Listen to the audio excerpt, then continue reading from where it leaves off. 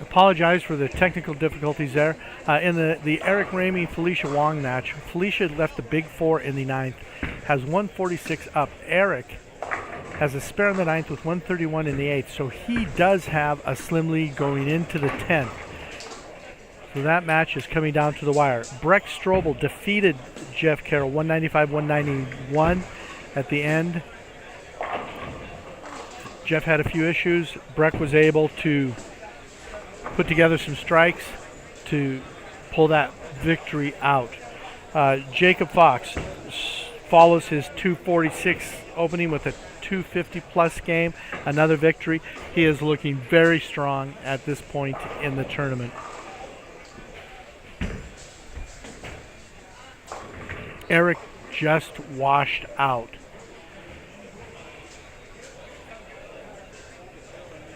So he opens the door back up for Felicia.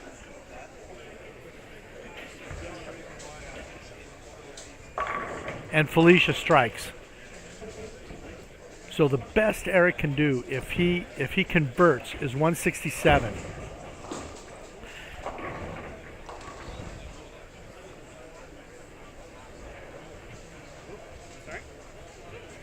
So if he does convert, it'll force Felicia to match what he does, and he does not convert. So Felicia only needs one pin to win. So Eric stumbles in the 10th. Felicia is going to get the victory in this match, and that was much needed for her. That was a hard-fought 30-pin bonus there.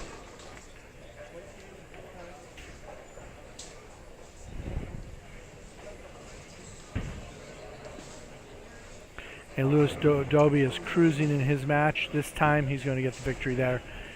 We're closing up the matches. We still have on 3 and 4 a couple of matches that have a ways to go.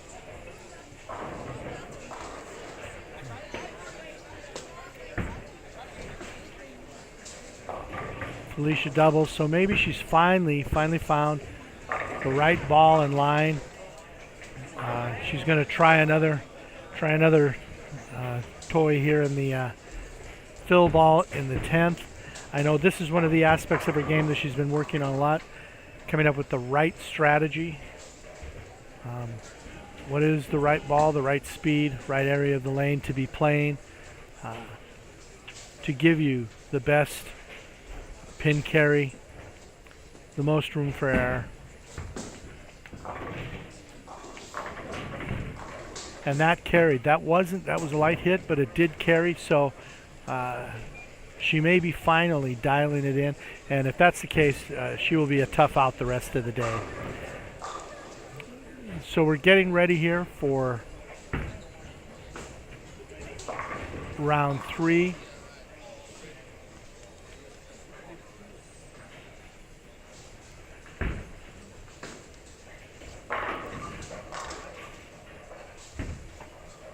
On lanes 5 and 6,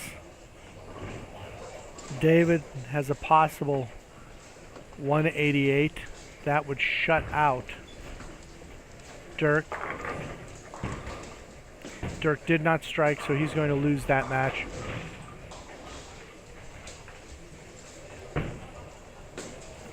Okay, as we're finishing up these matches, remember, you can watch the scoring on tournamentbowl.com.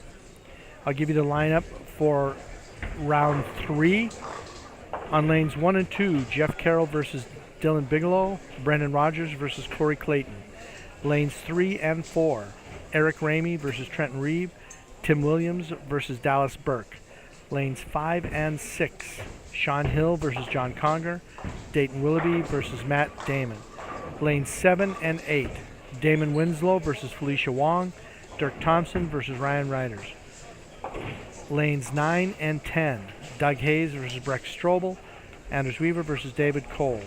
Lanes 11 and 12, Josh Link versus Kyle Groves, Brian Puckett versus Quentin Seiko. Lanes 13 and 14, Jacob Fox versus Scott Douglas, Q Hawk versus Andy Kinney. lanes 15 and 16. Louis Doby versus Dan Skitt, Sam Lang versus Anthony Skitt. It'll be interesting to see if Andy can start bowling a little better. He's made some uncharacteristic mistakes in the first 2 matches, missing some single pin spares. Not like him at all. So it'll be, like I say, interesting to see if he can right the ship going forward.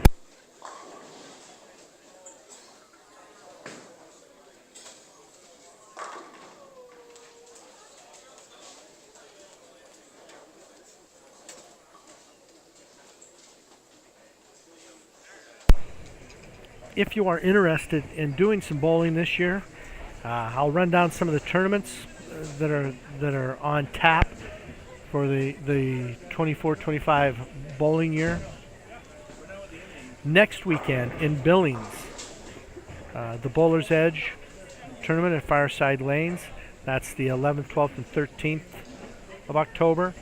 The end of this month, the 26th, 27th of October in Missoula at Westside Lanes, the Garden City Scratch Tournament. That's always a big event. November 2nd and 3rd for the junior bowlers, the Junior Ringing 10 in Butte at Star Lanes. The 9th and 10th of November, Ladies Scratch Tournament here in Great Falls at Little's Lanes.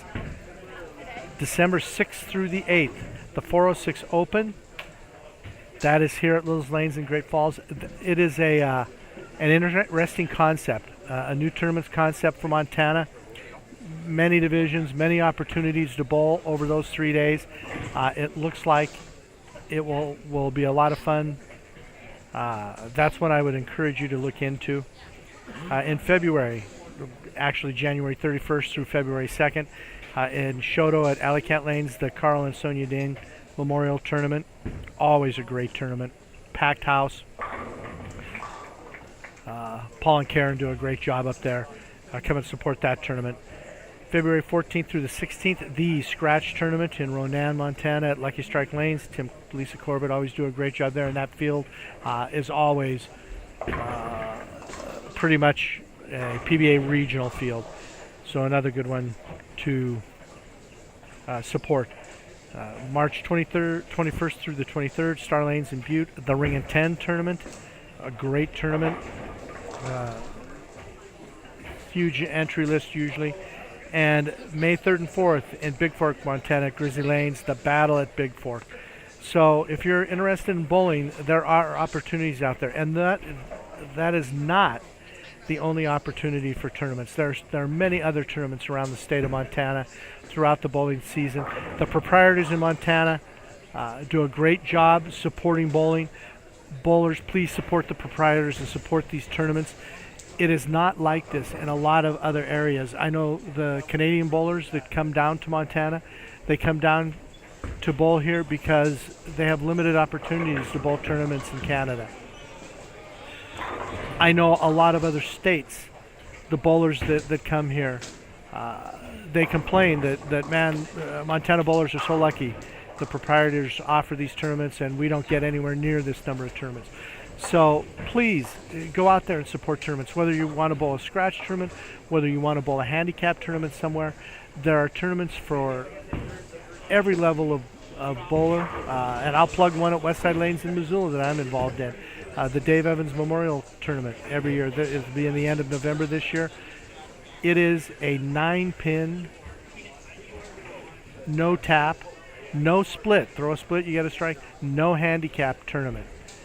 The oil condition is not a house shot. Everybody has a chance. We run a stepladder final in that tournament. It's a mixed doubles tournament. And every year of that tournament, this will be the 11th year, every year of that tournament, in the stepladder, we have had people that are 150 and lower average bowlers. So don't think that you're unable to bowl if you're a lower average bowler. It's always a lot of fun, and there are tournaments like that throughout Montana. So give it a look, give it a run. And we're finally just about finishing up the matches on lanes 3 and 4. All of the other matches now are getting underway. We've had some nice close matches so far, and I really expect it to continue today.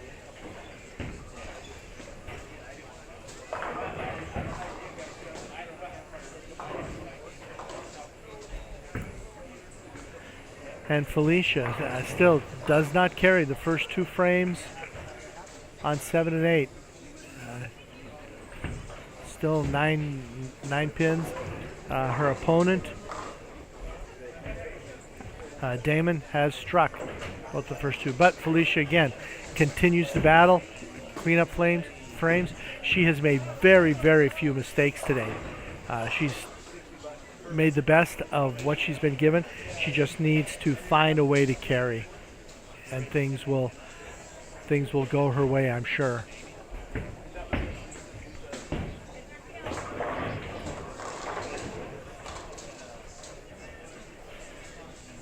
Okay, Corey Clayton shoots a nice 243 in his match. All of the matches on lanes 3 and 4 have ended. Breck now goes strike 9, his first 2 shots, so it looks like what he found at the end of his last game is carrying over into this next one. Jacob Fox, not off to as hot a start as he's had the first 2. He spares the first 2 frames, however.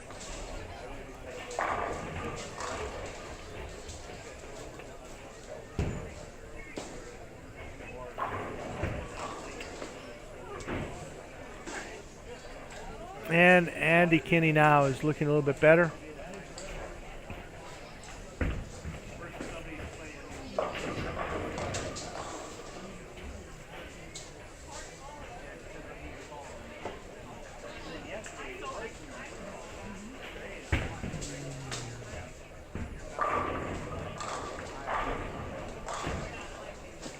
All right, here we go. I hope you're enjoying today's stream.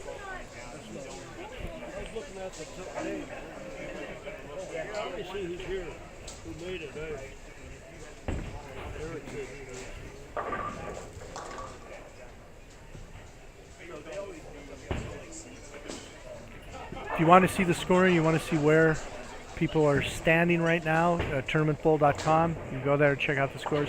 Again, this is 8 games of match play.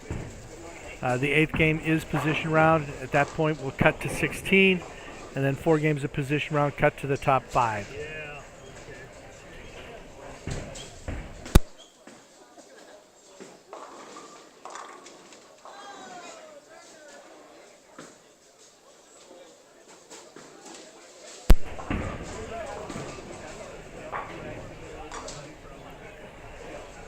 Scott Douglas was one of the bowlers that yesterday played the lanes more left to right.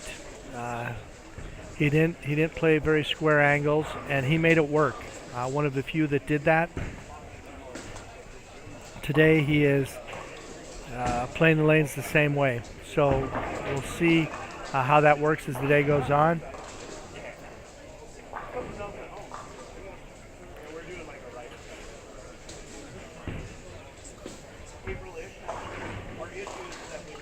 Breck goes high, goes through the face. He has made, he's not been as sharp today as yesterday. Yesterday looked very good. Today, not quite there. He's missed some spares. Things are not quite as clean as they were yesterday.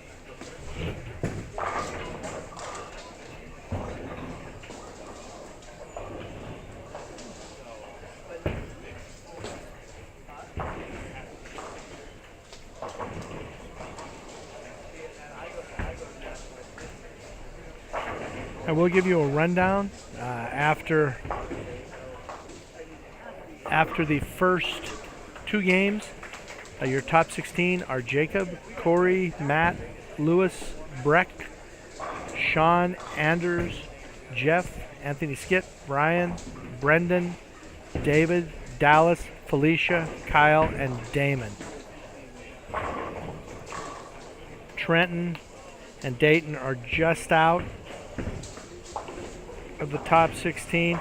Sam Lang is also just out And then Tim Williams, Andy Kinney, Josh Link, John Conger, Q Hawk, Eric Ramey, Scott Douglas, Dylan, Dirk, Dan, Quentin, Ryan, and Doug.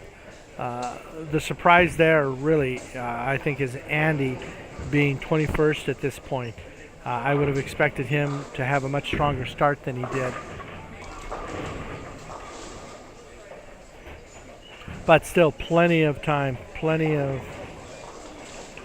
to go.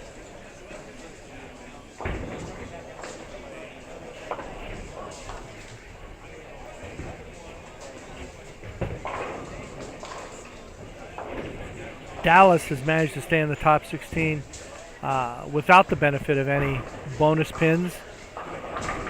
So if he can start winning some matches, he could shoot up the leaderboard just a little bit. On 1 and 2, Jeff Carroll and Dylan Bigelow are both off to a rough start. Dylan has split both of his opening frames, and Jeff has split his second frame. So they're off to a bit of a slow start. On 5 and 6, Sean Hill's off to a strong start, and Dayton and Matt both struck to open their match. On 7 and 8, Dirk right now has got the front four.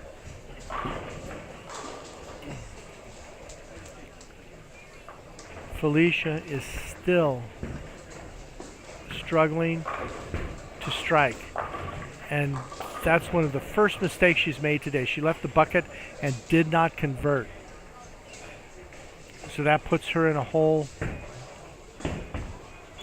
in her match versus Damon. And Dirk Thompson does not strike in the fifth, but he's got a significant lead in that match.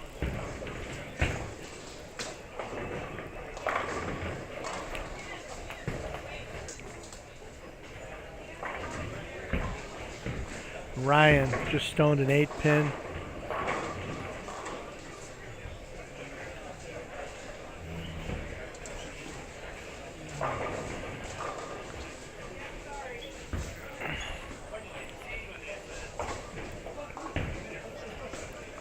There have been some machine issues on 3 and 4. That's what slowed the pace of play down there. The bowlers certainly have not been the cause.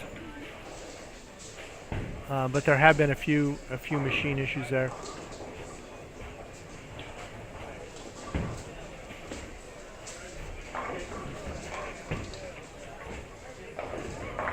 And Jeff Carroll goes high.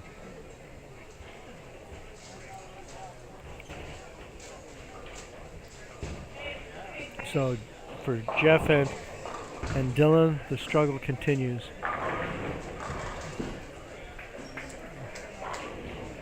One and 2 do not seem to be too kind at this point in time. And Damon has really taken control in his match versus Felicia.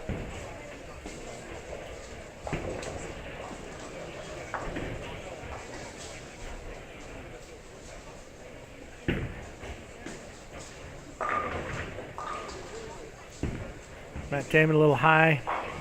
Matt leaves a 4-pin. And Josh Link still is struggling just a little bit to get dialed in. Breck throws the strike.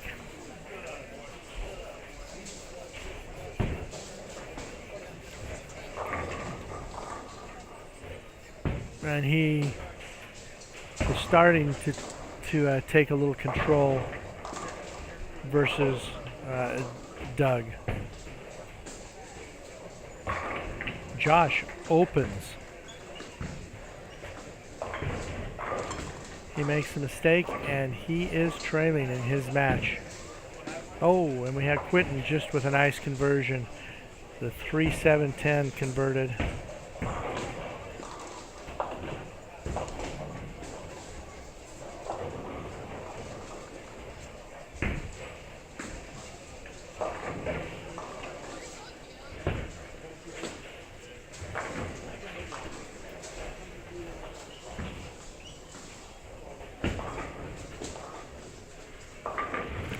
Tim goes through the nose, leaves a split. It was a long wait with the machine problems there before he threw that shot.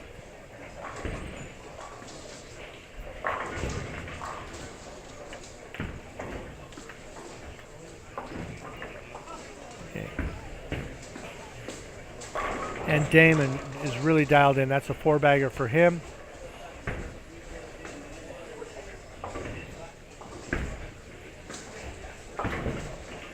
Felicia struck the 6. She's up in the 7th.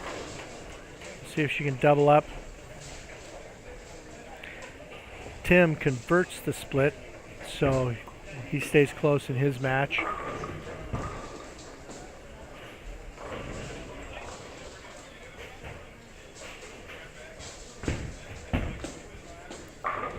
Felicia not happy with her shot. She misses the head pin, leaves the 1-3-6. Jeff Carroll strikes. So he did manage to convert one of the splits.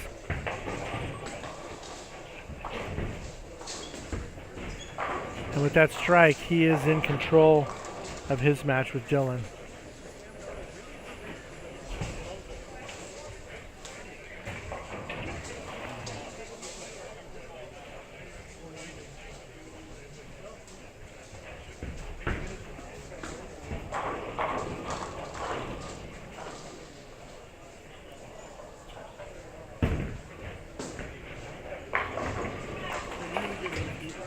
Andy Kinney carries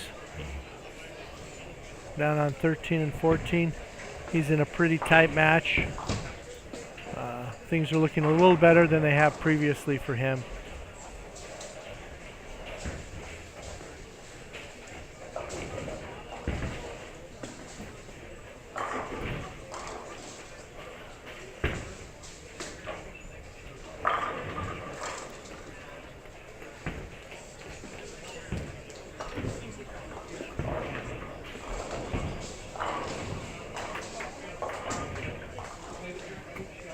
And Jacob still having trouble getting dialed in, and he is trailing in his match with Scott Douglas.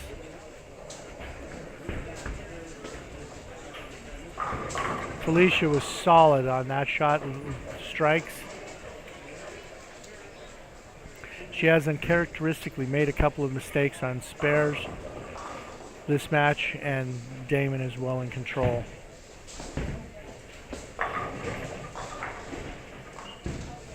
Dallas has doubled up to take an early lead over Tim. And down on 1 and 2. Down on 1 and 2, Corey Clayton has just run a string of splits and is struggling.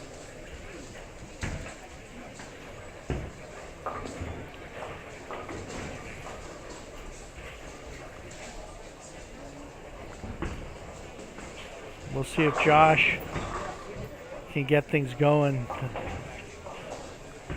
Down on 11 and 12. Right now he's staying clean, but he still is searching a little.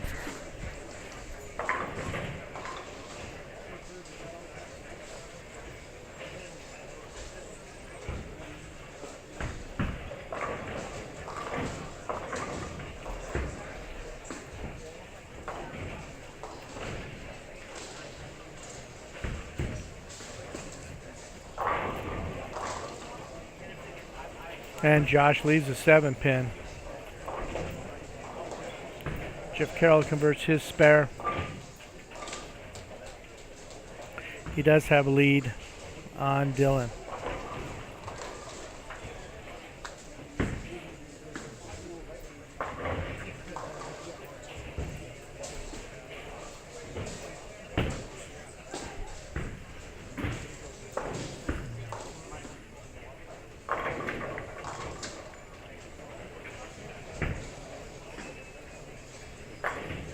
Again, thank all of you for tuning in today. Thank you to the Canadian viewers. Another plug for Tom Crossscreen, 406 Streaming. If you haven't subscribed, please do so. That's something Tom likes to see. Thank you to Bernie Coons for running tournamentbowl.com, so all the scores, you can view. You see standings. Also, thank you to Little's Lanes and the staff here for putting on this tournament. Breck Strobel leaves a 7-pin. He liked the shot. It did not carry.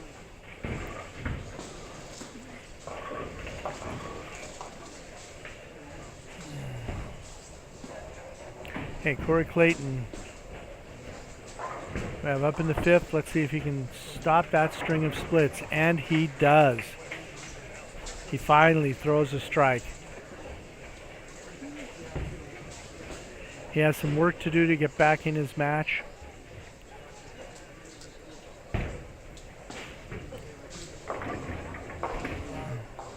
But at least there's some light at the end of the tunnel for him. Okay, Jeff Carroll is in control still of his match, getting up on lane 2. Sean Hill is off to a nice start against John Conger.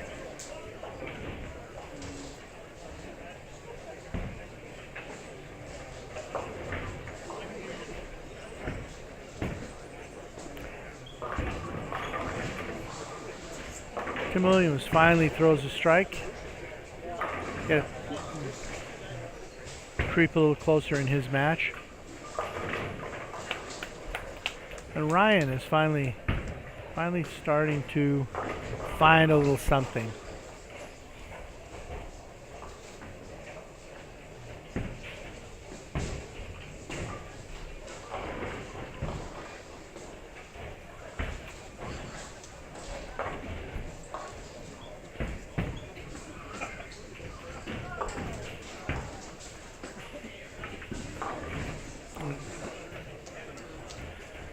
Okay, Dirk opens the 9th, so that leaves him a possible 222.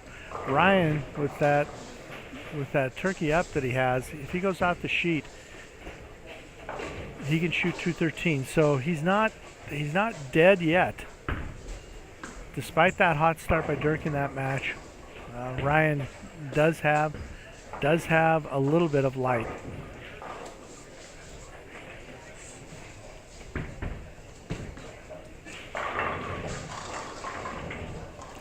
Lewis and Dan are in a tough battle down on 15 and 16. Neither one striking. Andy's still struggling just a little bit.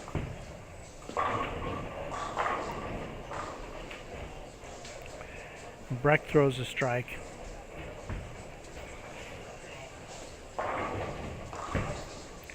Felicia crosses over, but carries. So she's got a possible 202. She is not going to win this match, but still with a 202, that's not the worst score to not get the 30 bonus pins. Even though she did make some mistakes that were uncharacteristic in that game, opening some frames, I think maybe she's starting to come into her own a little bit. The carry seems to be a bit better.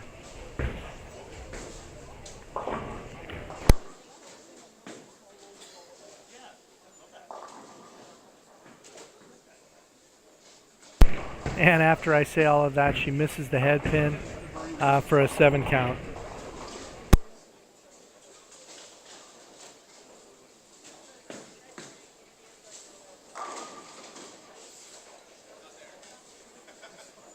Okay, Scott Douglas just split in the 9th frame.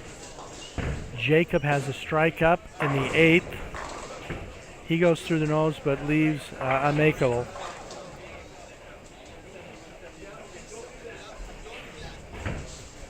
Let's see what Scott can do with this split, and he does not convert. So Scott opens the 9th frame for 146. If Jacob spares here, he will be in control. And he does. So he's in control of his match with Scott right now.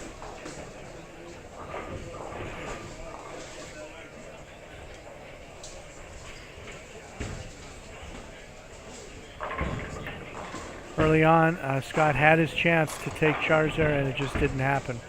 He let Jacob hang around, and at the end, Jacob's going to pull this one out, it looks like. Corey Clayton, after splits in 3 of the first 4 frames, is not out of his match with Brendan. Oh, and he has another split.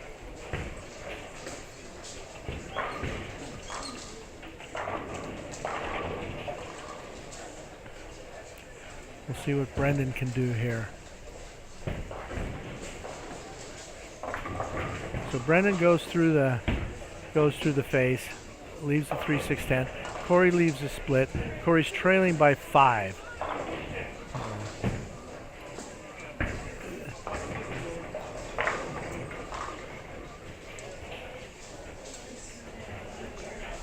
Josh still struggling a little bit.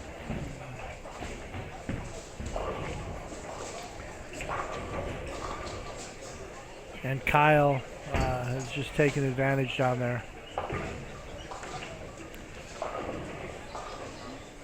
So Corey does not convert and goes 8 out.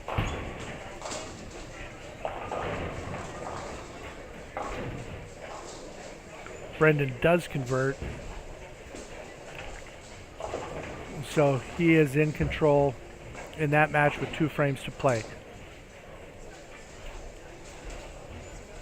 Jeff, after opening the 7th, could really use a strike here in the 8th.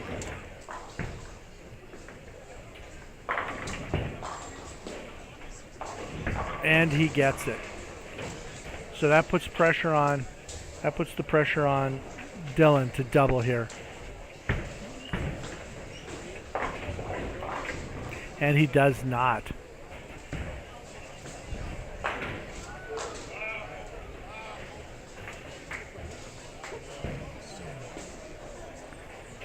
So Jeff is very much in control of that match.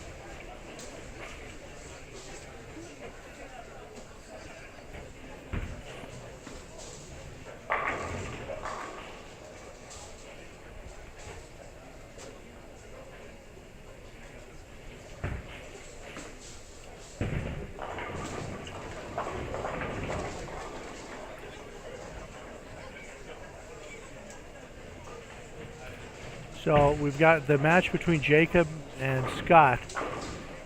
Jacob opened the 10th for 168, but it's going to be enough. The most Scott could shoot is 166. So Jacob is going to hold on to win that.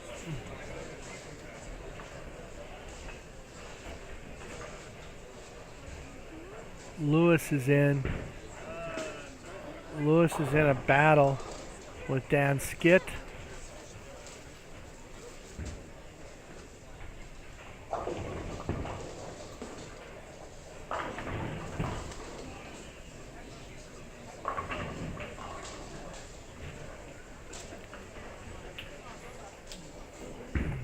Dan currently has a little bit of the upper hand there.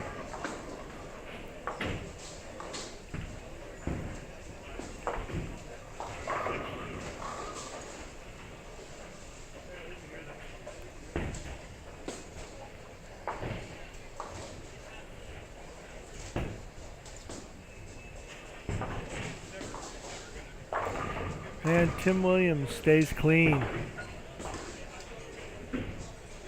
Trailing slightly in his match. Corey Clayton just splits galore, and that is just it's ultimately going to cost him this match. Dylan unable to strike in the 9th.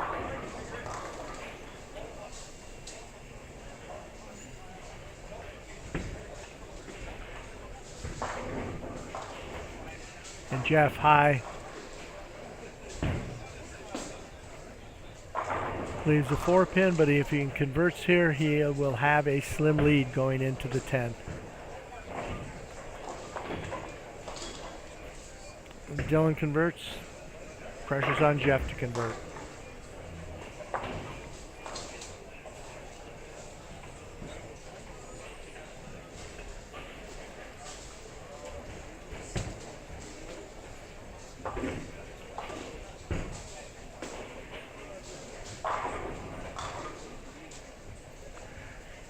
Breck is going to win his match.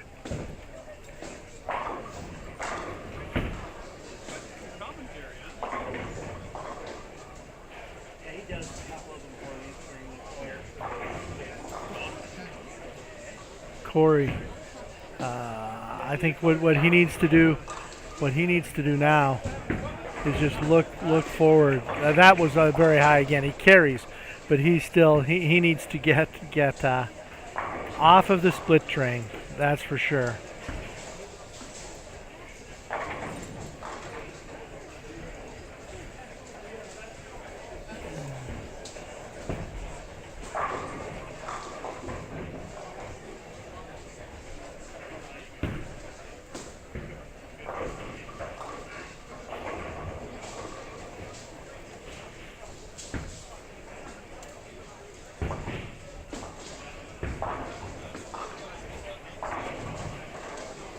The big strings of strikes are going away, and what happened yesterday in qualifying seems to be starting to appear now toward the end of Game 3. Games 4, 5, and 6 yesterday were in a lot of ways brutal, very difficult for scoring. Then 7 and 8 yesterday got a little better again once the transition kind of settled in. But it was tough, games 4, 5, and 6. So it looks like that trend may be coming today. I didn't expect to see the transition as fast today, to see all the transition happen, to things change this quickly. I thought it would be a little slower. But it looks like it's following the same pattern as yesterday. We'll see strategically who handles the changes the best.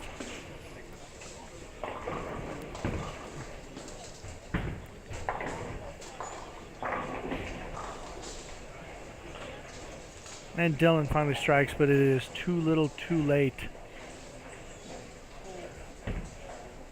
versus Jeff. Well, I shouldn't say that. If he's got to get some pins here.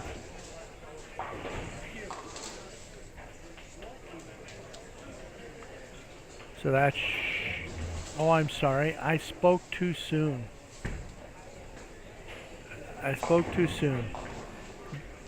Dylan with a strike here can win this match.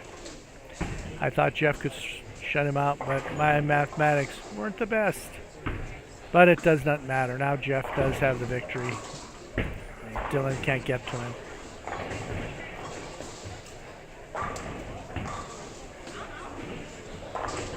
Eric is in another one of those matches where he got behind early and now he's throwing a string of strikes to get himself back to be competitive with Trenton. Trenton's open.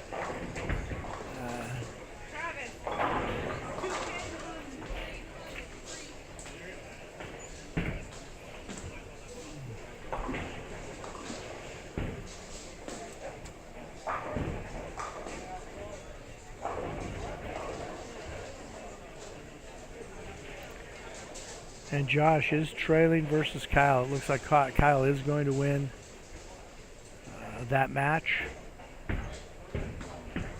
13.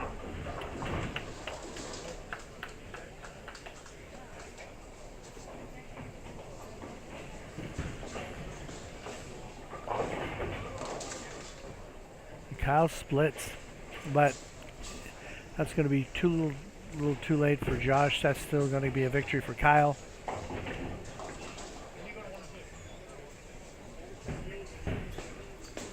Corey Clayton through the nose again, does not split this time, but he is going to go down to defeat in that match the splits. He just could not get away from the splits. So if you want to see the scoring, you want to see where people stand, tournamentbowl.com. And thank you again for joining today. We're getting ready to head into round 4. Matches are starting to to finish up. There aren't a lot of close matches out there right now.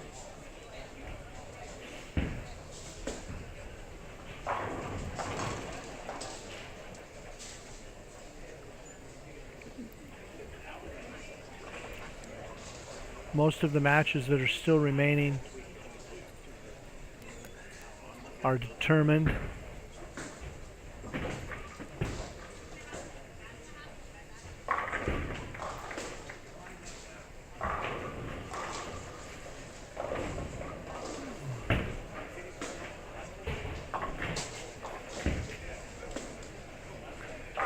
Eric is still trailing.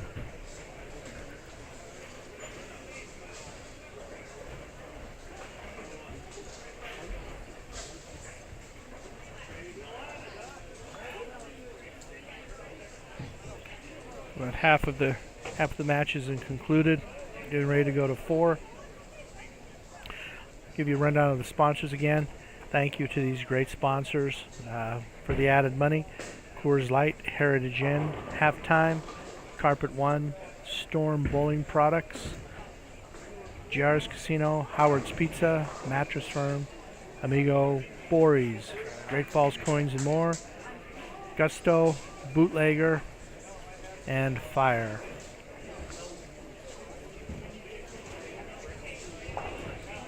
The tournament this weekend had more than 100 entries.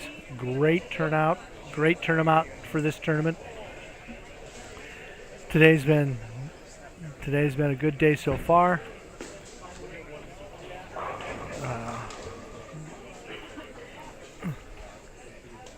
I hope you're enjoying the bowling today. This is a difficult condition. It's 39-foot pattern, about 30 mils, but that 38 feet of reverse can create some pretty tricky transition. And that's what happened yesterday. People had difficulty controlling the lane from front to back, which is what you need to do to be able to successfully navigate all of the transition. Some people did. Many did not navigate the transition well at all.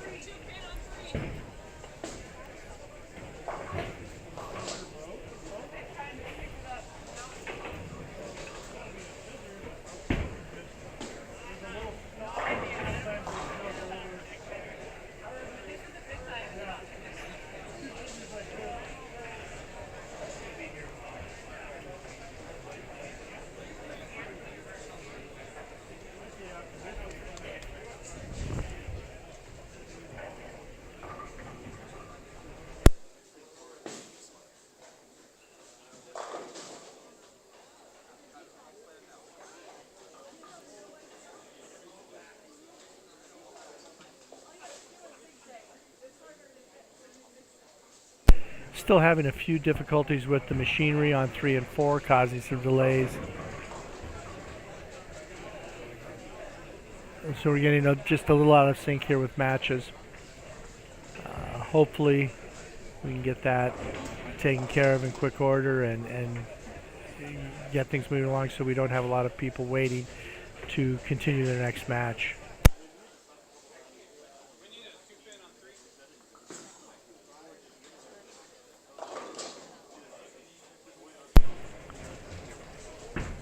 On 15 and 16, we're going to have a victory there by Dan. He's going to defeat Lewis. Sam and Anthony are still in a toss-up.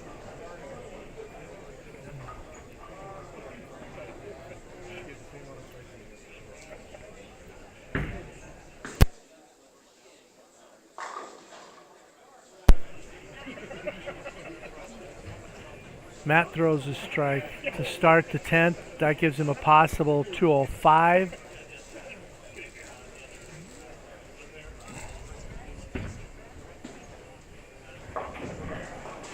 Oh my, oh my.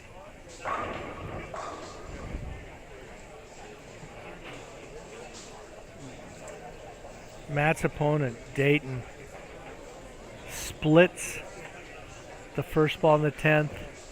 If he converts, his potential is 198. With a conversion, it'll force Matt to strike here, but without the conversion, Matt does not need to strike to take the win here.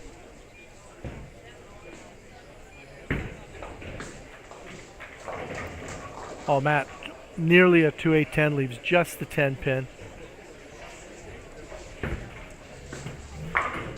And no conversion. No conversion. No conversion for Dayton. That will give the win to Matt.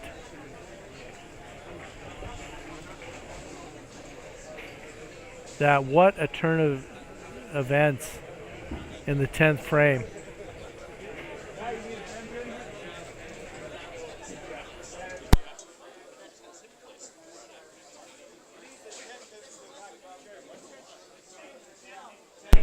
So we're getting these wrapped up. I will give you the rundown for round 4. We're about to halfway in the first 8 of match play.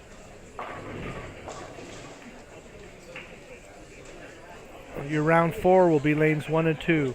Josh Link against Jacob Fox on 1 and 2. Dallas against Quentin. Lanes 3 and 4 are Lewis versus John.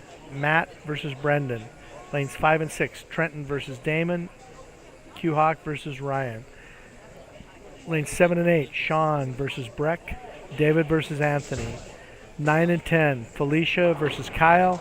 Tim versus Brian. Lanes 11 and 12, Dylan versus Doug. Sam versus Anders. 13 and 14, Dan versus Jeff. Dayton versus Corey. 15 and 16, Scott versus Eric. And Dirk versus Andy. Now the match, the intriguing match for me in round 4 is the Josh and Jacob match on 1 and 2. Josh has struggled a little bit finding the range. Jacob has to be one of the favorites to win today and has been bowling well, although struggled a little bit in his last match.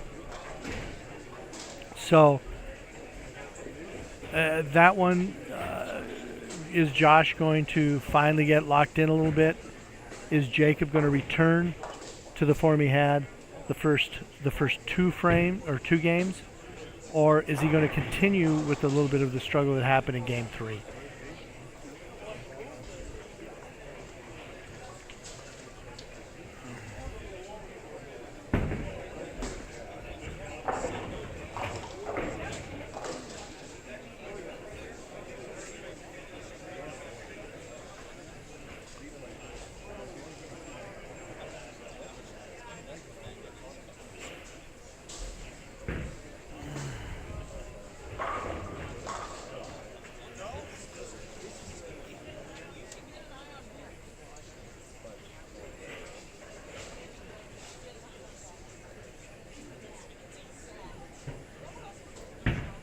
Again, Jacob is one of the youth bowlers that we have and has been very strong. Yesterday was strong, looking strong today.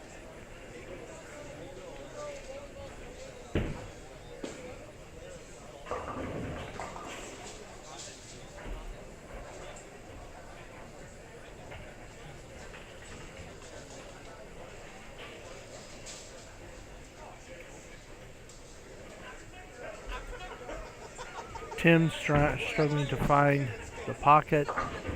Does convert there, but he still trails in his match.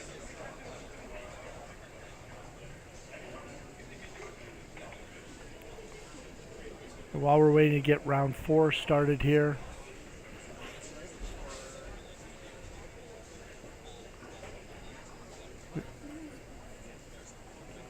thanks to Travis, Julian, Mona, the staff here at Little's Lanes for helping with this tournament over the 2 days. Thank you to Bernie Coons for Tournament Bowl, running all the scores, running the brackets. Thank you to Tom Croskrey for 406 Streaming, bringing the coverage so everybody can see what's going on. They can support their friends, fellow bowlers, They're out here in competition.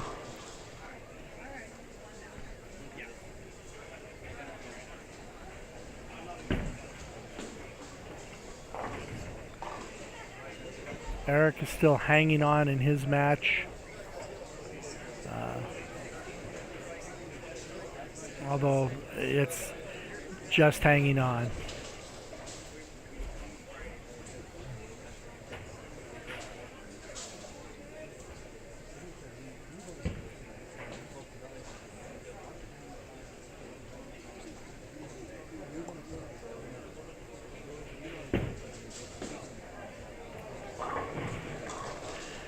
Tim's still having trouble finding the strikes.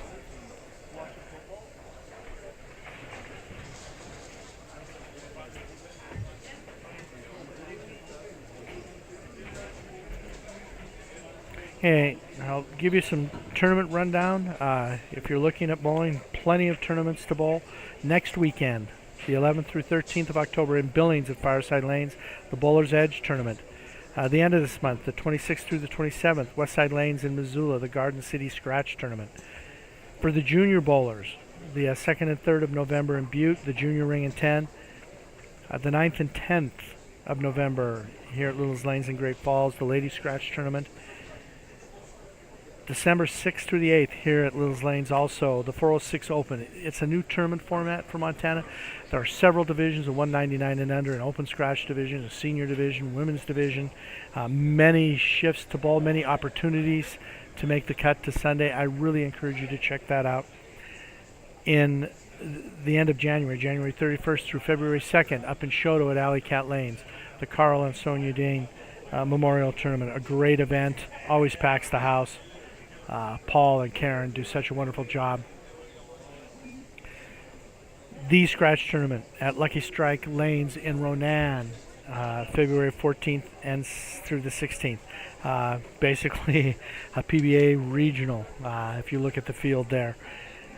Again, Tim and Lisa Corbett do a wonderful job with that tournament. The end of March, 21st through the 23rd, the Ring and 10 at Star Lanes in Butte. Contact Harry Schaefer for that. And beginning of May, May 3rd and 4th, Grizzly Lanes up in Big Fork, the Battle at Big Fork, Rhino Page, another spectacular tournament. So plenty of opportunities for bowling.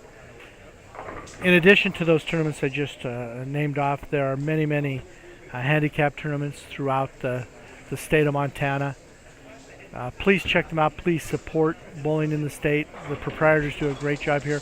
You have so many more opportunities in Montana than a lot of the areas. I know the Canadian bowlers tell us they like coming to Montana for all the opportunities, that they don't get the opportunities at home. So if you're so inclined, please come out and bowl. These tournaments are a lot of fun. The people are a lot of fun. I don't think you regret bowling any tournaments in the state of Montana.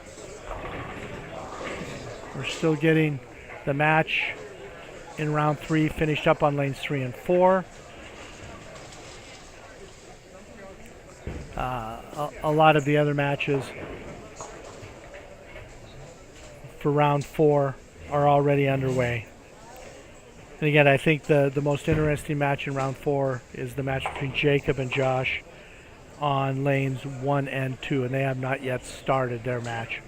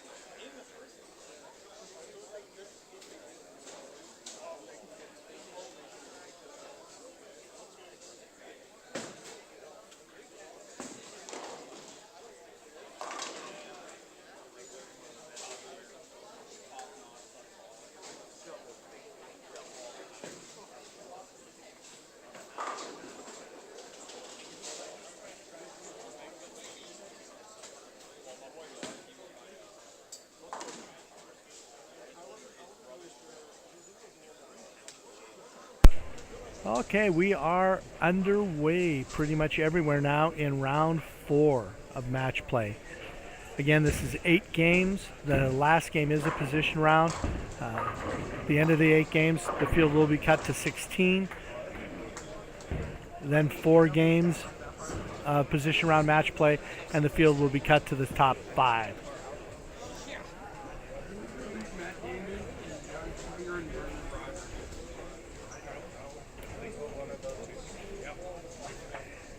So on 7 and 8, Breck starts with an open, but then doubles. It looks like maybe the ship is finally righted for him after the struggles earlier.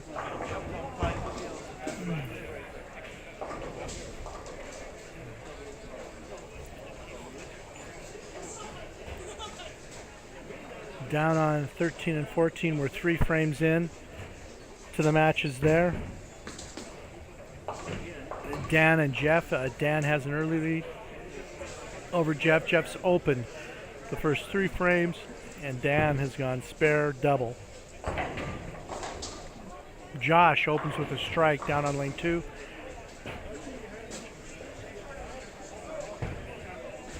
We'll see what Jacob does. Jacob also strikes. So it'll be interesting to see what happens down there on that pair.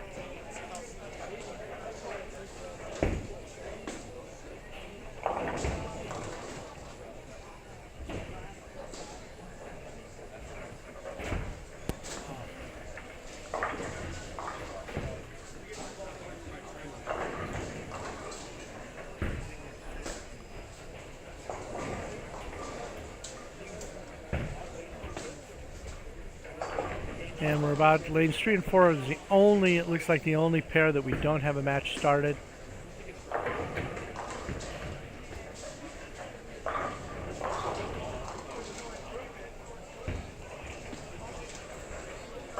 And David's off to a strong start against Anthony on 7 and 8. Anthony just missed. Opens the frame.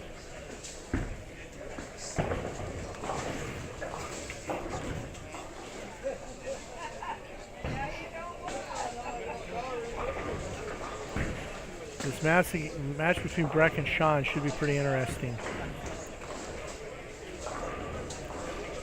Again, we have 2 of the youth bowlers near the top of the standings. Breck and Jacob. It's a great look at the future of bowling in Montana. So Jacob's got a 3-bagger now with that crossover. Or Breck does, I'm sorry, it wasn't Jacob. And Sean, just a bit high, leaves a 4-pin.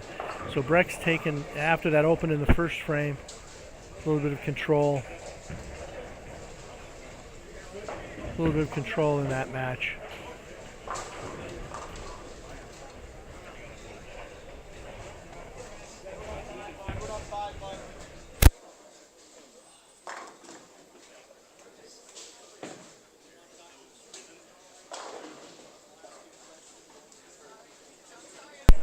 Okay, so Breck's gonna give us a little comment here. I'm gonna ask Breck a question. So we're into the 4th game now. You've thrown a 3-bagger here. What are you seeing with the transition? It's a pattern that you have to get left on pretty quickly, and it's over/under if you're not playing the right part of the lane, obviously. I mean, right around 3rd arrow is where I'm at, and it looks pretty good. Did the transition happen fairly quickly today, or was it more gradual? I know yesterday it got difficult pretty quickly. Yeah, it was pretty quick today. I think I transitioned in the 2nd game. All right. Yeah.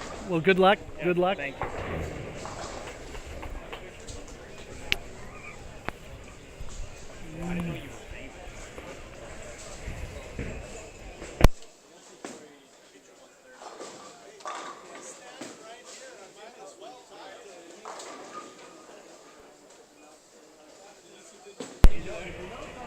All right, so there you go. There's a look. There's a look at at what's going on out there. Gives you an idea of what Breck's seeing. Let's see if he can throw. Let's see if he can throw the.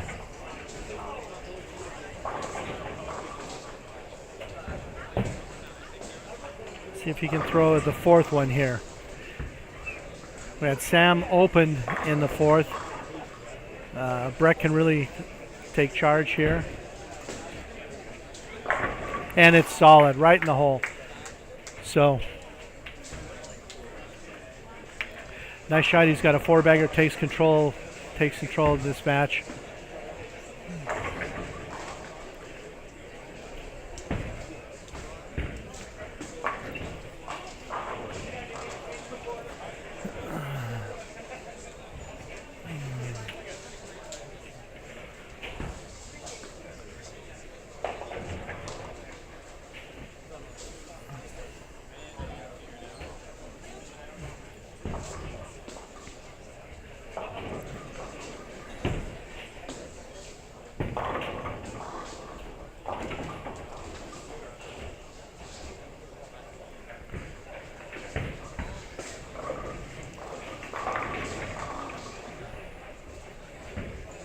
We've got Josh with a split in the second. Looks like he's left the 278.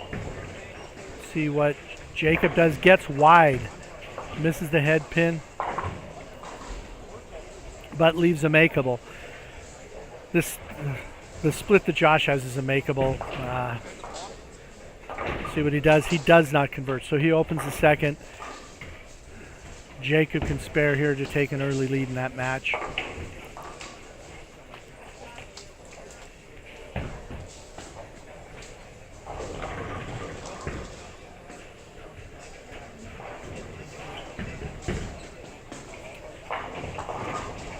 And Jacob opens. He does not convert.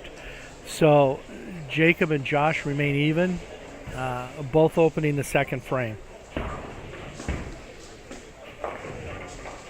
Anthony Light just about leaves the 2, 7, and 8. 7 and 8 fall out, just leaves the 2.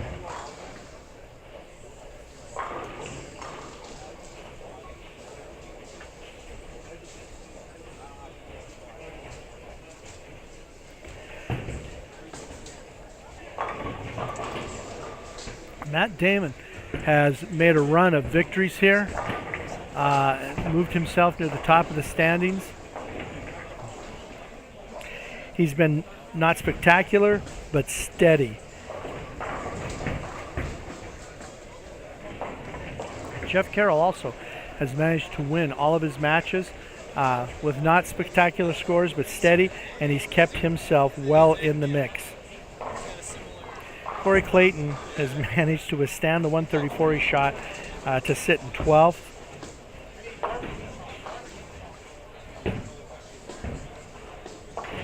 Felicia is also just hanging on inside the top 16. After this game, I will run down all of the standings. That will bring us halfway through match play for the first 8 before the first cut.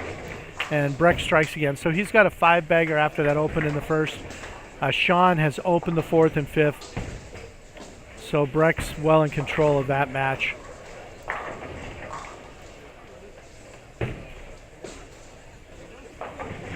John Conger, after doubling, goes through the nose, splits.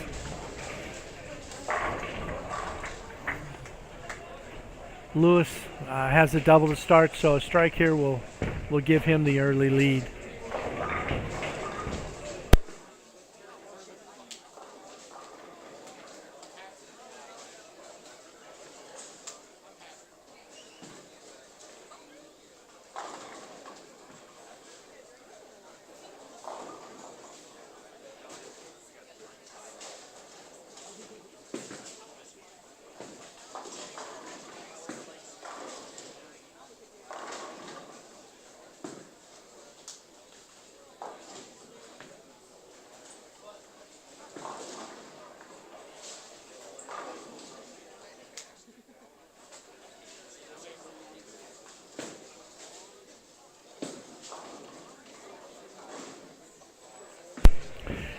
So the strikes across the house are getting a little more scarce.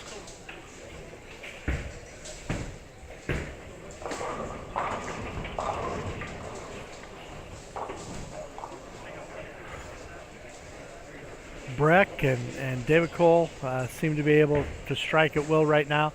And they are about the only people doing significant striking. We do have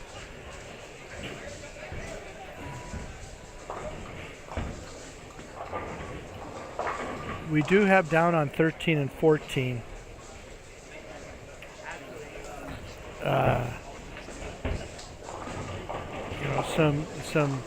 A string of strikes going. And down on 15 and 16, it looks like it's possible that Eric can get something going. But it's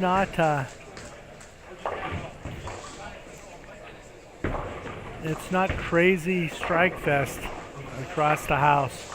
Not at all.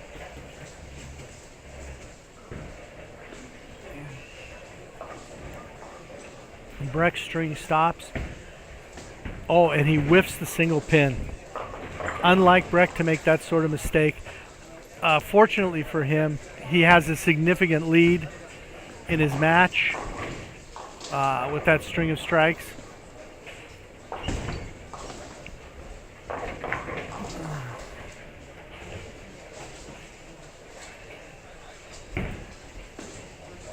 And Josh and Jacob are just trading mistakes now, down on 1 and 2.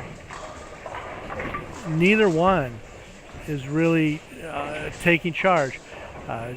Josh just spared where Jacob opened, so he has a little bit of a lead in that match, but neither one is really taking control.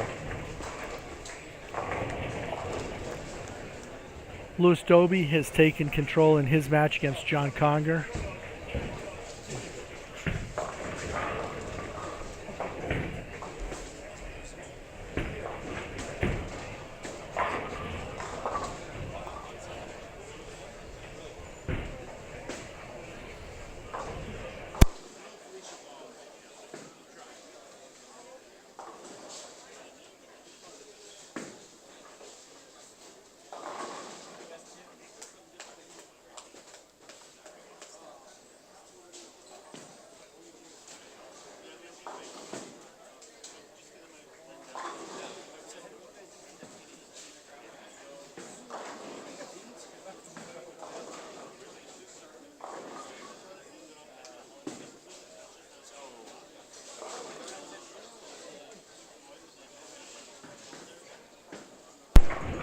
All right, we'll see how Breck recovers.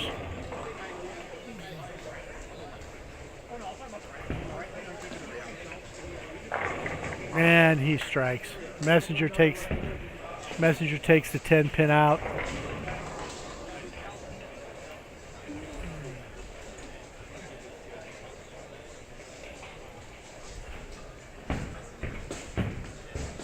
Some good battles going on down on 15 and 16. Between Scott and Eric and Dirk and Andy. Scott just opened in the 6th.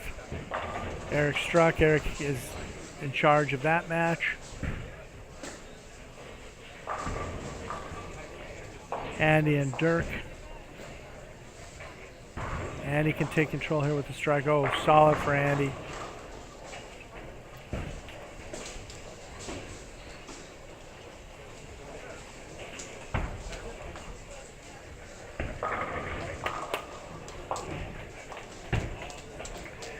Felicia's finding a few more strikes now.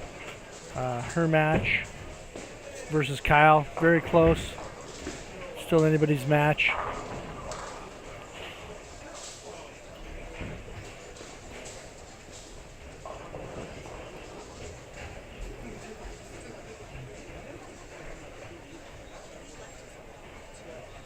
Josh is up in the 2nd and strikes.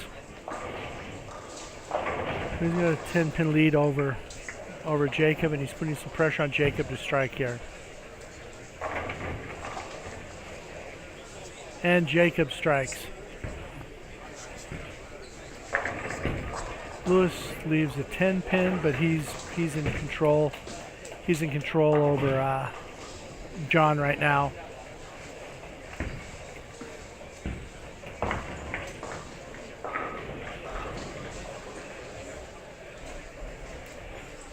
A lot of good matches going on, and a lot of one-sided matches.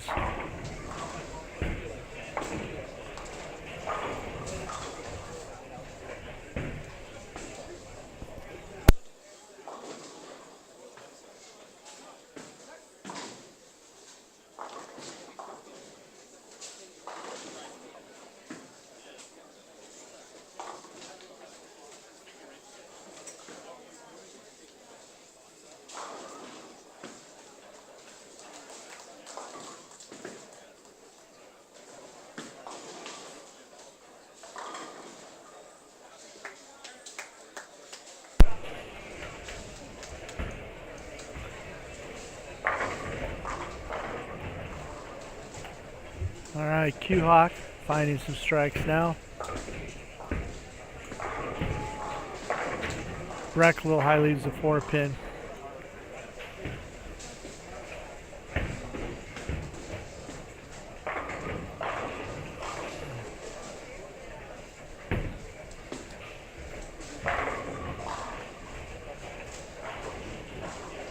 And Matt is in control of his match.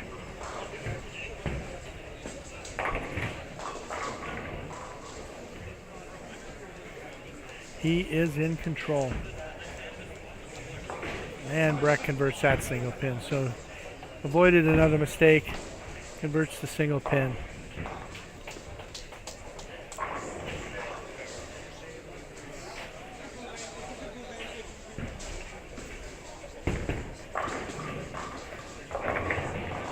And all right, we have Josh up on lane 1. He's got a strike up. And he has the lead.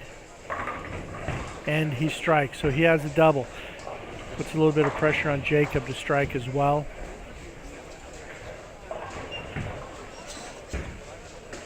And Jacob strikes, so he doubles.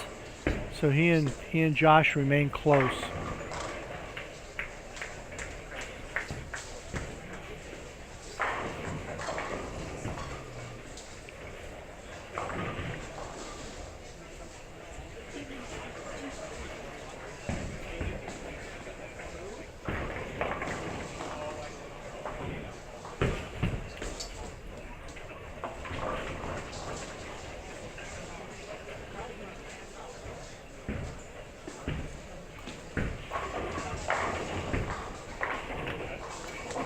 Scott Douglas, Eric Ramey's going to defeat Scott Douglas. We have a lot of matches that are not very close right now.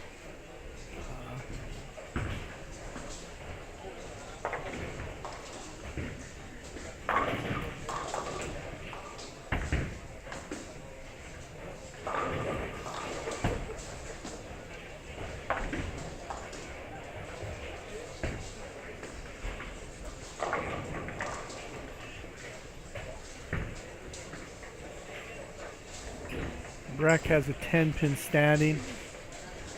He is going to win his match, convert this or not. He did convert it, so I'll just add to his pin count. Okay, we have Jacob up on lane 1 with the double.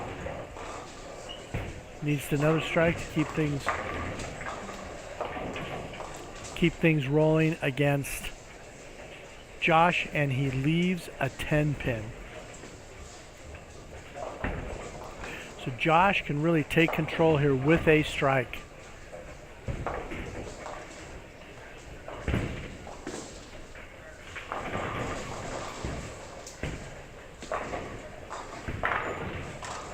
Let's see what he can do.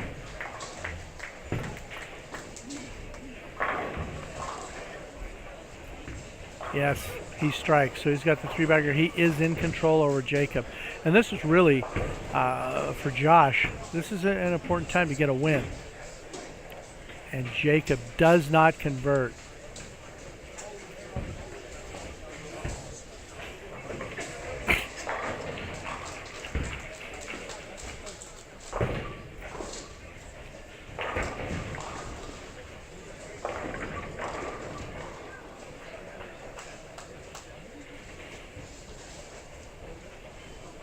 So Josh is in control right now. As I said, not a number of real close matches going on. At this point anyway, halfway through, some separation is starting to take place between the people that really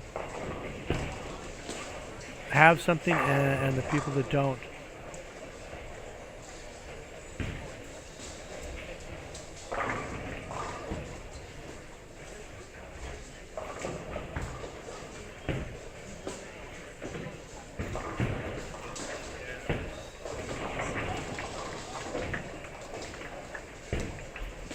Dave could make a nice move here, putting up a big game. He's going to get a win. One of the few big games that's going on in round 4.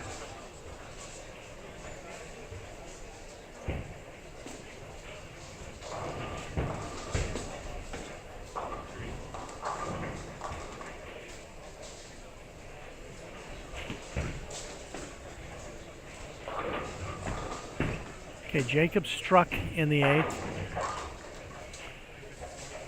Gives him a possible 203. Josh strikes again. He's got a possible 240 game. So he is taking control halfway through this match.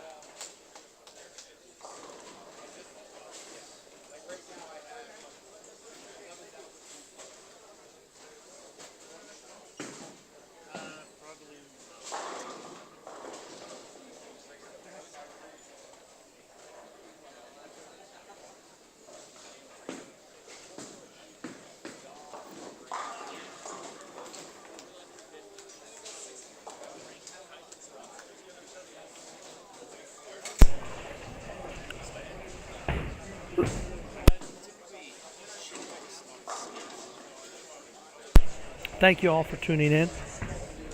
We're about ready to wrap up round 4. So halfway through this 8-game match play. I will give you a rundown of the scores. Check out Tournament Bowl.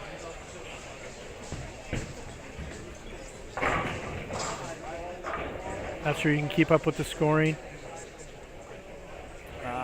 Things have gotten tricky, it looks like. Lots of strikes from the people that seem to have solved the riddle of transition, and lots of struggles from the people that haven't. Staying ahead of the transition, name of the game. Staying in it as you go.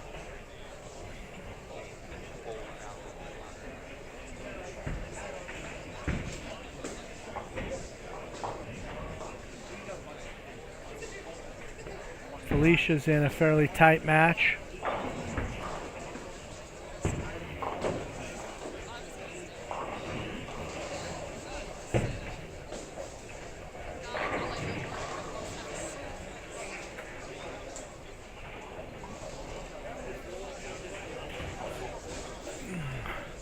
I'm going to take a little bit of a break here as we wrap up these matches in round 4.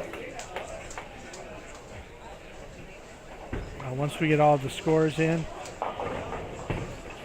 I'll give you a rundown of the standings halfway through this 8-game match play, and then we'll get rolling on the second half. Again, thank you all for tuning in today.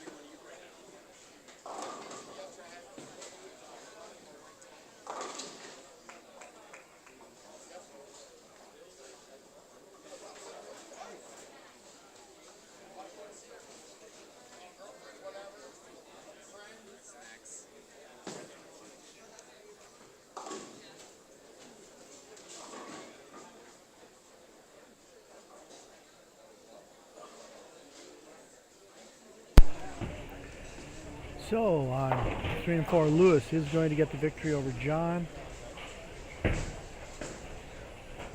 And Matt is going to wrap up another victory, keeping him up near the top of the standings.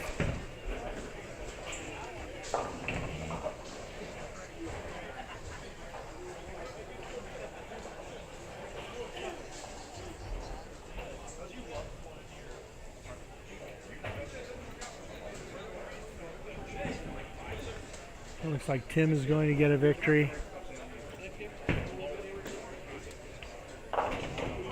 We have most of round 4 finishing up. We haven't had any more issues really on 3 and 4, so the pace is kind of reconnected. Doesn't look like we have a lot of standing around that's going to happen here. So we should be able to get started out pretty quickly on the next round.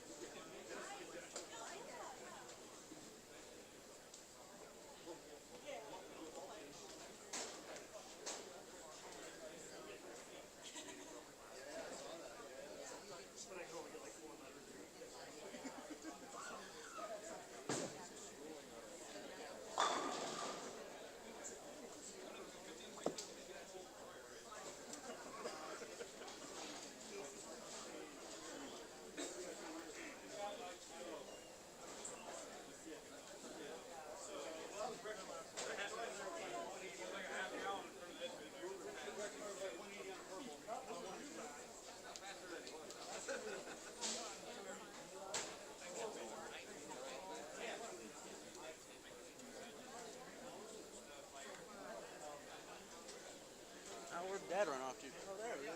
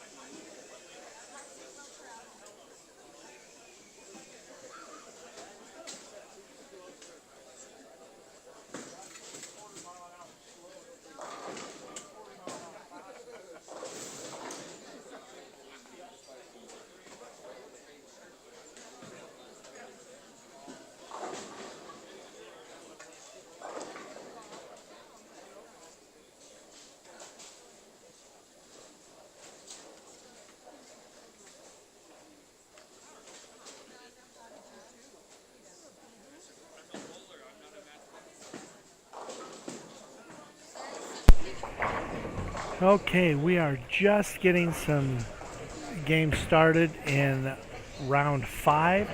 The pairings are on lanes 1 and 2, Eric Ramey and Doug Hayes, Dirk Thompson and Q Hawk. Lanes 3 and 4, Breck against Scott Douglas, Anthony against Anders. Lanes 5 and 6, Kyle against Lewis, Quinton against Tim. 7 and 8, Trenton versus Dylan, and Dayton versus Brendan. 9 and 10, Sean versus Jacob, and Andy versus Ryan. 11 and 12, Dan versus Felicia. Matt versus Corey. 13 and 14, John versus Josh. And Sam versus David. 15 and 16, Jeff versus Damon. And Brian versus Dallas.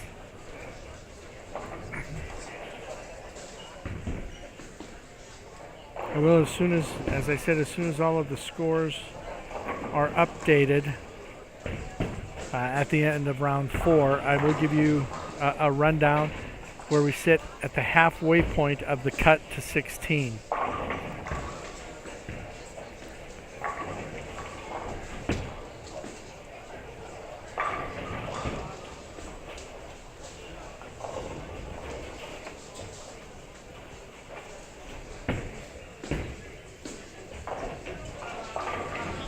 One and 2 and 9 and 10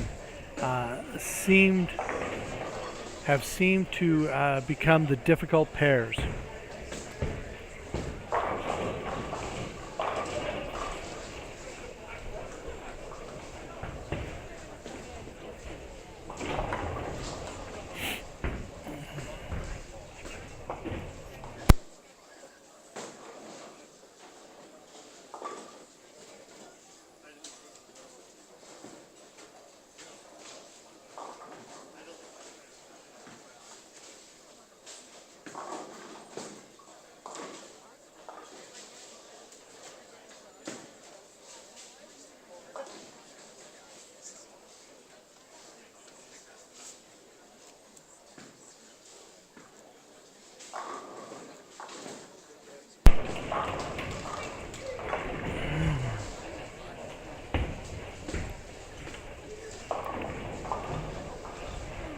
All right, so at the end of 4, halfway through, the standings.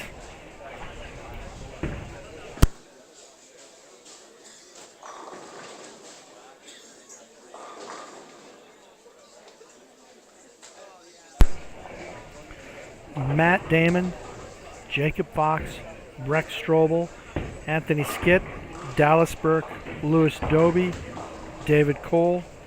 At 269 just shot David up. Huge game for him at that time. Andy Kinney, Eric Ramey, Kyle Groves, Felicia Wong, Josh Link. And then for him as well, that 223 finding something really helpful. Q Hawk, Dan Skitt, Sean Hill, and Damon Winslow. That's your top 16 at the moment. The bottom 16, Brian Puckett, Jeff Carroll, Dayton Willoughby, Dirk Thompson, Anders Weaver, Tim Williams, Sam Lang, Corey Clayton, John Conger, Brendan Rogers, Doug Hayes, Dylan Bigelow, Ryan Reiters, Scott Douglas, Quentin Seco, and Trenton Reeve. Right now, looking with 4 games to go, with where people stand, realistically,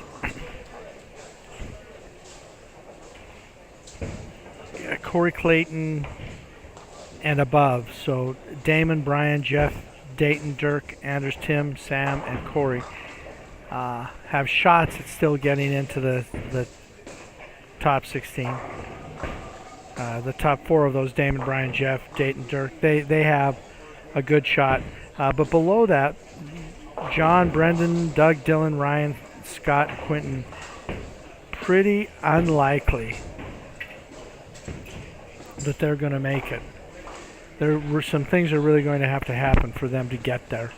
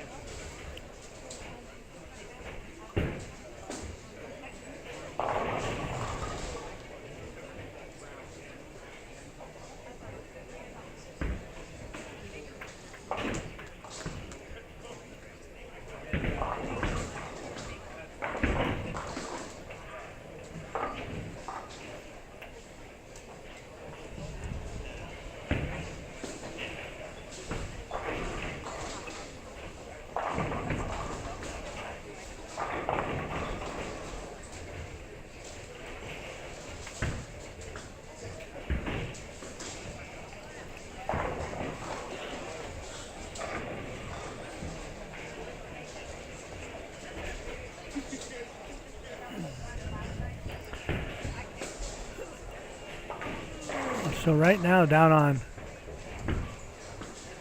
on 1 and 2. Eric and Doug.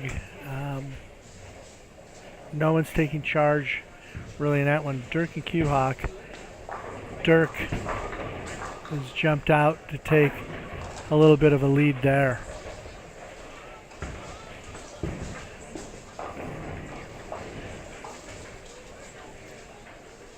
On 3 and 4 right now, Scott Douglas has jumped out in front of Breck. Breck struggling a little bit on that pair. Going split, open, split. Whereas Scott went split, strike, strike.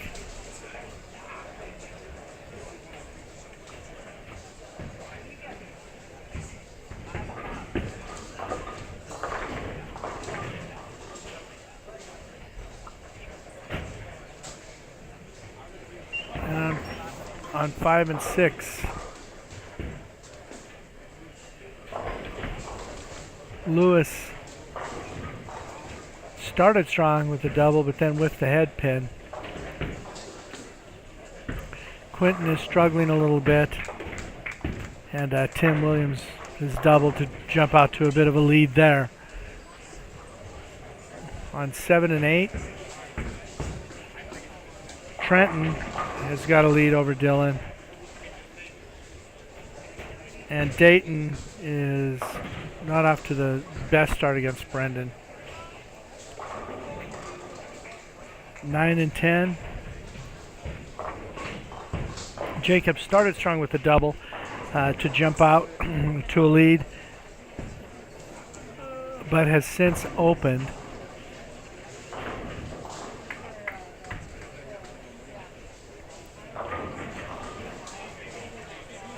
And Ryan and Andy are neck and neck early.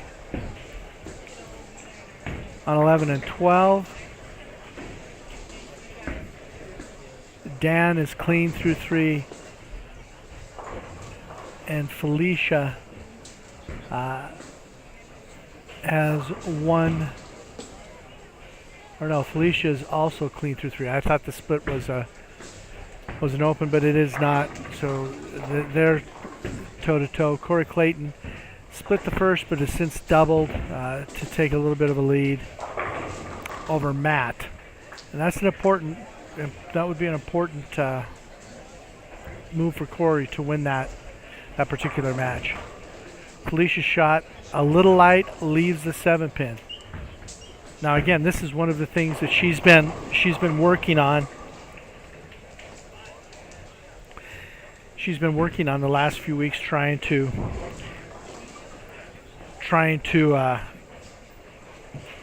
get dialed in on that. So hopefully she makes, with the tools that she has, hopefully she makes the right adjustment after watching that ball motion where it hit and gets dialed in to start throwing strikes there. But she stays clean, so that's a tight match.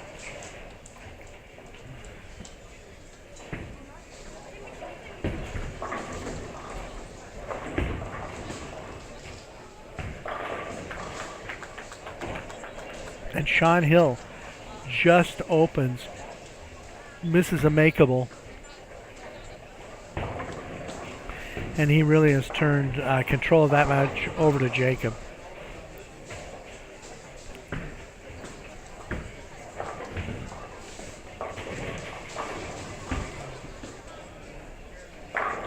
Matt has just struck against Corey Clayton. Let's see if Corey can strike here to triple up.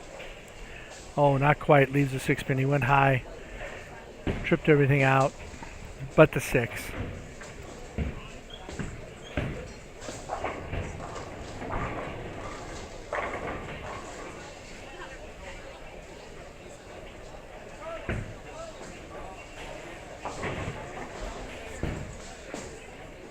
See what Tim Williams can do on 5 and 6 here.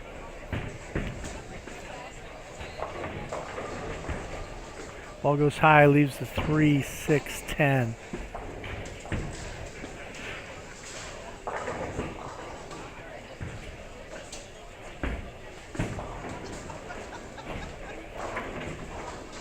And on 3 and 4, Breck is still struggling.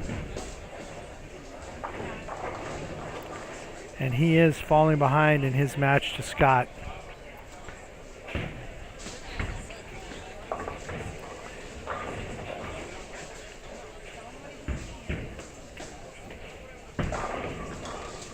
And this is something that for Scott, where he's sitting in the standings, if he expects to do anything, he really needs to win here. He needs to throw a decent game and win. He's near the bottom of the standings right now, so it's important for him to do that.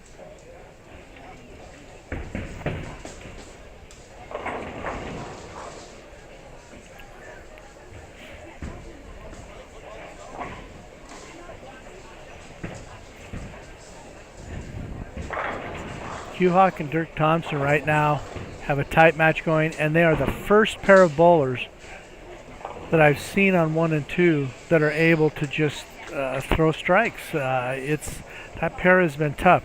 Eric Ramey is also throwing strikes down there, so they've been able to unlock the mystery of 1 and 2. 9 and 10 is still a mystery, although Andy Kinney strikes there. It's been a tough pair.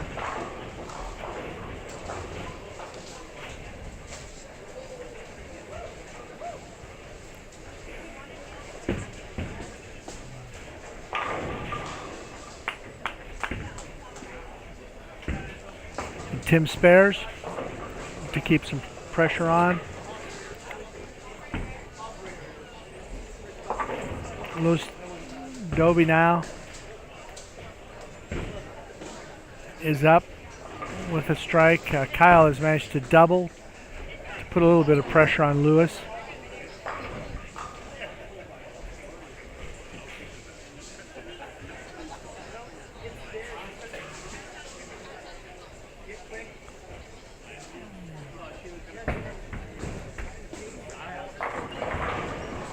And Eric crosses over but carries.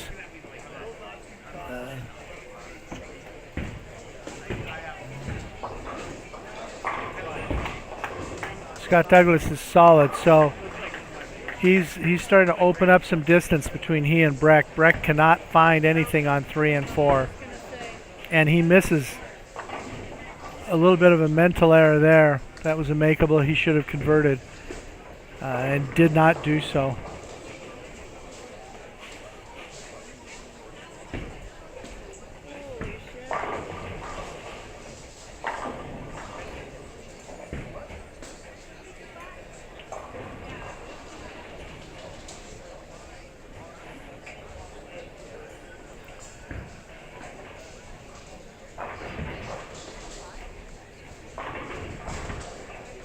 Josh and John down on 13 and 14.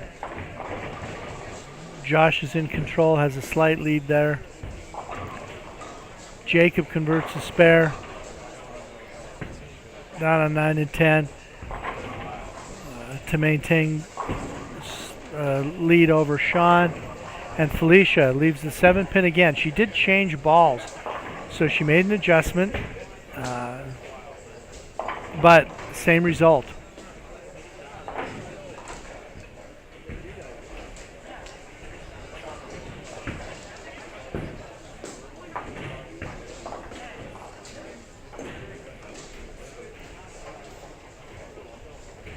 See what Tim can do on lane 5.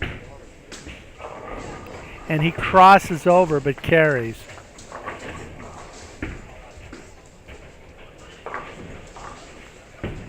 And Quinton cleans up his spare. So we'll see if Brett can right the ship now on lane 3.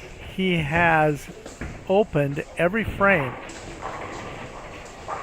He's made a ball change, gets a messenger, but it does not take the 10. Really needs to convert this. He needs to mentally get back on.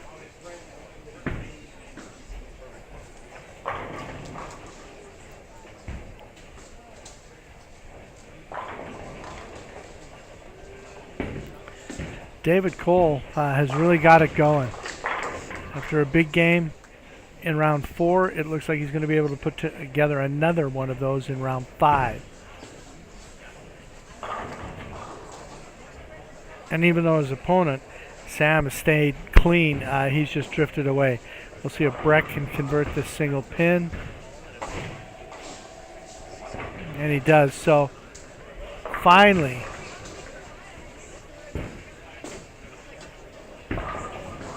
Breck gets to close a frame.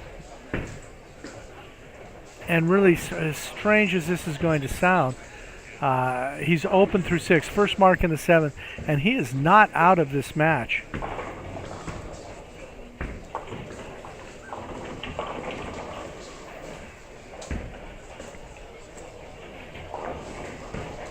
Because Scott has not taken advantage. Oh, I'm sorry, I looked at the wrong score. Scott has taken advantage.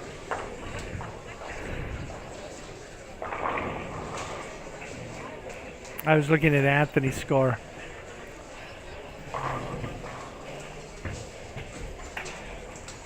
Q-Hawk goes high and trips the 4. So he's got some strikes going down on 1 and 2. His opponent, Dirk's, left the 2-8-10. So that's going to hurt his chances.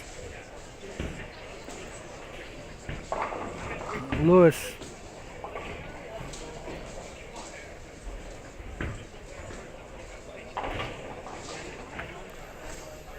in his match is in a dogfight with Kyle. Kyle's has thrown a 4-bagger to take the lead in that match, and Lewis seems to be stuck on 9.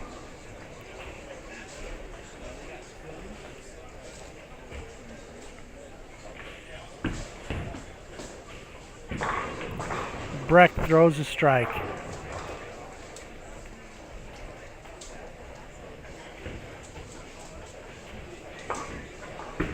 Lewis gets the spare.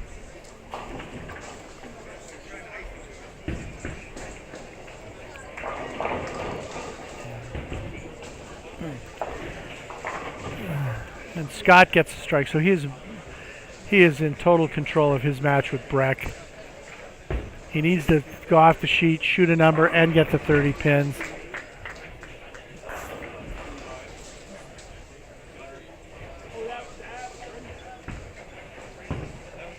Down at 1-2, Eric is throwing a very nice game. He's in control in his match. Also, Q-Hawk has got a string going. He is very much in control of his match over Dirk.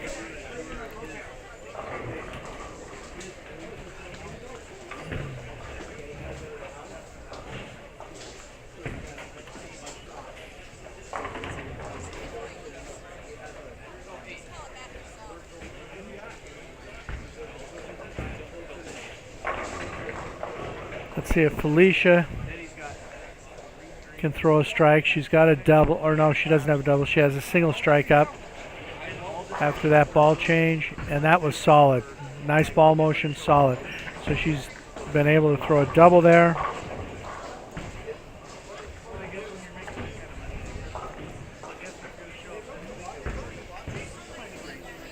And she has moved closer in that match. Now Matt has managed to throw a double.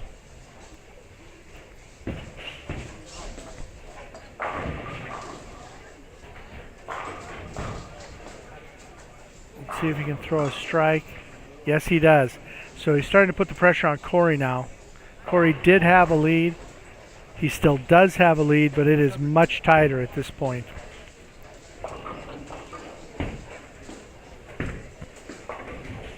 So we're getting down near the end of round 5.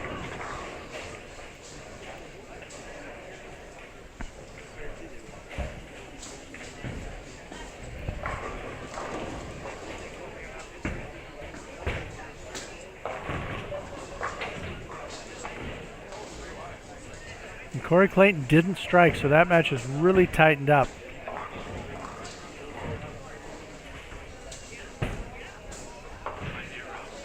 Josh maintains lead over John Conger. See what Felicia does now. Solid. Slightly high maybe, but solid. So that gives her a 3-bagger. She is in control, taking control of that match. Josh converts a single pin and Corey converts his single pin.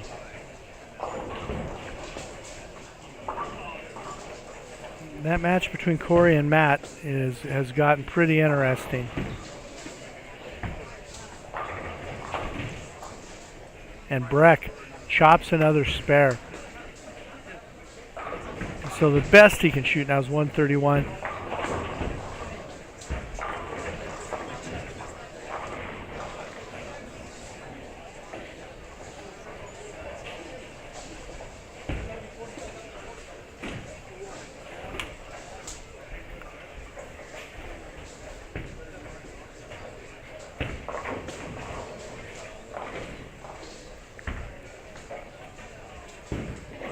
Tim converts, maintains his lead. Kyle has got a 5-bagger and is really taking control over Lewis in this match.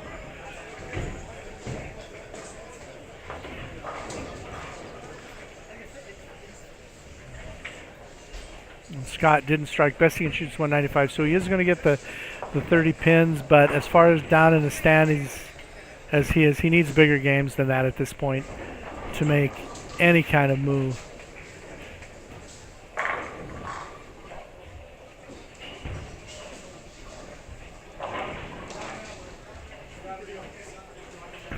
Eric Ramey's putting together a game on 1 and 2.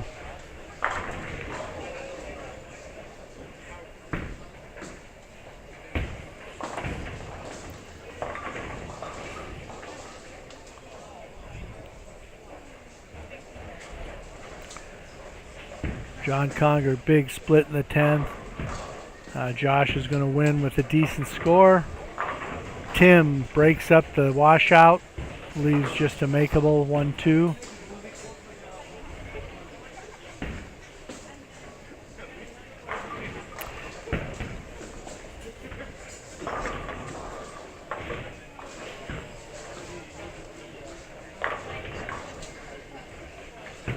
Kyle's in charge of his match against Lewis. It's going to be difficult for Lewis to win. Tim gets a spare. Breck gets a strike, but I imagine he is going to be very happy to leave 3 and 4.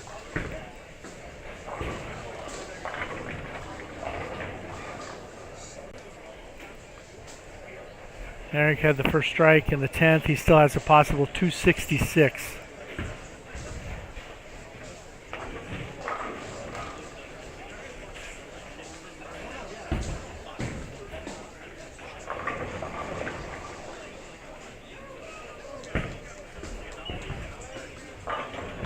Crosses over, leaves the 5 pin.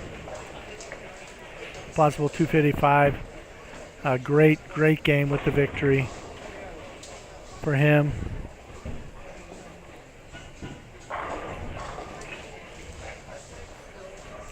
Felicia's run off a nice string of strikes. That ball change was excellent. Obviously using the information she saw, leaving those 2 7 pins, making the ball change, making the correct change, running off a string of strikes.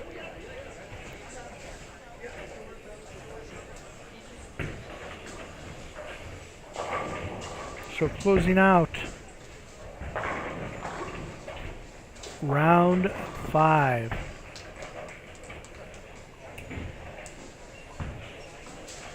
So Breck shoots 119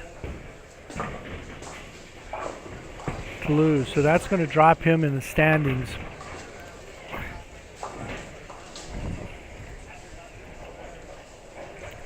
So we get ready for round 6.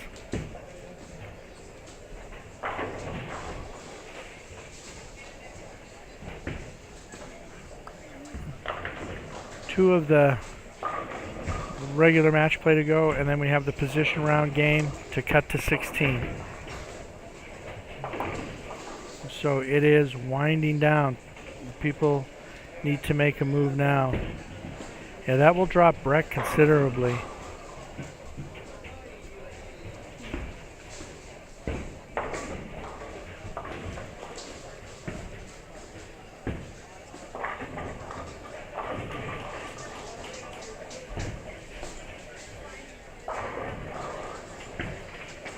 So Matt gets another strike.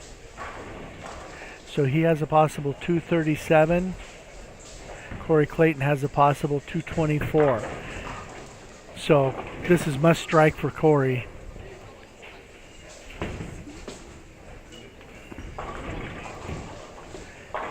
Yeah, control early, but Matt put a string together to take the lead. So Corey has to strike here.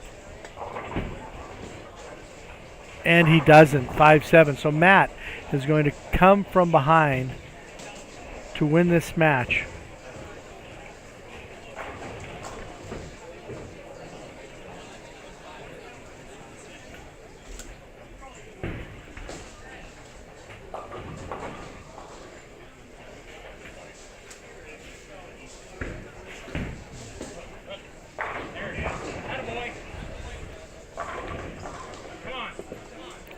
All right, we are closing out.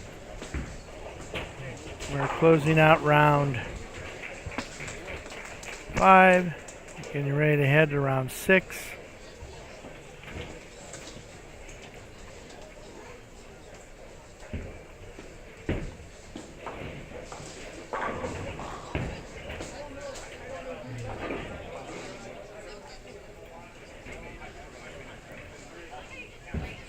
Okay, your pairings for round 6 are going to be on 1 and 2, John and Felicia, Sam and Ryan. On 3 and 4, Jeff and Kyle, Dayton and Quentin. On 5 and 6, Scott and Dylan, Andy and Anders. Lane 7 and 8, Jacob and Lewis, Tim and Corey. Lanes 9 and 10, Dan and Trenton, Anthony and Dirk.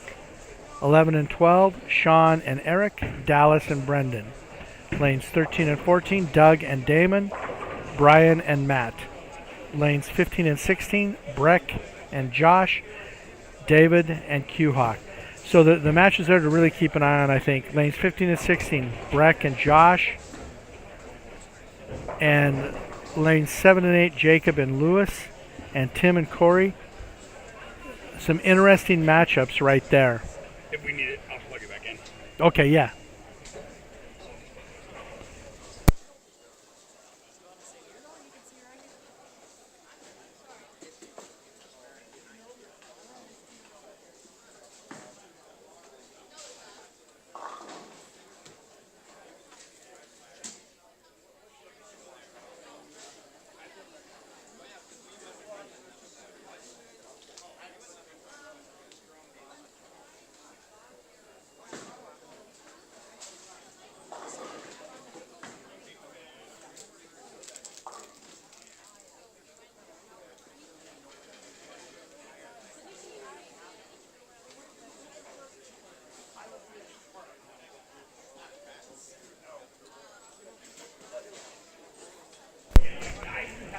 All right, I hope you are all enjoying the stream today. We've had some good matches. We've had some good bowling. We've had some big scores thrown. Hopefully we have some more as the day goes on. 2 games of regular match play left, then a position round. Then we're going to cut to the top 16. Thanks again to Little's Lanes, Travis, Julie, and Mona, all the work they've put in to make this tournament happen. Thanks to all the bowlers, over 100 entries this weekend. Thanks to all the sponsors, Coors Light, Carpet One, Storm Bowling Products, Heritage Inn, Halftime JRs, Howard's Pizza, Amigo, Bory's, Mattress Firm, Great Falls Coins and more, Gusto, Bootlegger, and Fire. They add money to this. They help make these things happen. This has been difficult conditions, difficult oil pattern for this tournament. It's really challenged the bowlers. It's been interesting to see the strategies employed to be successful on this. 39 feet, 30 mils, but with a 38-foot reverse. So it makes for some interesting transition. Also, tournaments. If you're looking to bowl some scratch tournaments, next week in Billings at Fireside, the Bowler's Edge on the 12th and 13th. We have a Lady Scratch Tournament here at Little's Lanes in Great Falls, November 9th and 10th. We've got the Garden City Scratch Tournament at the end of October, 26th and 27th in Missoula at Westside Lanes. You've got the Carl and Sonia Din Tournament up in Shoto at Alley Cat Lanes, January 31st through February 2nd, and the Scratch Tournament at Lucky Strike Lanes in Ronan, February 14th through the 16th. Ring and 10, March 21st through the 23rd in Butte. Battle at Big Fork, May 3rd and 4th, Grizzly Lanes in Big Fork. You've got for the junior bowlers, the Junior Ring and 10 in Butte at Star Lanes, November 2nd and 3rd. And then you have a new tournament for Montana, the 406 Open, December 6th through 8th. I really recommend you check that out. That's up here in Great Falls at Little's Lanes. So if you're interested in bowling, plenty of opportunities out there. We're getting started in round 5. About half of the round 5 matches are getting underway. I hope you're enjoying this. If you are and you haven't subscribed, please subscribe. It's appreciated. Thank you all for watching. Special thanks to those viewers up there in Canada. We always enjoy it when our friends from the north come down and bowl in Montana. It's a lot of fun. I'm going to take a short break here, get a little something to drink, and be back.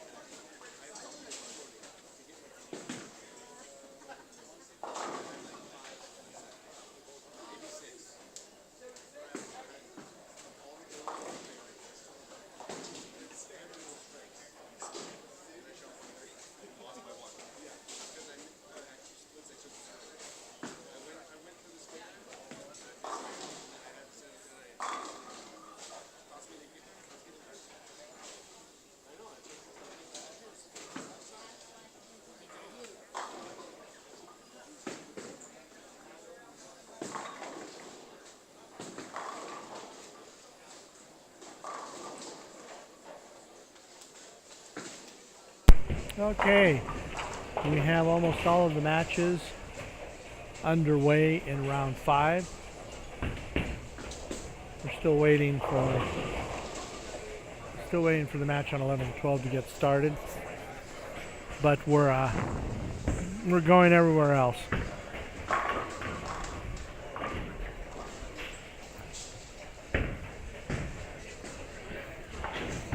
If you want to check out the standings throughout the day, tournamentbowl.com, the John Willey Memorial Tournament. Just go there and you can take a look. We've had some movers. We've had some movers this last round, round 5. Shook up the standings just a little bit.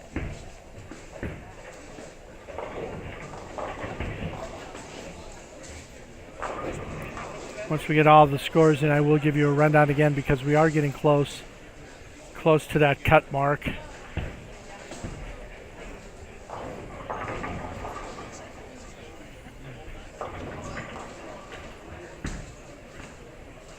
Lewis starts with a double and then almost misses the head pin, leaves the 210.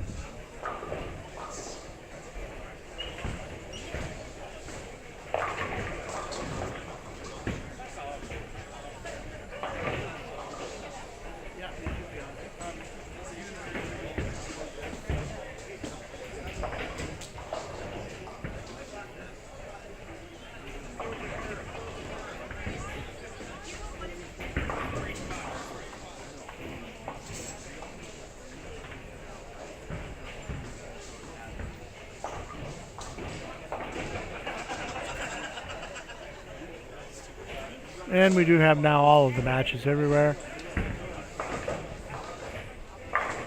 Everywhere things are rolling.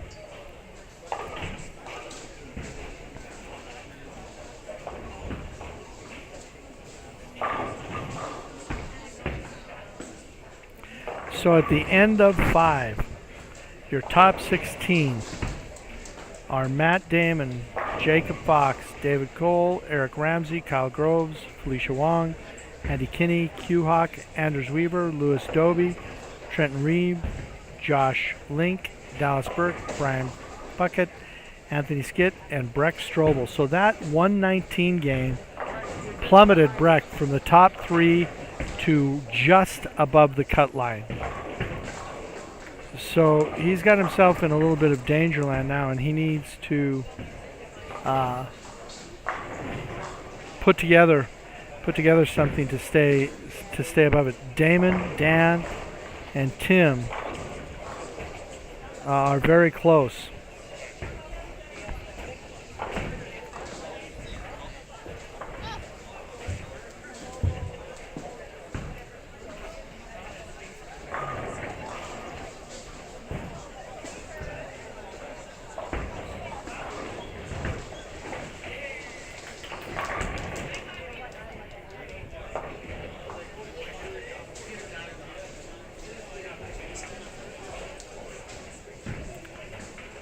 So Breck and Josh, that's going to be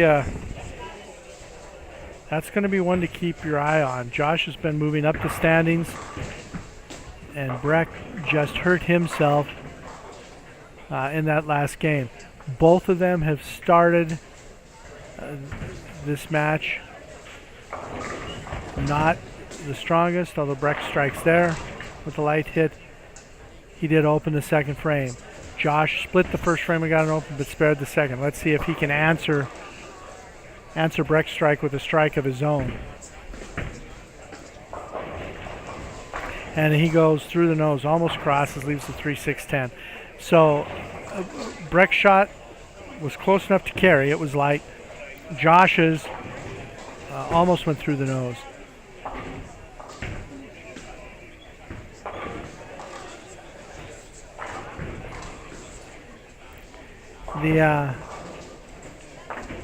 The match between Jacob and Lewis also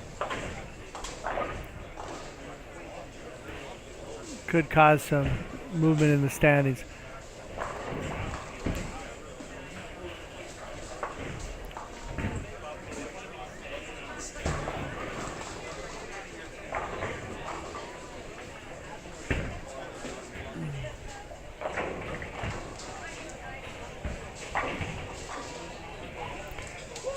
And Jeff with that super washout and count loss.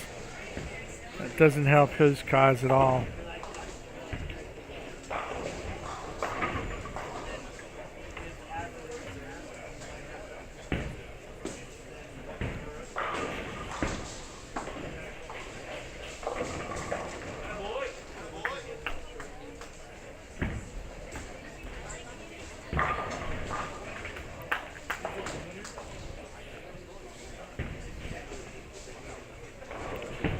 So those matches, I'm keeping my eye on more than the others.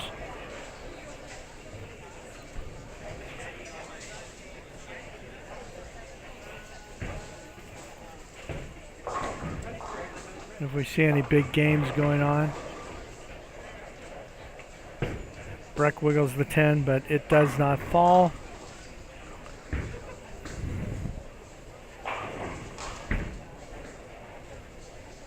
A lot of corner pins are being left now.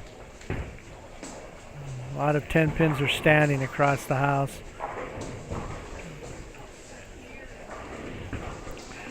Josh got a strike, so that one's just going to be a dogfight, I think, down there.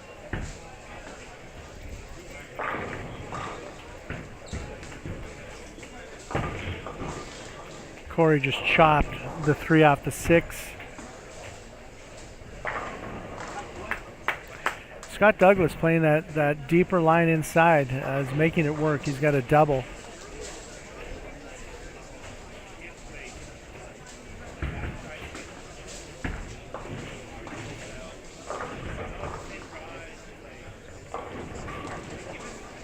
Lewis leaves, I believe, the 2 standing. Almost was a little uglier than that.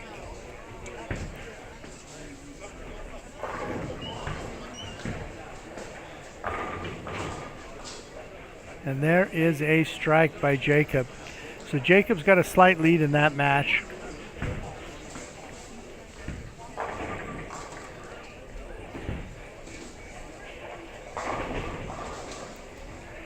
Felicia down on 1 and 2. Still struggling a bit with the corner pins, but converting.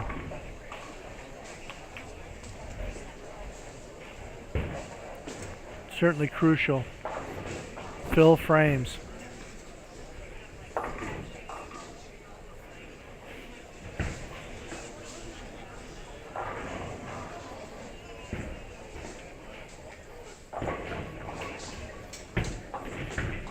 David leaves a 7-pin. Good shot. Ever since that big game that got David back in it, in the thick of things, he's thrown the ball well. He's scored well.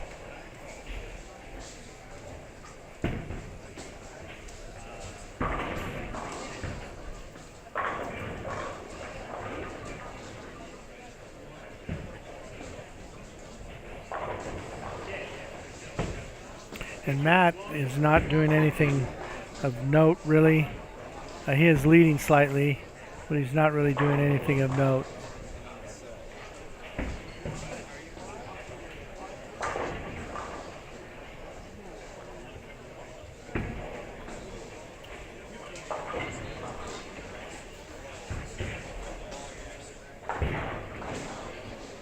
Breck strikes.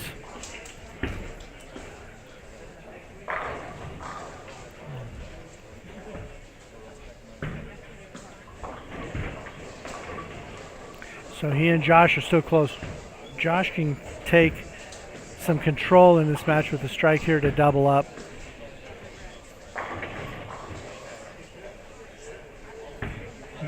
John has a chance to close in a little bit on Felicia with a strike here, but goes through the nose. Corey converts to 10.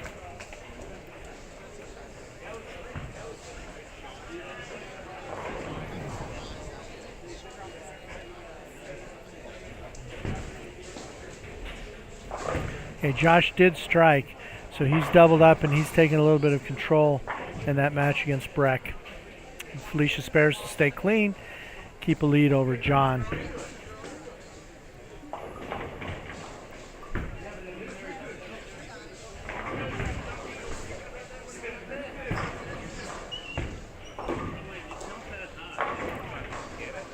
Jacob leaves the 10 pin. Gives Lewis an opportunity to close in a little bit.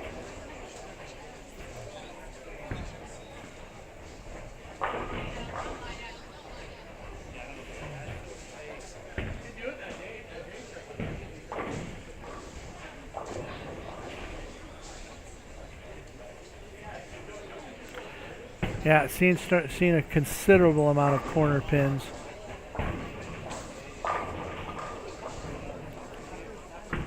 And John did not convert his spare, so Felicia, with that conversion,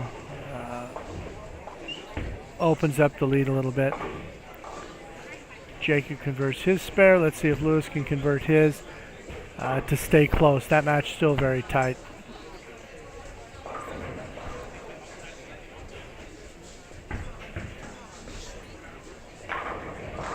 Scott Douglas with the strike, but he's sort of in the land of I need to strike or it's just not going to happen today.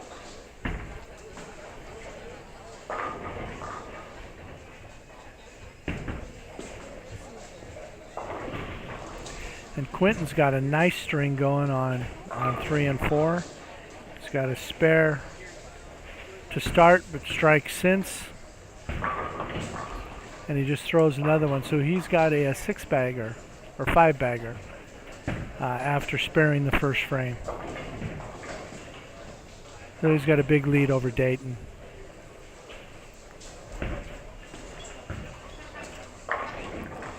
Jeff and Kyle are in a fairly close one. Kyle opened the first frame, has been clean since. Jeff opened the first with not great count and then opened the fourth also with poor count.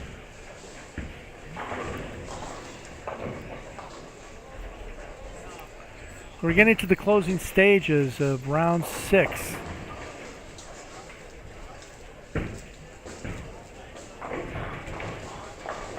Andy Kinney is in a tough match with Anders. Oh, but he gets lucky and carries, gets some action there.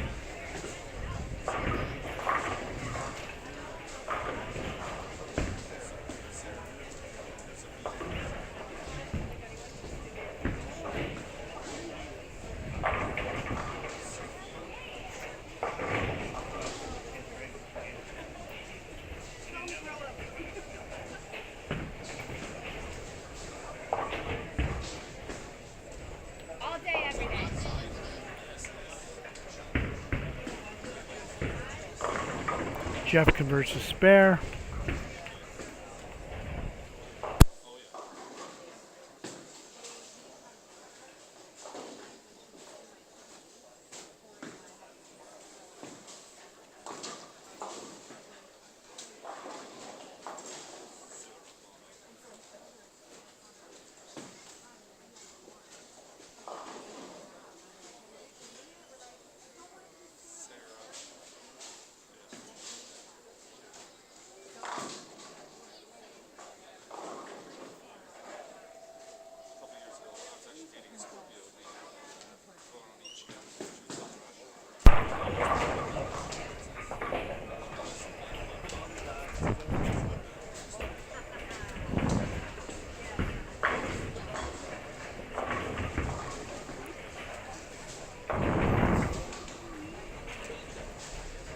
All right, so things are still very tight. Down on 15 and 16 between Breck and Josh. Neither one has been able to totally take charge. On 1 and 2, Felicia struck. John's still struggling, so she's taken some control in that match.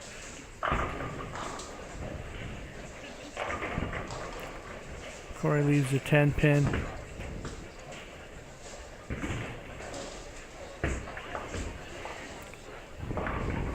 Gives Tim a chance to take real control in that match. Okay, Breck did not strike on 16, but he does convert the spare.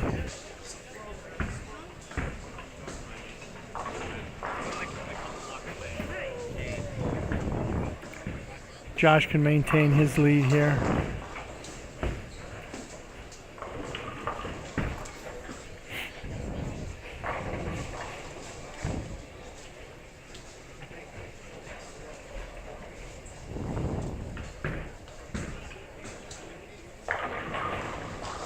Tim crosses and carries, so he extends his lead in that match.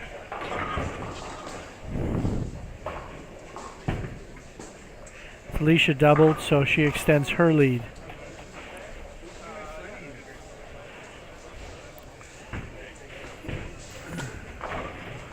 And Jeff, poor count again, opens. Kyle has control of that match. Jacob leaves a 10 pin.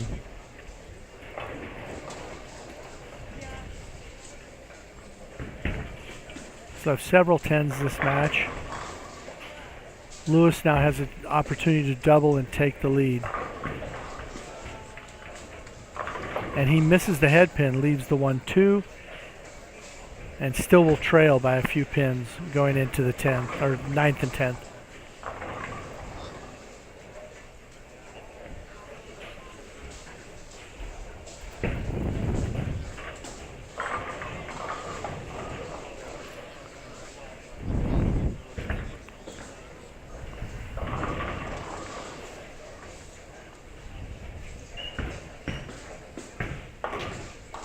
Jacob converts the 10, so he will lead.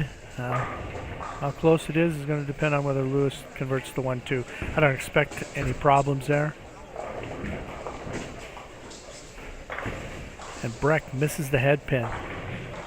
Leaves the 1-2-4.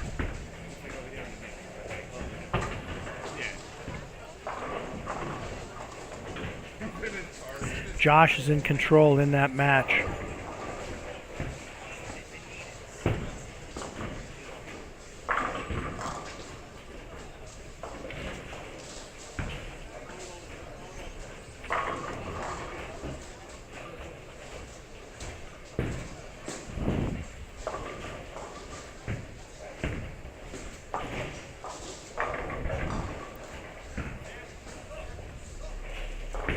And Breck does not convert. He opens. That is going to hurt his cause considerably. Okay, Felicia's got a 3-bagger going into the 10th. John has got a double. The best John can shoot is what can he shoot? 188? 178. 178 is the best John can shoot. Felicia is going to surpass that, so Felicia is going to win that match. It's just a matter of how much.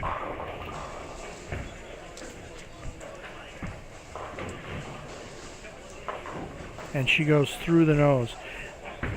That's hurting her cause a little bit. Score would be nice. Okay, Lewis did not convert the 1-2. So Jacob has the lead going into the 10th and can shut him out.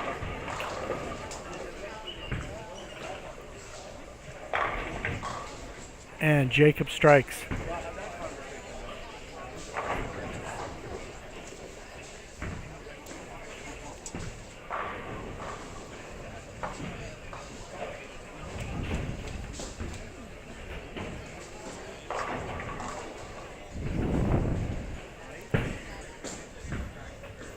Okay, Matt and Brian are in a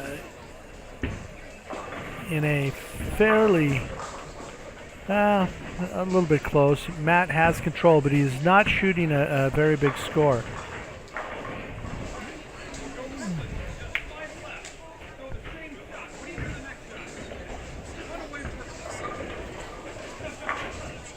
And Lewis is going to shoot at best a 192. Jacob's on a 199 pace.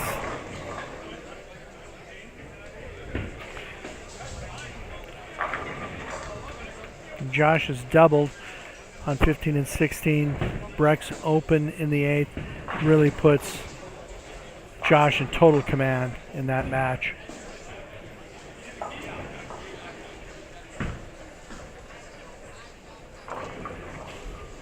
So we're wrapping up round 6. 2 rounds to go.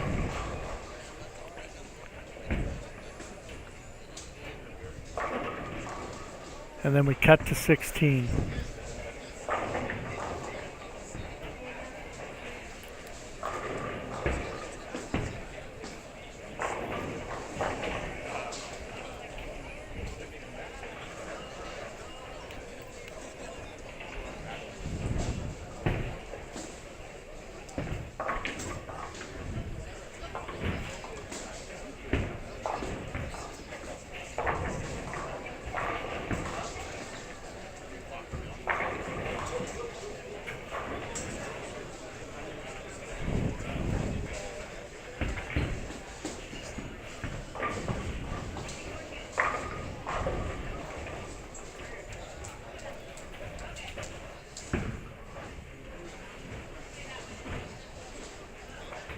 And Brett can only shoot a 159, so that really is going to do some damage to his efforts in staying in the top 16 with only two to play.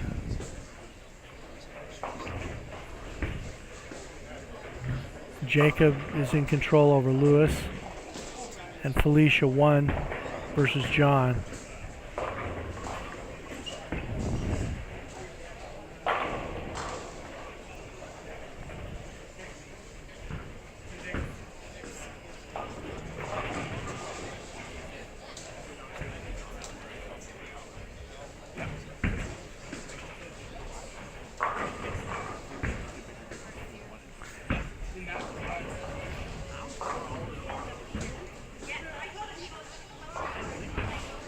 And Matt is still in the lead in his match, but he's given Brian an opening. He split the 7th. Brian has a strike up in the 7th. Brian strikes here. Matt doesn't. There's a chance.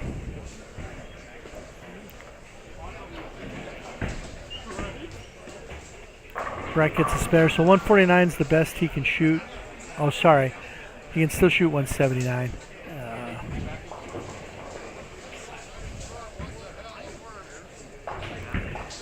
And Brian does not strike, leaves himself a tricky spare. So he doesn't take advantage of the opening Matt gave him.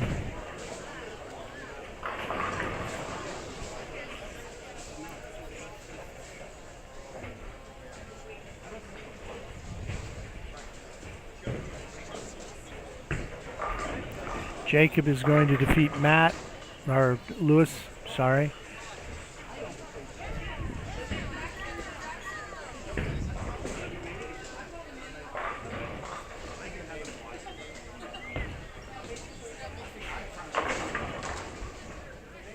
As Jacob shoots 219 and will get the win, so the 30 bonus pins. And we are ready to head on to round 6. Andy Kinney's going to shoot a 2-teen game and get the win.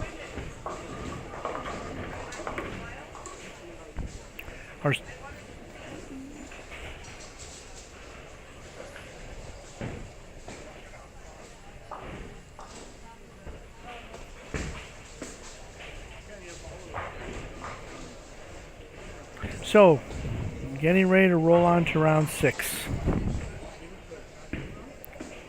Or round 7, I'm sorry.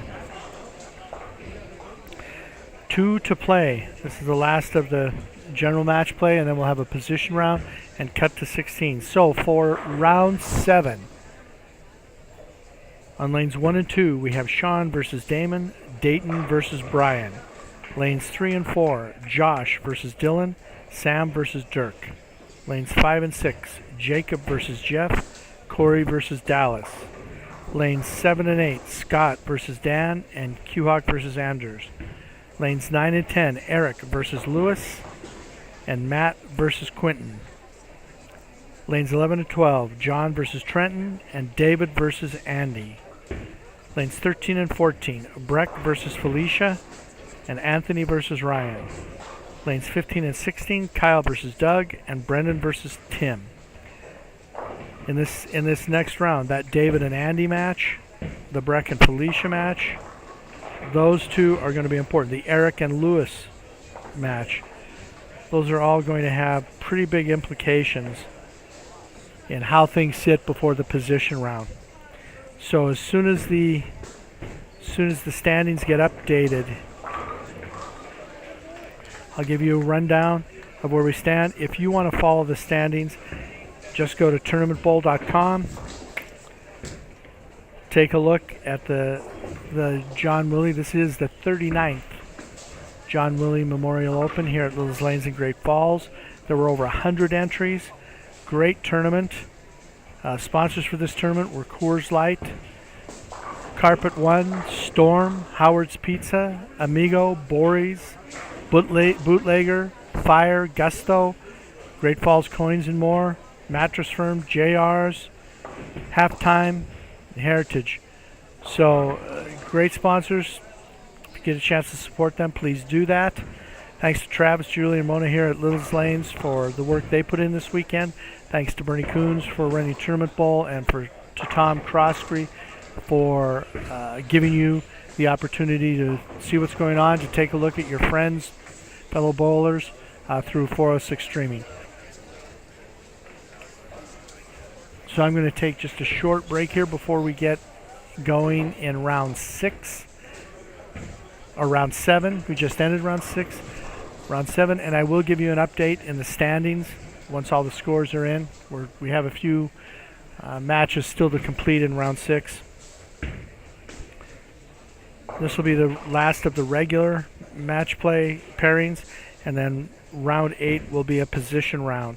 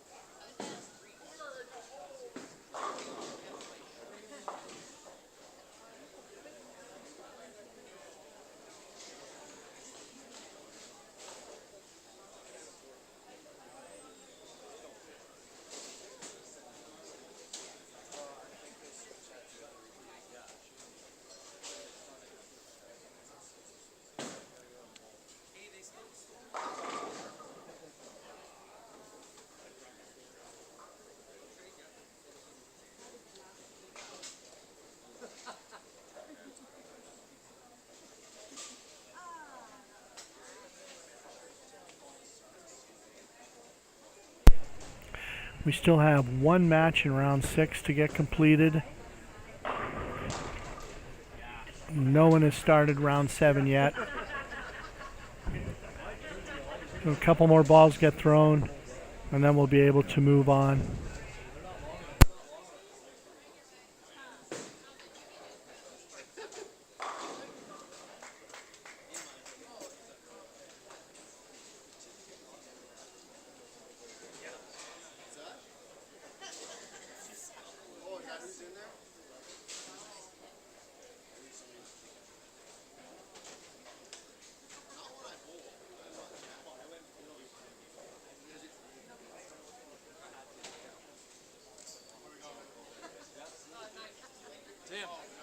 Timmy.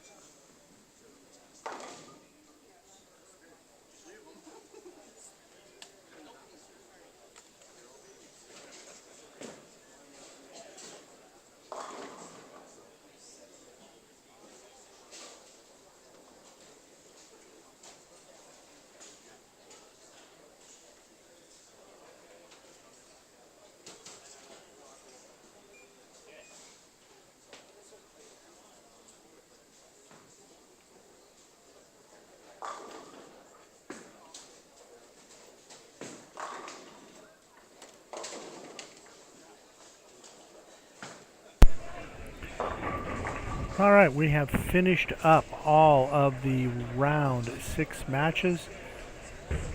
And we're getting started in round 7. 2 to go, and then we cut to 16.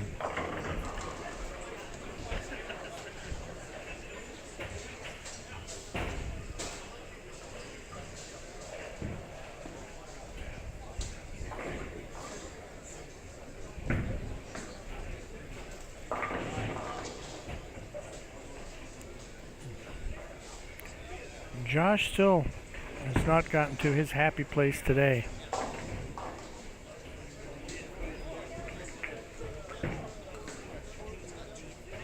He's had a lot of head shaking going on over the last couple of days.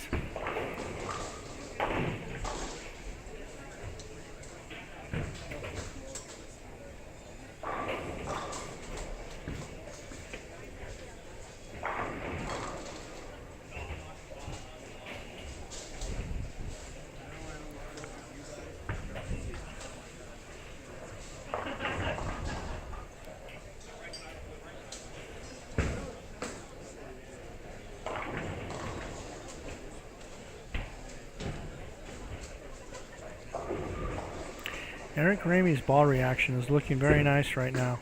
That one just went through the nose, but the ball motion looks good. That's where a lot of people have been struggling today, finding the proper ball motion.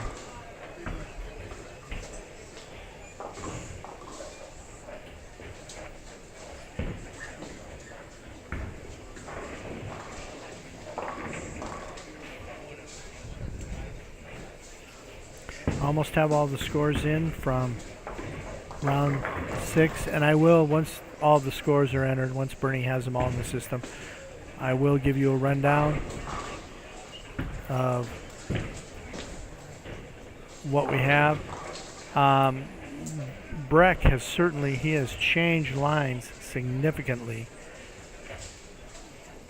and is moved very deep compared to where he's been playing.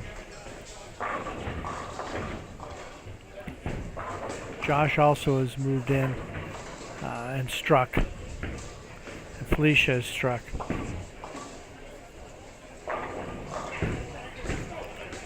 So at the end of round 6, your top 16 are Matt, Jacob, Q-Hawks made a nice run today, Felicia, David, Andy, Kyle, Josh, Eric, Tim, Brendan, Lewis, Dallas, Anders, who's made a nice run lately, Anthony, and Damon. Just outside, tied for 17th, 1 pin out, are Trenton and Breck. Then you have Brian and Sam. They are 4 pins out. Dirk, Dan, Sean, Corey, Dayton, Jeff, Quentin, John, Doug, Dylan, Scott, and Ryan. Through probably Dayton or Jeff, they all have a chance to upset and get into 16.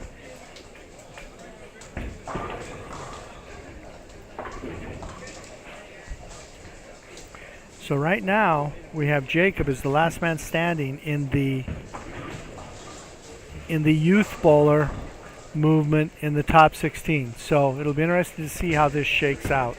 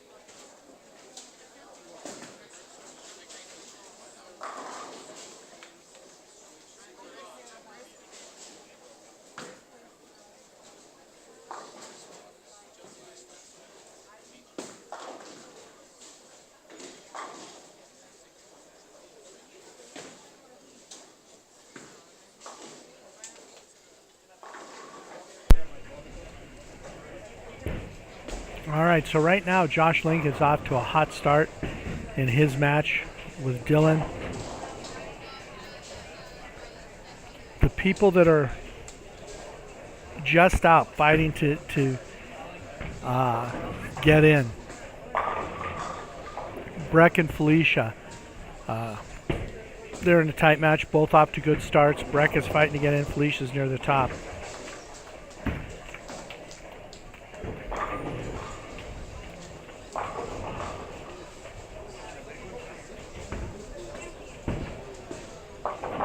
Trenton.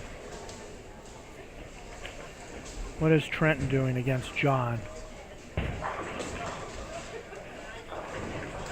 And they're just getting started.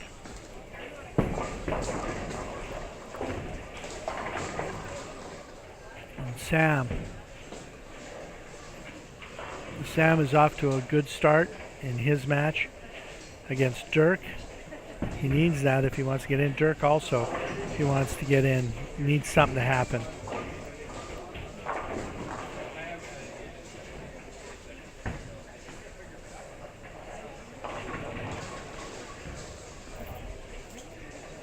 And Jeff Carroll, who really needs something to happen, is not off to the best of starts.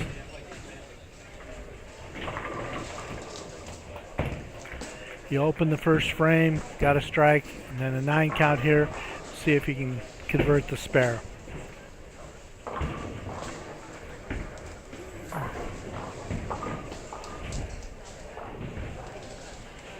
Now Damon and Anthony and Anders, who are all just above things that are happening. Anders is off to a very good start against Q-Hawk.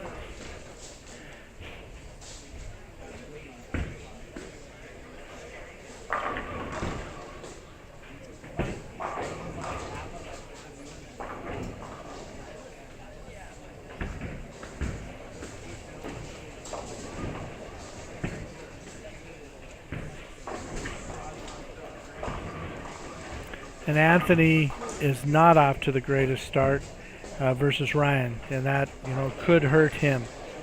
He's near that cut line. Damon, who is right on the cut line pretty much right now, is off to a great start. So he should be able to improve his position.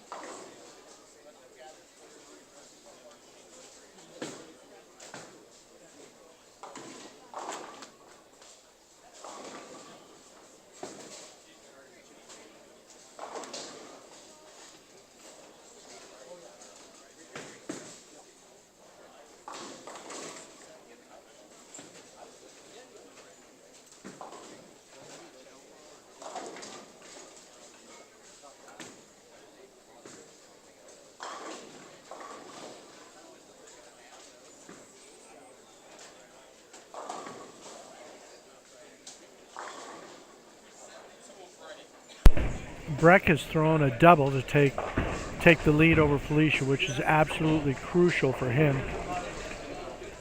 And Anthony, after starting with an open, threw a double, then another open, and Ryan is staying clean against him and does lead.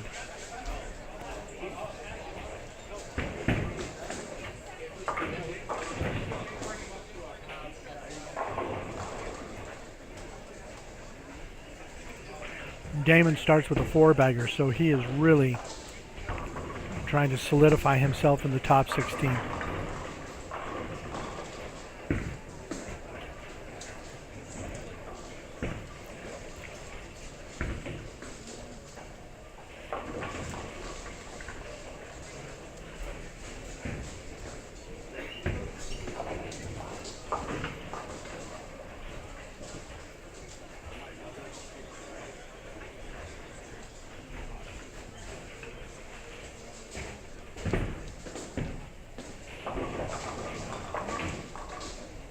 So we have a few of the people that are around the cut line that are making a move to get themselves a little more securely in the top 16.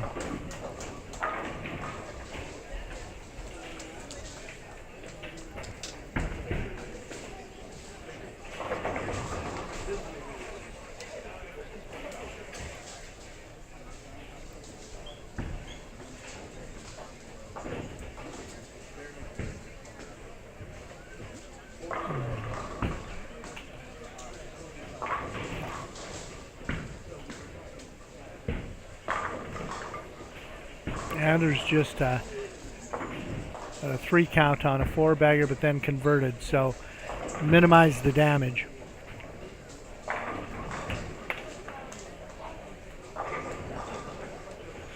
And Breck has struck again, so he's got a 3-bagger.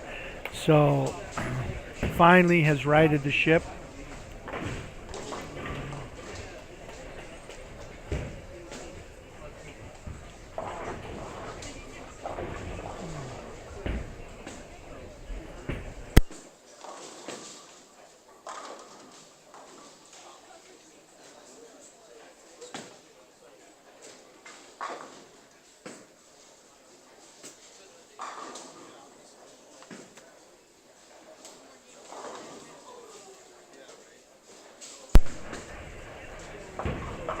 Let's see what Jeff does.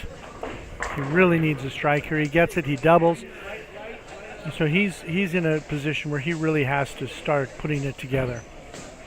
He's bowling Jacob. Jacob is not doing that well this game. He needs a big game and the 30 pins.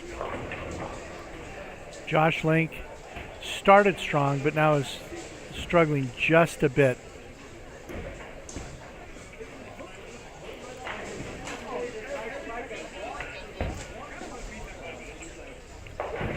Anders leaves the big 4. So he's a little inconsistent right now. Jacob finally gets a strike.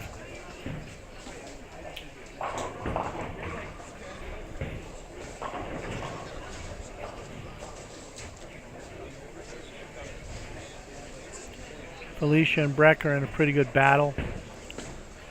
Breck really needs to pull this one out if he expects to get safer. Anders and Damon are doing what they need to do to move up just a little bit. Anthony on 13 and 14 is doing what he has to do.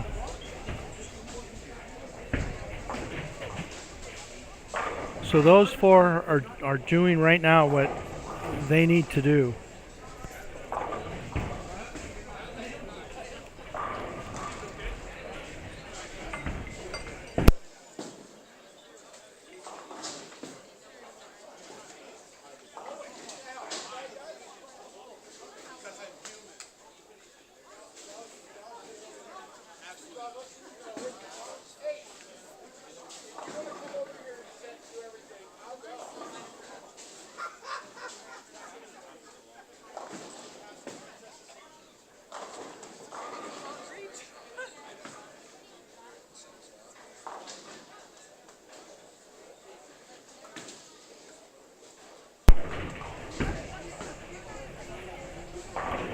Damon finally in the 6th frame doesn't strike, but he is doing everything he needs to do. Sean is putting up a pretty good battle though for the win.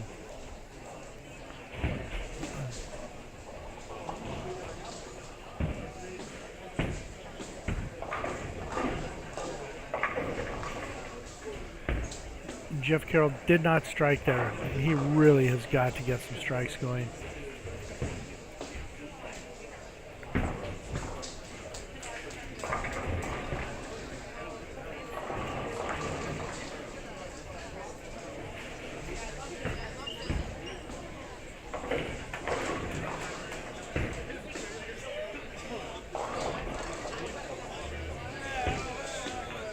Josh has a slight lead in his match.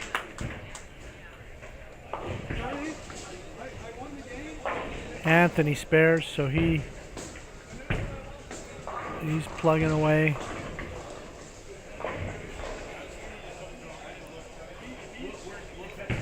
Now we have Felicia and Breck back up in a pretty good battle. Jacob just converted the 278.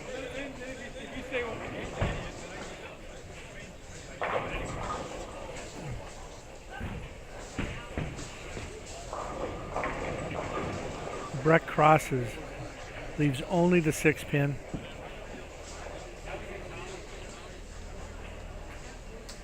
But that gives Felicia life.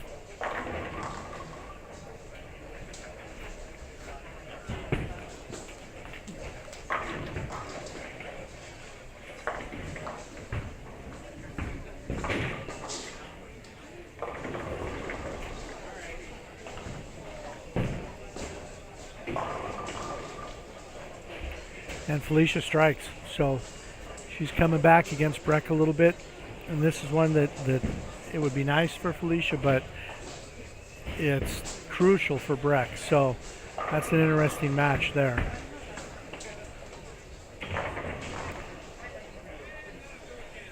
Damon's doing what he needs to do still.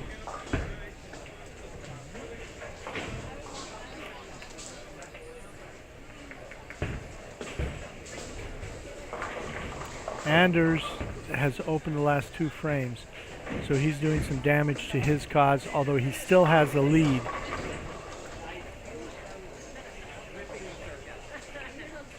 In his match.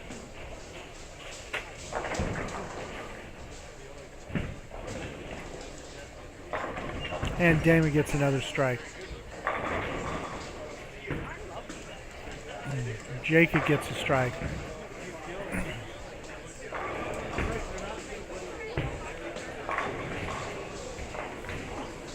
Being a bully again.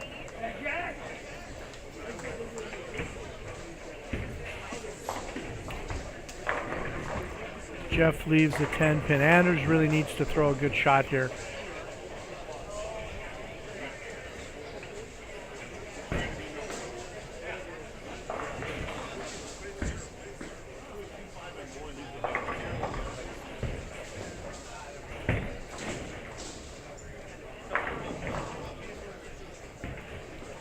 He leaves the 4 pin.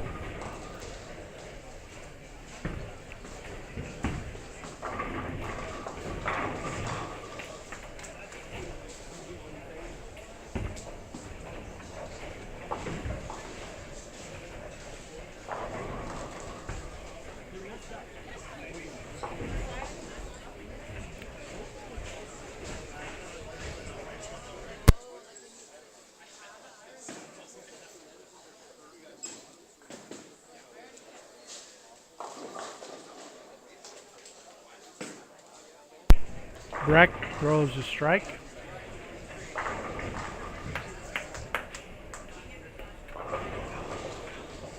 Felicia throws a strike. So they both have strikes up going into the 10th.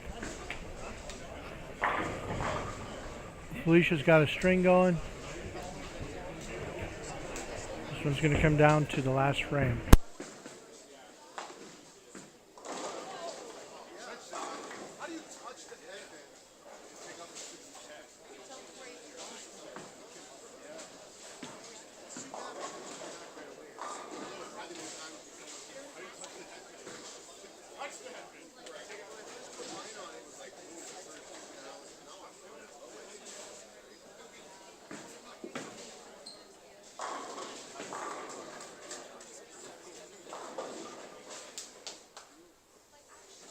So Breck and Felicia are pretty much even going into the 10th.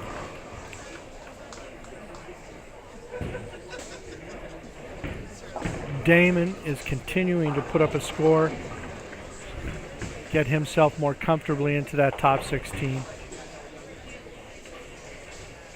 Anders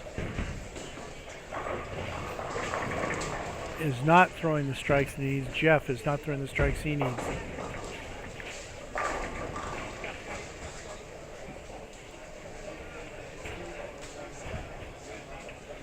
Josh still maintains a slim lead in his match with Dylan.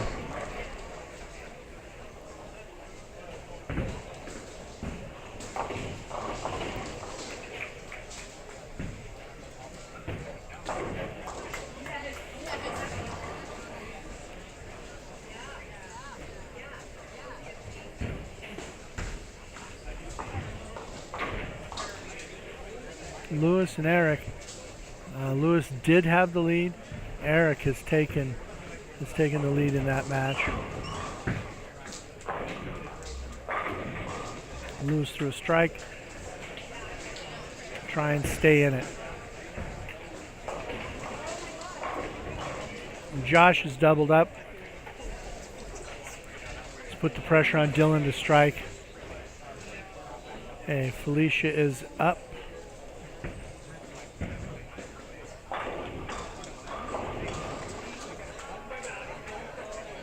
And she does not strike. Opportunity to break.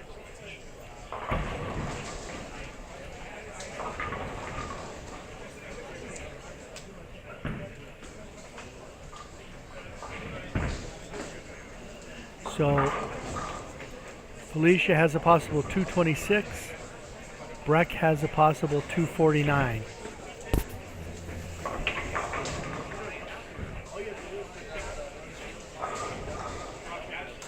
And he strikes.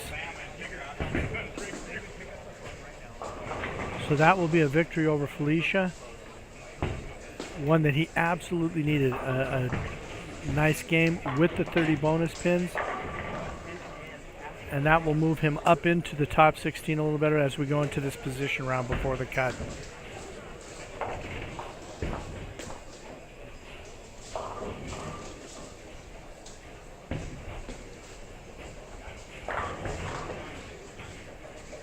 Damon's doing what he needs to do. Anders finally struck again. He is leading. He has a slight lead in his match. He really needs those 30 bonus pins.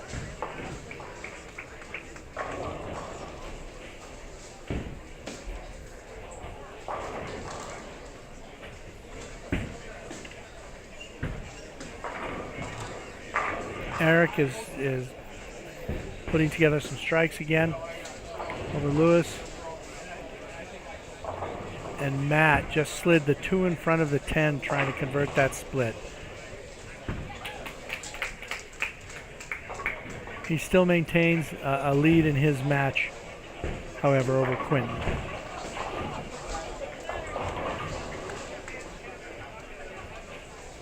All right, we are winding down. We are winding down round 7. At the end of this,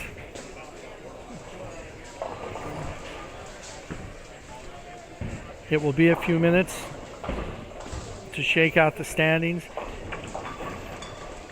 Round 8 is a position round. At the end of that 8th match, we will cut to 16, and then there will be 4 position rounds before cutting to the step ladder.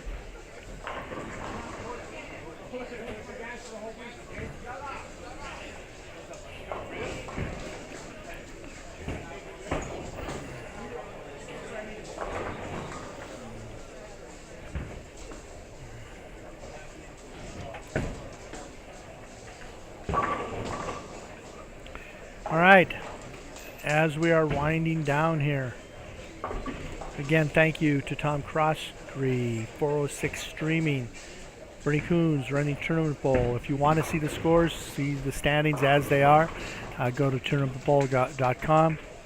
Thank you to Little's Lanes for sponsoring and running the 39th John Willey Memorial Open. 100 plus entries this weekend. Great turnout. Difficult bowling conditions. Great support from the sponsors: Coors Light, Heritage Inn, Halftime, Carpet One, JR's Casinos, Storm Bowling, Howard's Pizza, Mattress Firm, Amigo, Bory's, Great Falls Coins and More, Gusto, Bootlegger, and Fire. If you haven't subscribed yet, please do so. I always tell Tom I plug him as much as I can. Try and get his subscriptions going.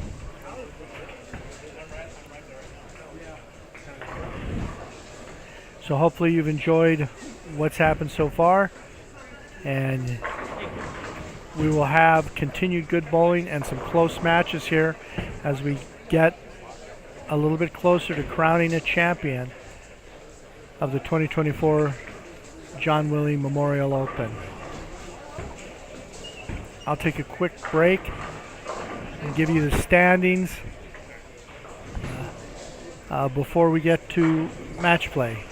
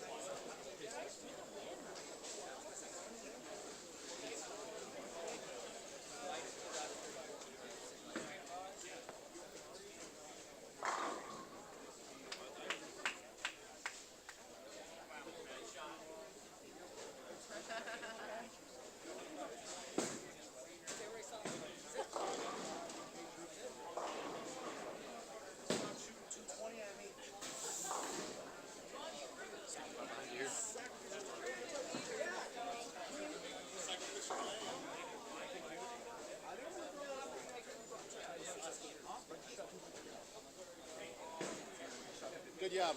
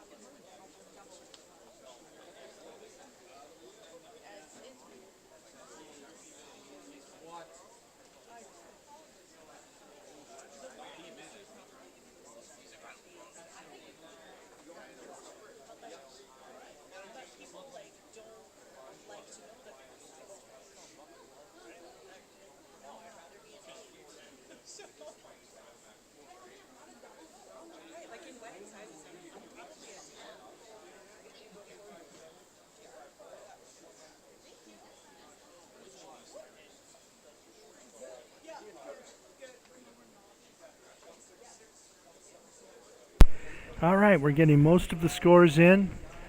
Be ready to set up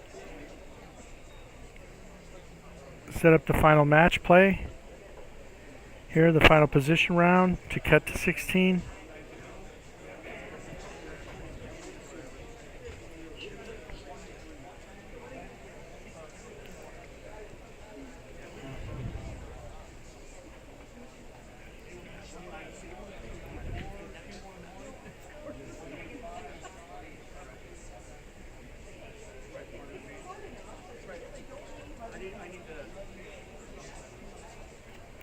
Just a few to go, and I'll be able to give you an update on the standings. Were some people that did move up into the top 16, some people that moved down.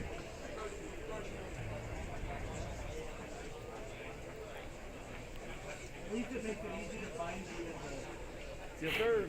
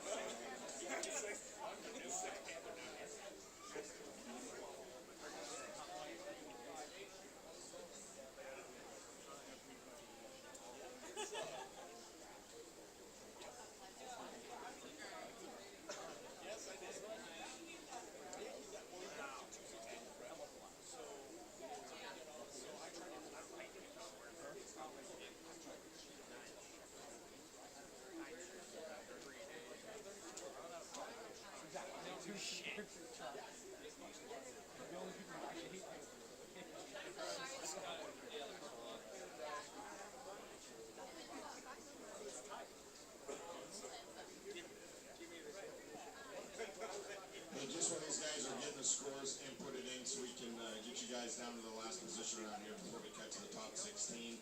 Just some tournaments to reminders. Bowler's Edge in Billings is October 11th, 12th, and 13th. Garden City in Missoula is October 26th, 27th. Lady Scratch here in Great Falls is November 9th and 10th. The 406 Open that Tom Coskery's running here in Great Falls is December 6th, 7th, and 8th. Paul Day Memorial, Colin Sonia Day Memorial Tournament up at Shotos, January 31st, February 1st, and 2nd. The Scratch Tournament in Ronan is February 14th, 15th, and 16th. And the Ring and 10 in Butte will be March 21st, 22nd, and 23rd.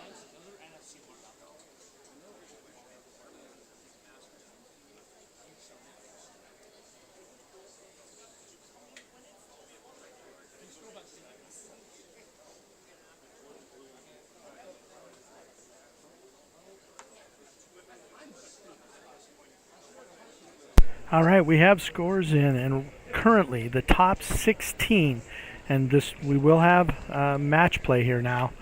That is position round.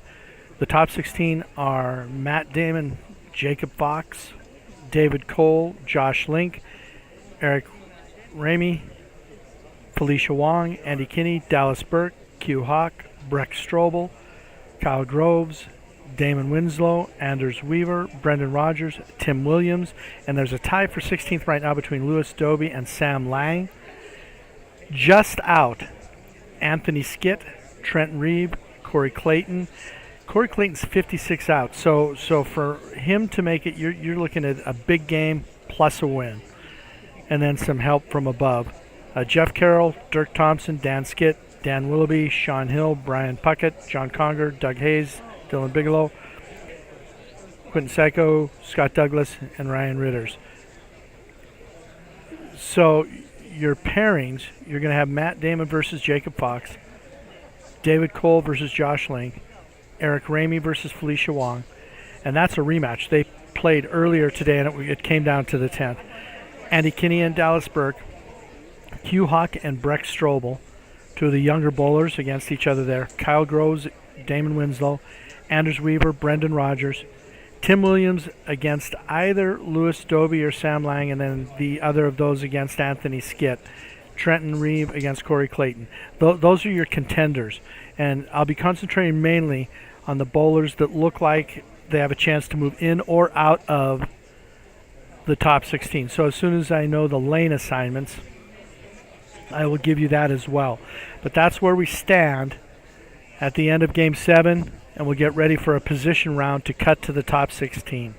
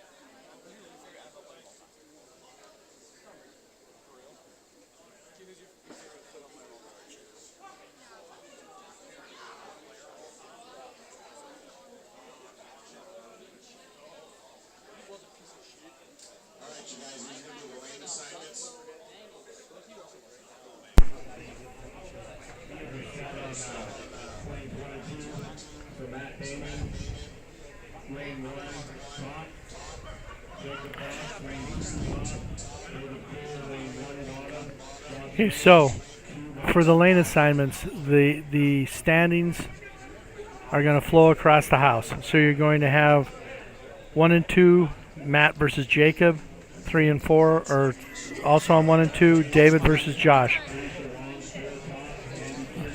3 and 4, Eric versus Felicia. Andy versus Dallas. 5 and 6, Q-Hawk versus Breck. Kyle versus Damon. 7 and 8, you'll have Anders versus Brendan. Tim versus Lewis. Sam versus Anthony, and Trenton versus Corey. 9 and 10, you'll have Jeff versus Dirk and Dan versus Dayton. 11 and 12, you have Sean versus Brian and John versus 13 and 14, or 15 and 16, Dylan versus Quentin and Scott versus Ryan. Somewhere in there, I put too many people on a pair. But the standings go straight across the house, so just starting at 1 and 2.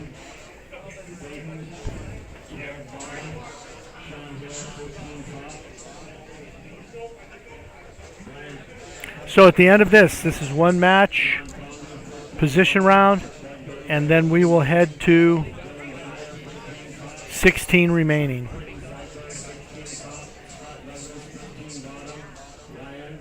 And again, I will try to focus on the bowlers that are competing to get into that 16. Those that are just above and just below.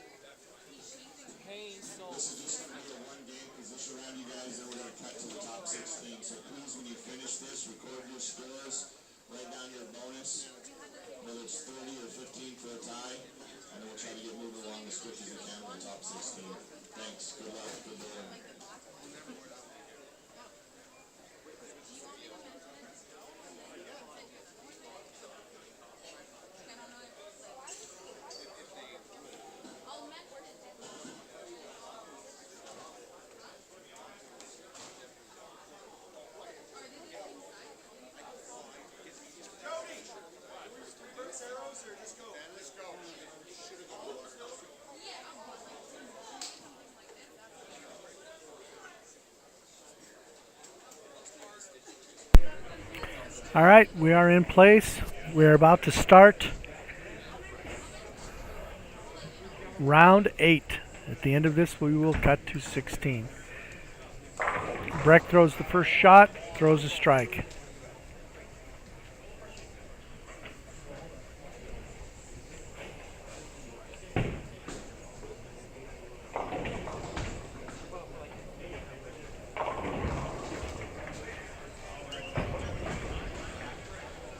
Q-Hawk throws a strike, so they're even after 1.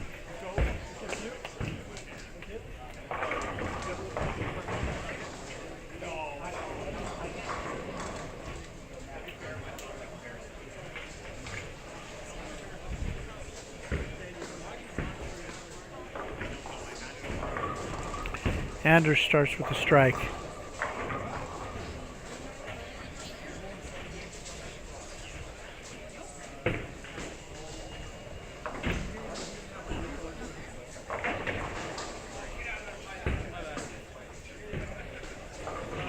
So Tim Williams, Lewis Dobie, that match should be a dandy.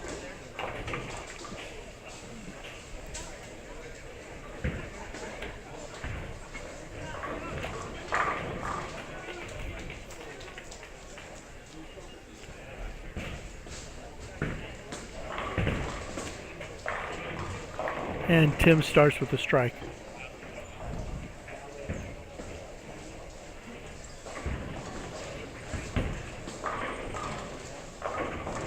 And Lewis leaves the 7 pin. So the bowlers who are bowling for their lives here basically are all starting off pretty well.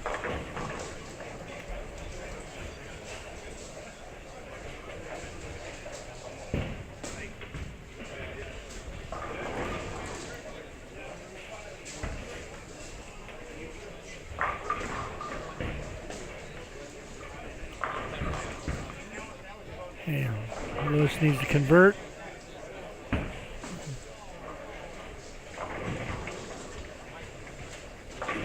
And he does.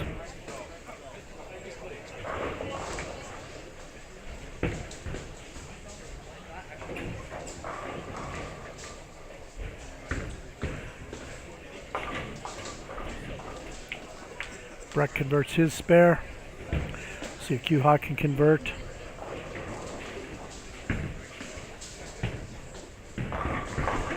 And he crosses over. Brendan throws a strike.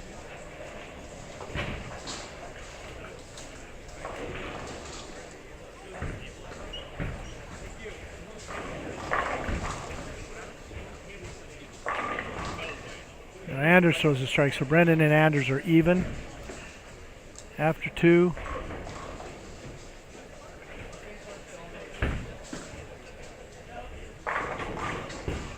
Nine and 10 has been a very, very difficult pair, and Sam, Anthony, Trenton, and Corey are all bowlers that need big games with some score to move up into the top 16, and that's a tough draw for them, that pair. And Lewis again leaves a single pin, this time the 10 pin. So Tim has a chance to take an early lead by doubling up here.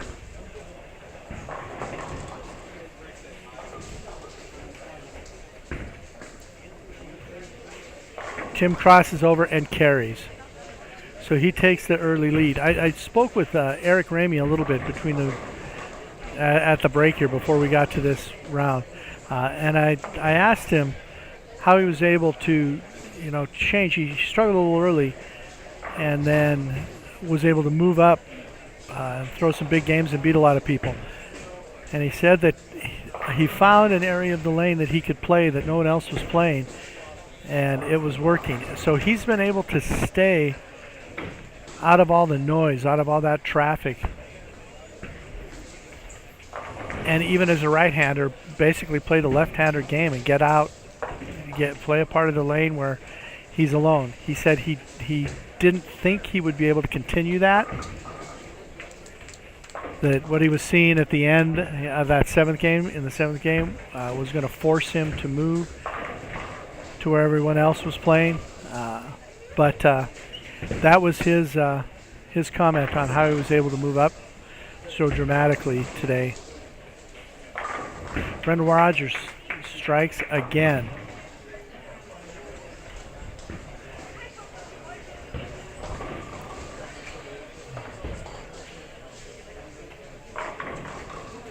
Breck splits, Q-Hawk crosses and leaves a single pin. Anders strikes. So they're even. They both got 3-baggers. And that's certainly what you have to do when you're close to the cut line like they are. If you're going to lose, it better be with a big score. Breck goes 8 out in the third frame.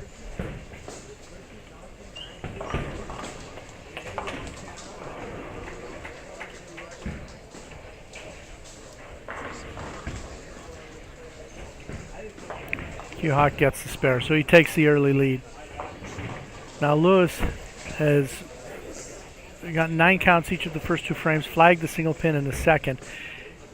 He's in danger of falling considerably behind Tim early. And again, rings a 10 pin.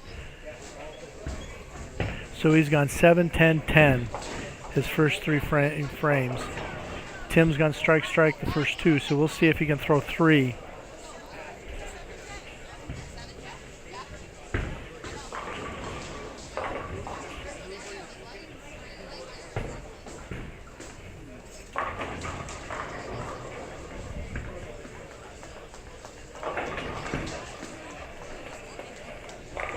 And Tim crosses again. So he's gotten 2 Brooklyn, second and third. He's struck on the wrong side, and he's put a hole.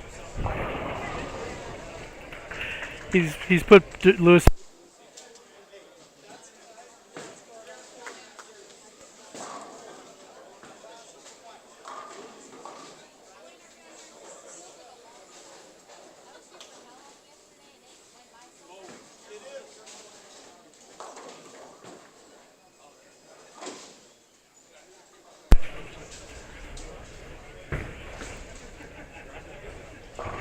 Brendan crosses this time and leaves a 6 pin, so his string stops at 3.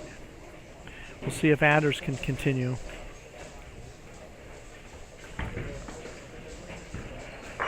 After the split, Breck crushes it for a strike. So he's He's back on it. We'll see if Q-Hawk can match.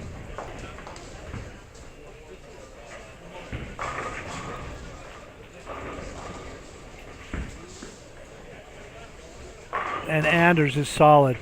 So he's got a 4-bagger. Brendan's string is broken. Q-Hawk solid in the pocket. He gets a strike. So he answers Breck.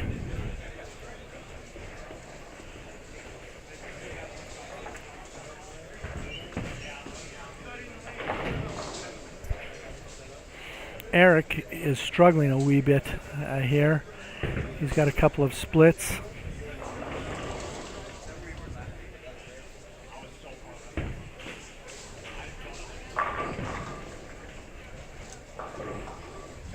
Felicia, meanwhile, is marking a couple of strikes, follow her spare.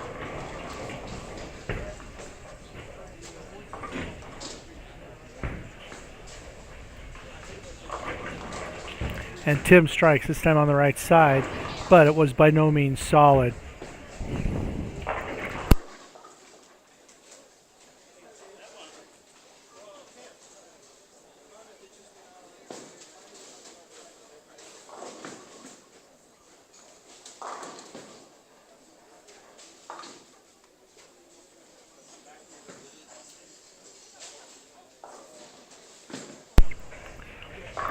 All right, Lewis really needs to throw a strike here to not lose touch with Tim.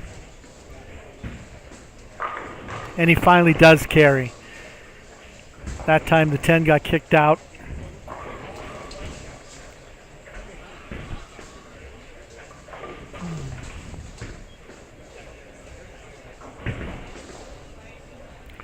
Now we have Brendan see if he can get back on the strike train. Anders is still on it.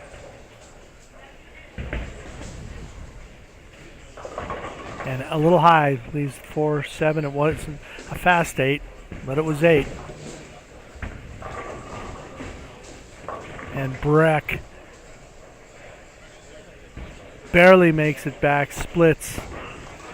Leaves a 2-4-6-10. Really needs to convert at this point.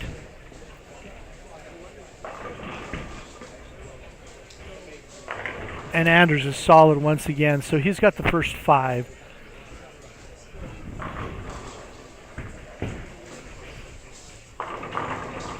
Q-Hawk with the strike.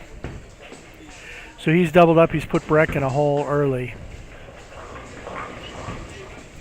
The bowlers that are on 7 and 8, the 4 that are there, that are all around the cut line, they are all doing what they need to do. Throwing lots of strikes, giving themselves the opportunity to throw a big score. And Breck goes 8 out. So he's got 72 in the 5th.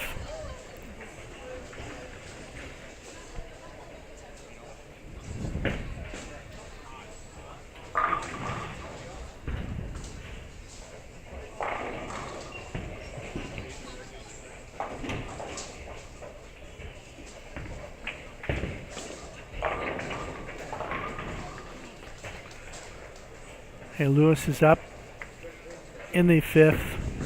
Needs to double up here. Needs to maintain. Needs to stay in touch.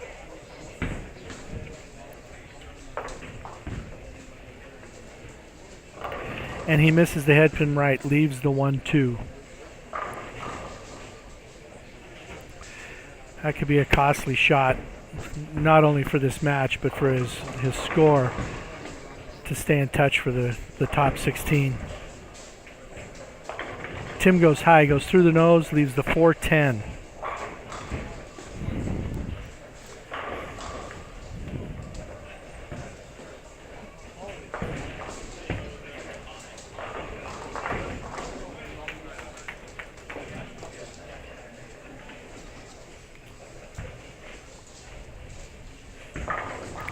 Felicia's solid in the pocket. She's got it going now.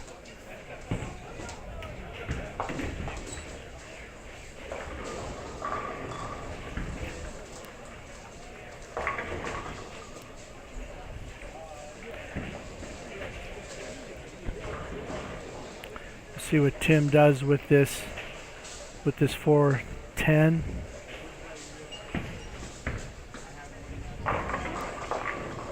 Breck through the nose.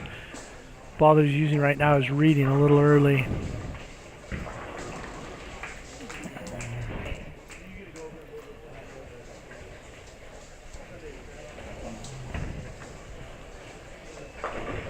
Q-Hawk converts the 3-6-10.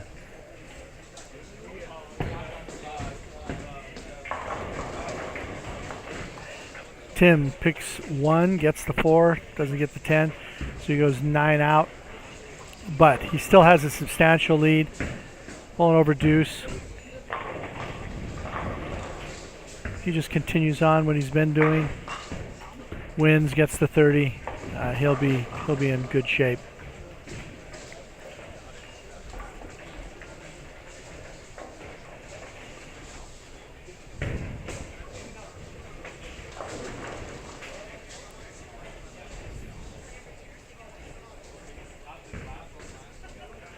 People that are at the top of the standings, Matt, Jacob, David, and Josh, they're struggling just a little bit here. So we could see, with what Felicia's doing, what Kyle's doing, what Damon's doing, what those people are doing, we may see a little bit of a shift at the top of the standings here once we cut to 16.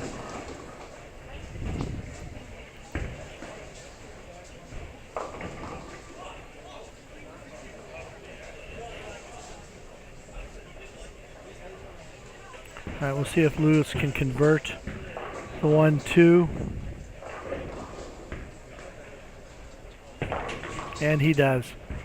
Earlier today he flagged that spare, so it was nice to see him convert there. Felicia goes through the nose but kicks out the split and leaves just the 6-10. Anders strikes through 5, getting up here in the 6th.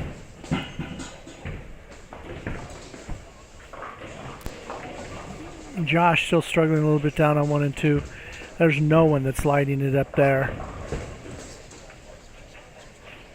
Brendan crosses over and carries. He needed that. And he got it.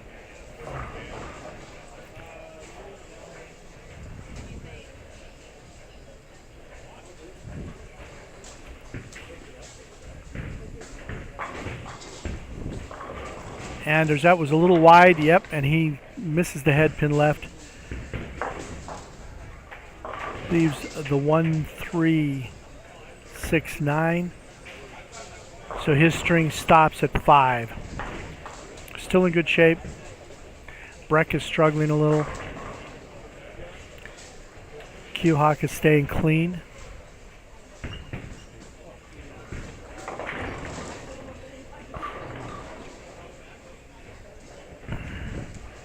See if Anders can convert here.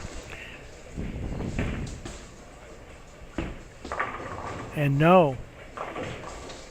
He goes 8 out. So that gives some life to Brendan.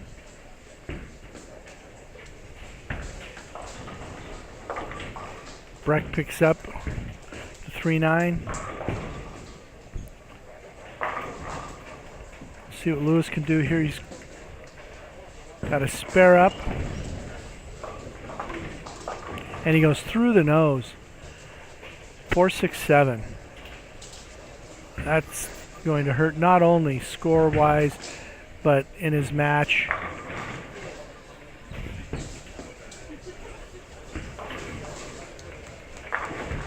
And Q-Hawk converts. Difficult spare. Stays clean.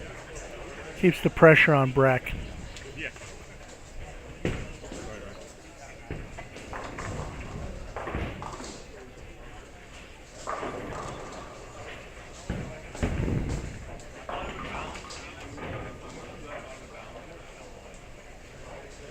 So we'll see if Tim can get back on the Beam. He goes high again. Oh, he crosses over and carries another Brooklyn hit. And that one, you know, you want to talk about ugly Brooklyns. That was one. But he's avoided disaster. He's thrown three of his 6 have been on the wrong side. One on the correct side was very light and carried. So he's living right this game. But now's the time to do it. It'll keep him in the top 16. Anders leaves a 7-pin.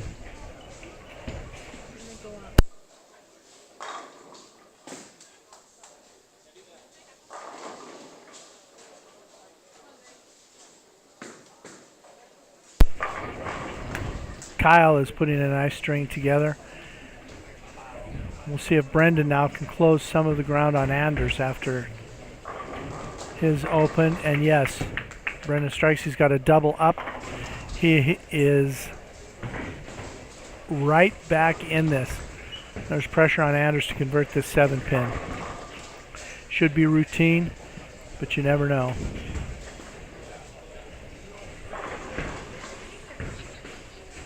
And he converts. So that has become a match once again.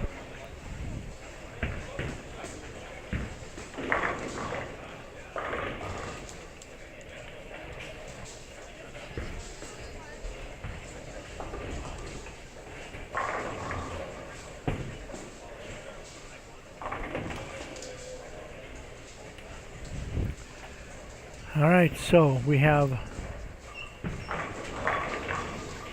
Lewis getting up on an open, Tim getting up on a strike. A strike here by Tim will pretty much eliminate Lewis. Bizarre things would have to happen. Oh, and Tim leaves a 10-pin. Almost a 7-10. 7 did go.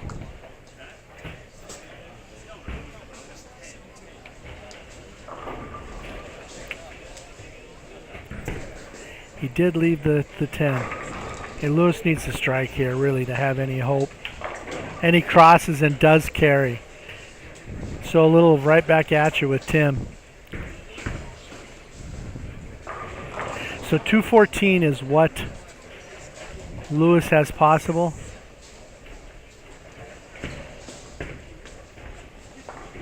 And Tim's going along at a 230 pace. So things look pretty grim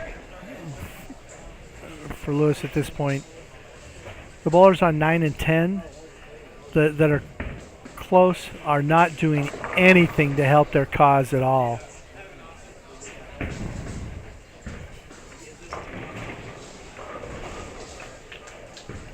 And farther down the standings, there aren't any. I don't see any games that are big enough really to jump them in, especially with what's going on lanes 7 and 8. Anders back in the pocket, but leaves a 7-pin.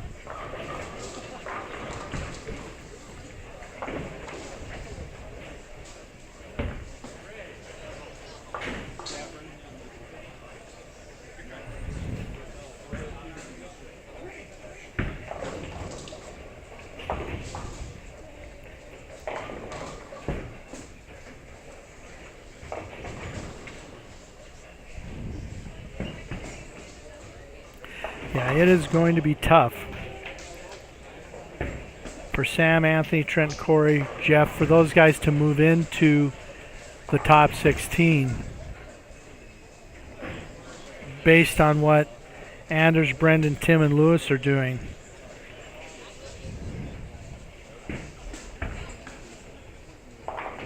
They're just too far back. Sam's not bowling a big enough score, even though he's not really trying. He's in a tight match. Bonus pins aren't going to be enough to help him.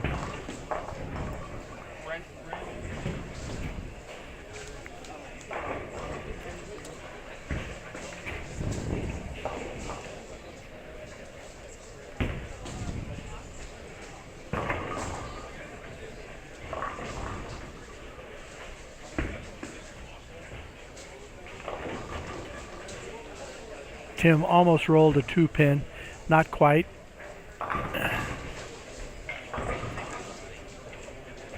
Q-Hawk, no conversion, 8 out.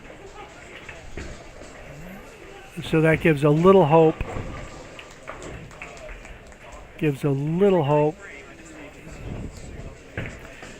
to Breck.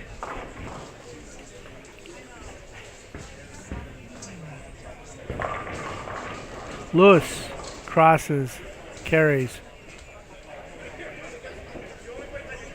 Yeah, if he goes off the sheet, he could be safe. Sam, it depends. Sam has a chance, but he's going to have to go off the sheet. Sam's only got 85 in the sixth. His opponent's doing nothing, and Anthony's doing nothing. Trenton and Corey. We're not. Sam does strike there though, and he's going to have to continue to do that. Lewis isn't going to be Tim, but he could have a high enough game to get in without the win.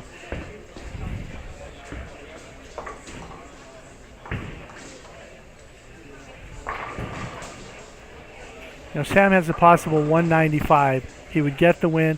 That'd give him 225. 214 is possible for Lewis. So if Lewis and Sam both go off the sheet, Sam's going to be in and Lewis is going to be out. But that still is tight.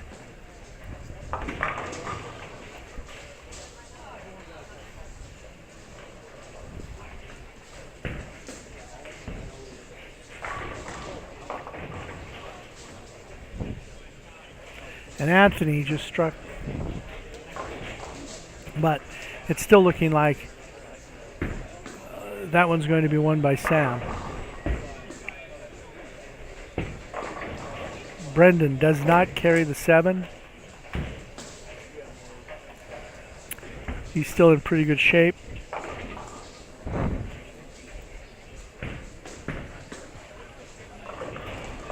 Tim crosses and carries. So he almost certainly will be safe. He's going to shoot a decent game. He's going to get the win. He's going to move up. Breck got a strike.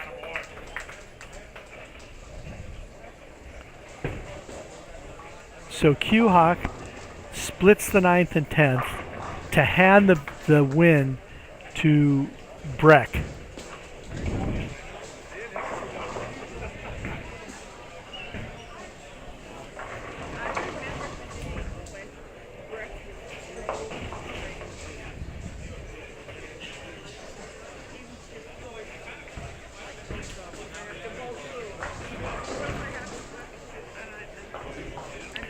All right, Lewis needs another strike here.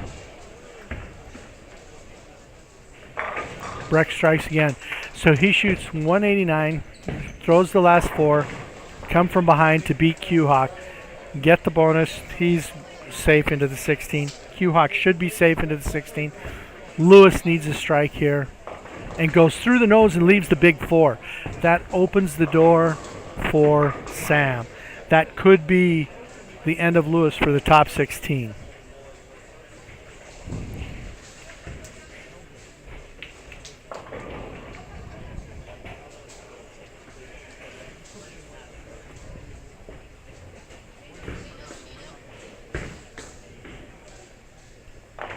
And Brendan, not quite, leaves a 10.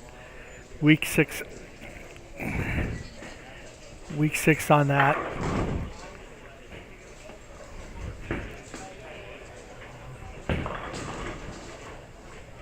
Oh, and Anthony carries the 10.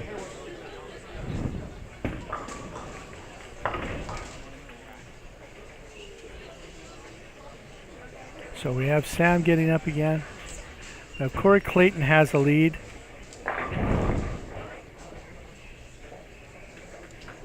But he is 56 out. So he's going to have to beat Sam by 56 because it looks like they're both going to win. Got a ball on 6. Thank you. Well, Anthony with that strike puts a little heat on Sam. And Anthony, though, I think might be too far. Well, It's going to be close. Lewis with that split brought Anthony back in as well. And Sam throws it in the ditch. He is right there. He's within a handful of pins of making the cut to 16 and throws it in the ditch.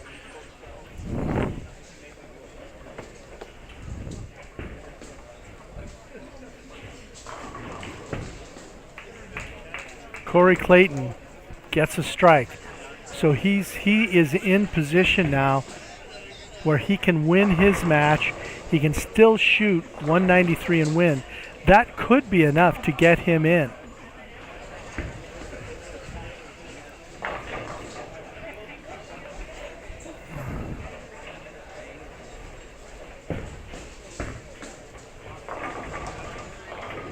And Brendan strikes at the end. So Brendan shoots 211. He is not going to win. Anders is going to win.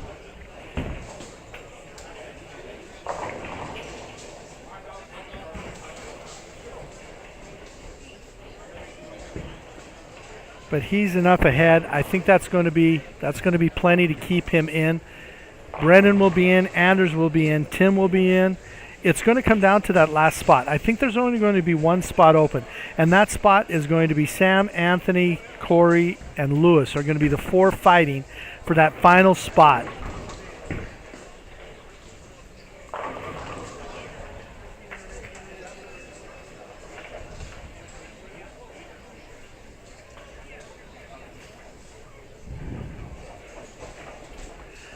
Yeah, Trenton is going to be out definitely. So Corey, Sam, Anthony, and Lewis are your contenders for the final spot, the final 16.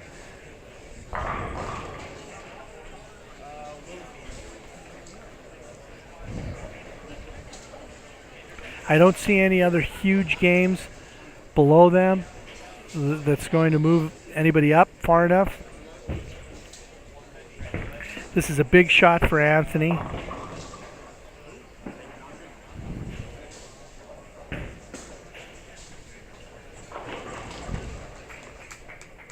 And he strikes. So he's got a three-bagger. He's getting himself into position where he can move into 16. Lewis does not carry. That doesn't bode well from him. 166 is the best he can shoot. He's going to lose.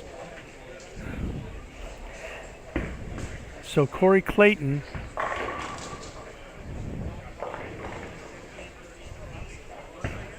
with the bonus does have a chance to move in over him. Sam Lang now is in a little bit of trouble. The best he can shoot is 53.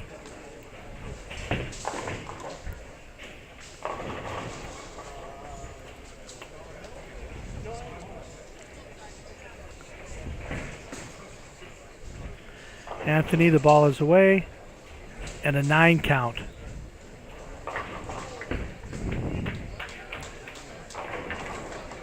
So that gives him 145, 165 is the best he can shoot. And he will win. So that will give him 195.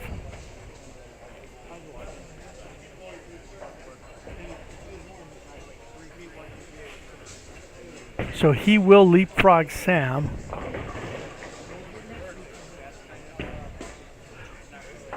Lewis needs at least 5 pins. I think we'll need 5 pins to stay ahead of him for 16th.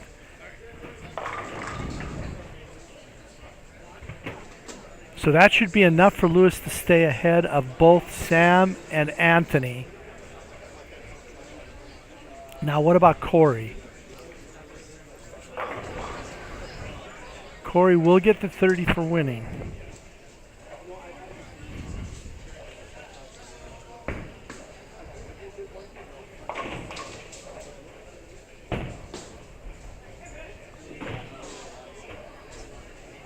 $56 back.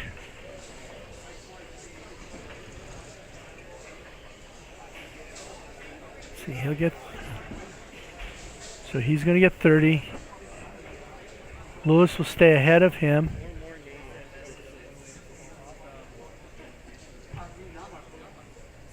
So it's all up to Corey. Corey Clayton. Corey can knock Lewis out. He needs 56 more. So can he get to 22? Yes. He needs to strike the rest of the way. So that's going to end it for Corey. And that will put Lewis in. So your top 16, you drop Sam out of that tie for 16th. If you look on Tournament Bowl, the 16 that are there are the 16 that are going to be there. I don't believe anyone, unless I did miss something along the way, I don't believe anyone from outside of the top 16 is going to move in. It's going to be the top 16 as it was. No one's moving into the top 16. Had Corey Clayton gone off the sheet, he would have moved in by 1 pin. He would have knocked Lewis out by a pin.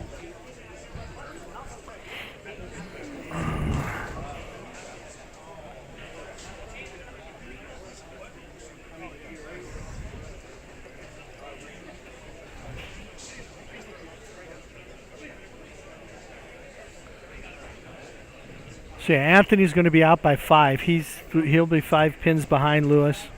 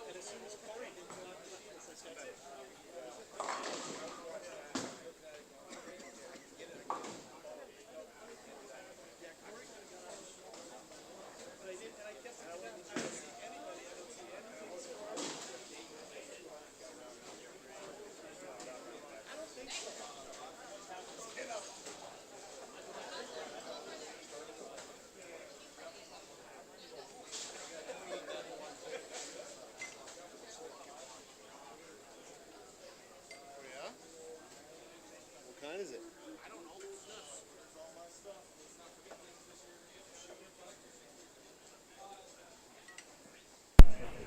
I did miss a game. Dirk had a 260 game, which will leapfrog him into the top 16 and will put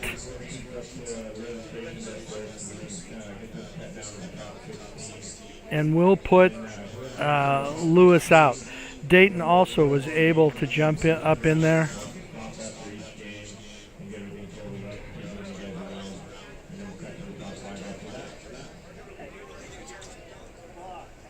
Oh no, Dayton wasn't. Dirk is going to be the one that jumps in.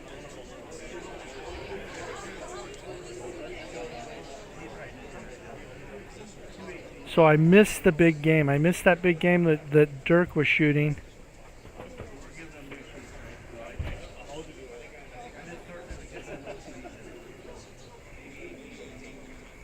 That moved him in.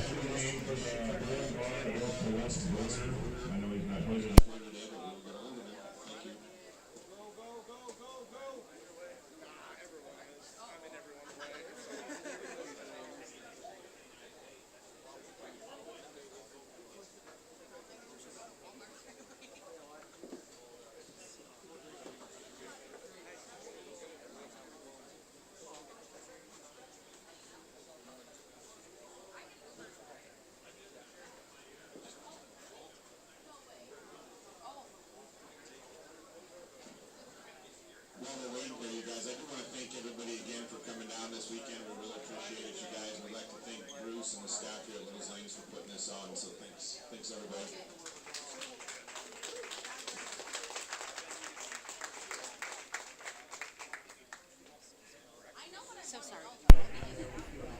So I apologize for missing Dirk's huge game to get him into that in. It was just a little too far off my radar.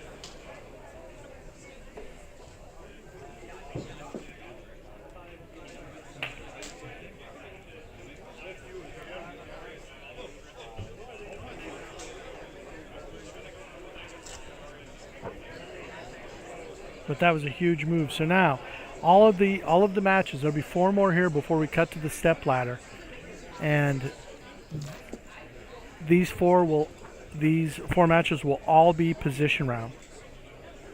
So we will have Matt versus Jacob, Felicia versus Josh, Dallas versus David, Eric versus Andy, Anders versus Kyle, Breck versus Q-Hawk, a rematch, Tim versus Brendan, and Damon versus Dirk.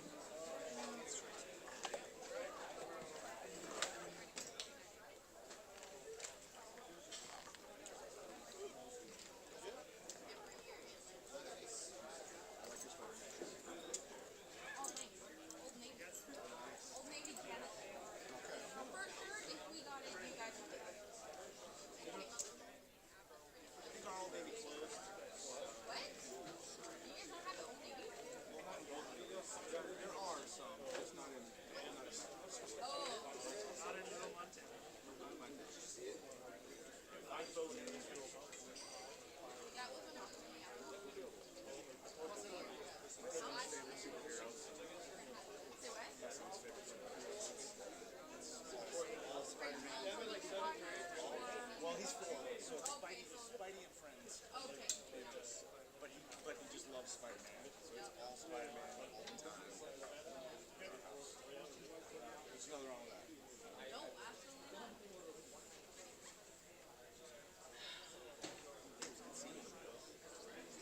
Coming down to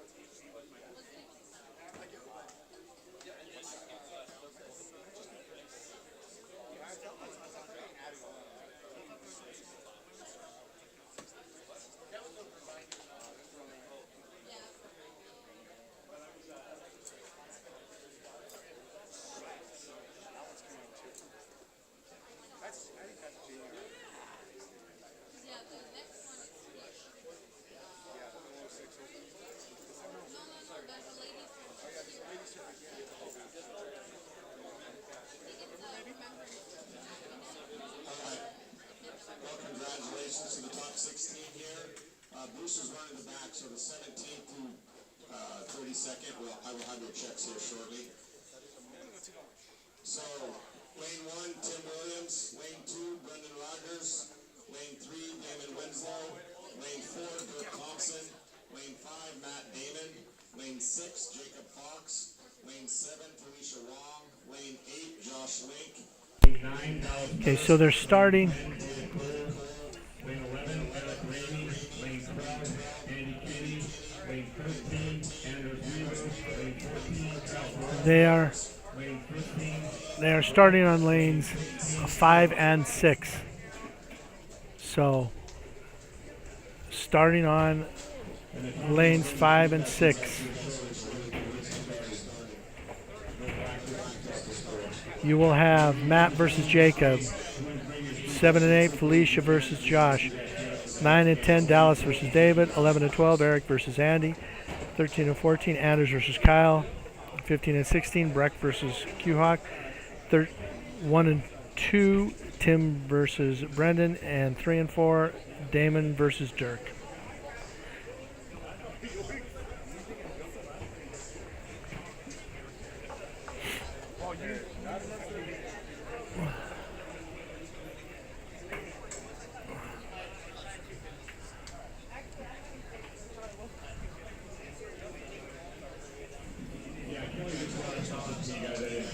So now things will go a little bit slower at this point. After each game, we're going to have to reset lane assignments, opponents, because each of these matches, each of these 4, are all position round before cutting to 5. And hopefully I won't miss a big game this time like I did with Dirk this last set that got him in.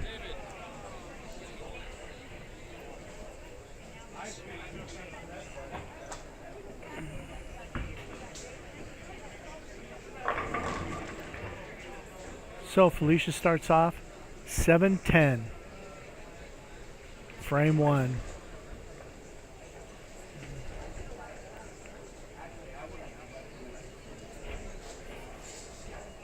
In her match against Josh. Breck misses the head pin. Leaves the 1-2-4. Matt crosses.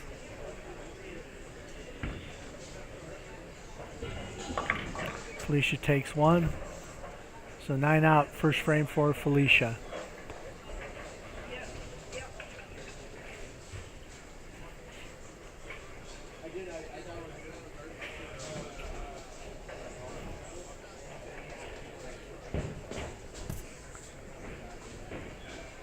And Anders in the ditch to start.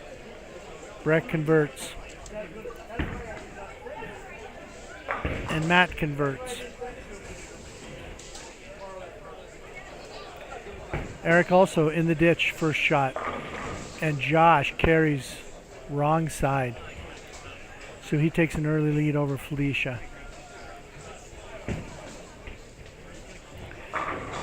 Damon striking.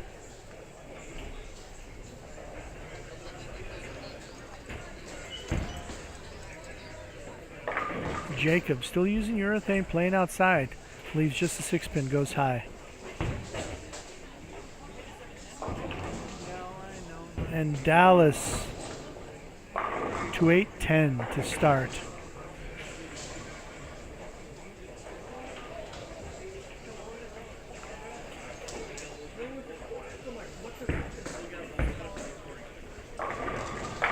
Josh solid, so he starts with a double.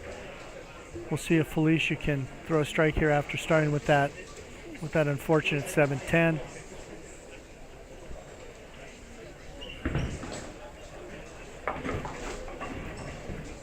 Jacob converts. Dallas does not convert the split. So that was kind of an inauspicious start to this round with three balls in the gutter. Felicia goes through the nose, leaves the Greek church. So it goes from 7-10 to Greek church.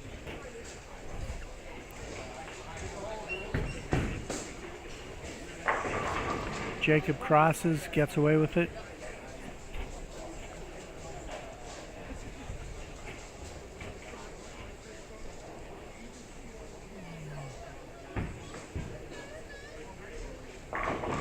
And Dirk back on it. Felicia only gets 1. So that is a 6 out. So she sits at 15 after 2, and Josh is already on a double.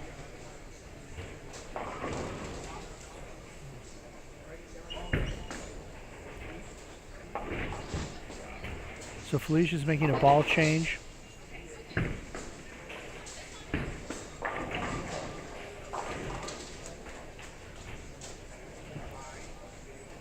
Q-Hawk and Breck in the rematch. Q-Hawk starts with 2 splits. Breck spares the first frame. And Felicia goes through the nose again. Leaves a makeable this time, no split.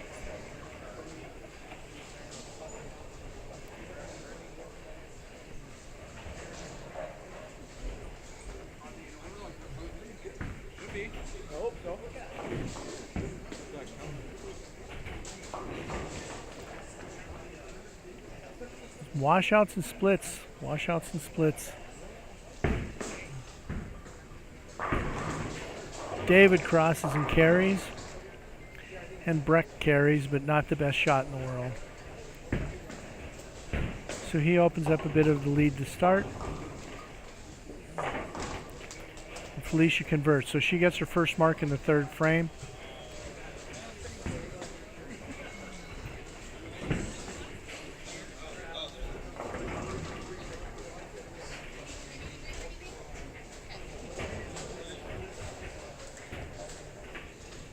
See if Matt can convert. Eric throwing it a mess, but converts it, so minimizes the damage. Breck with the baby split. We'll see if Josh can put 3 in a row up. And no, he goes high, leaves the 3-6-10.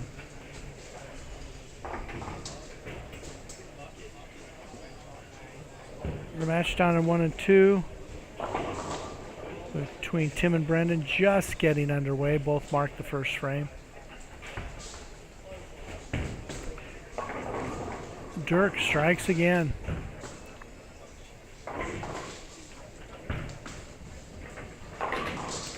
Josh converts.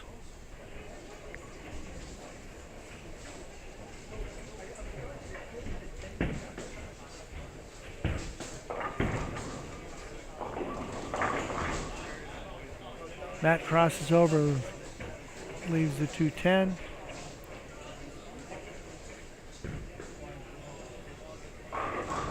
Seeing some open frames here.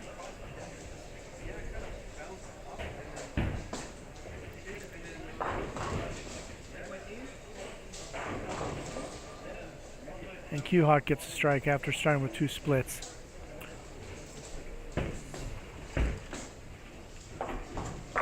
And Josh strikes. So Felicia's going to have to find the pocket here soon, or she'll be in danger of digging herself a pretty big hole.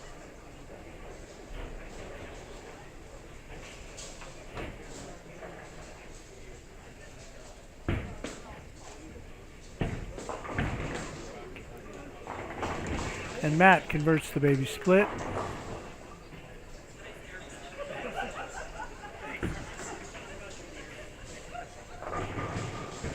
All right, let's see what Felicia can do. Dirk just picking up where he left off. Throwing strikes. And Felicia leaves a 4-pin. Jacob crosses over and carries.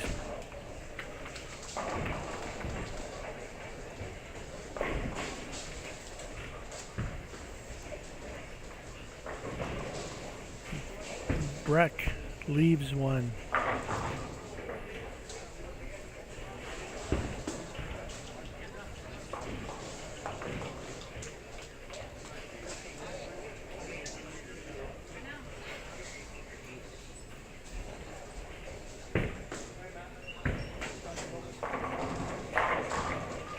Jacob saw it. He has finally gotten out of urethane, is into reactive, but we're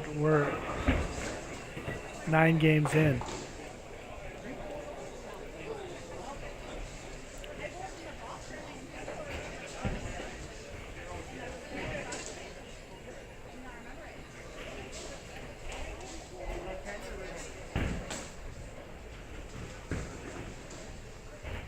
Eric throws another one in the ditch.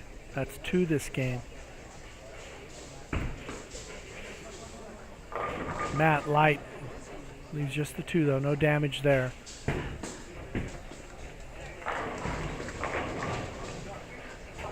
Damon gets a strike. So he's trying to keep touch with Dirk, but Dirk is the hot man right now.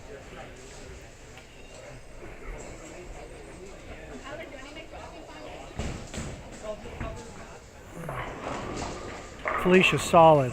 Another ball change.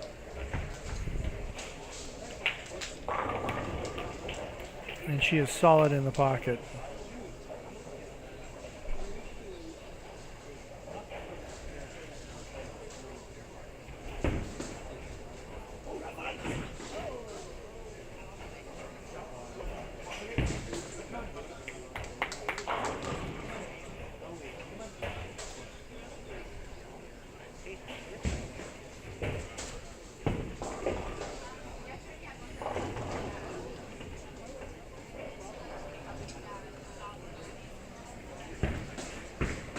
Eric, after throwing one in the ditch, leaves one standing, so 9 out.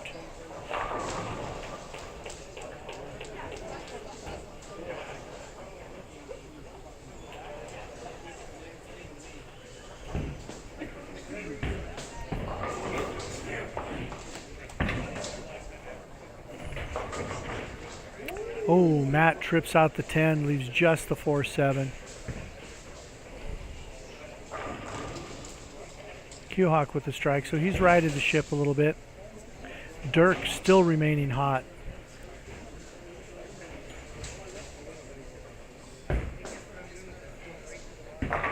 Josh, another strike.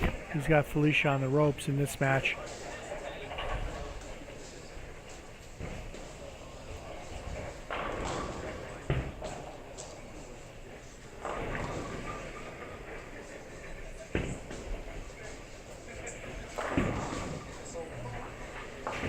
Dirk keeps this up, he will be moving up the leaderboard quickly.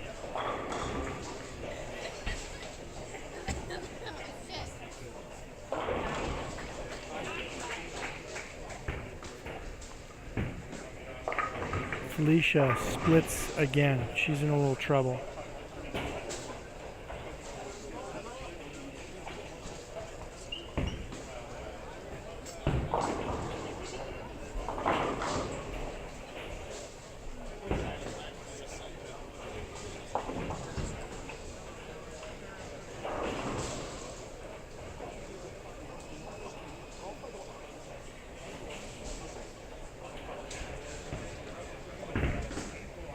Felicia takes one. All right, Dirk's coming up again. Let's see.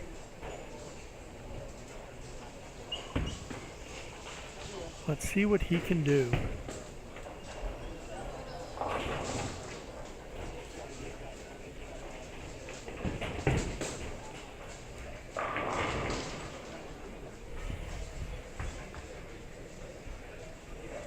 And he goes through the nose.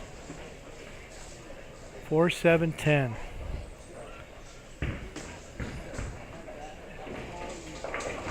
Felicia through the nose again.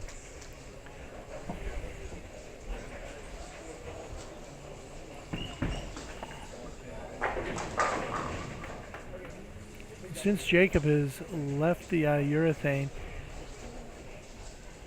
he's trying to get back to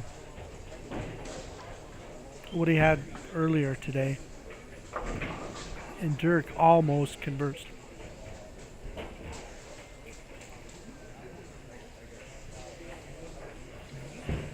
Gets two. He and Josh are shooting the big games here.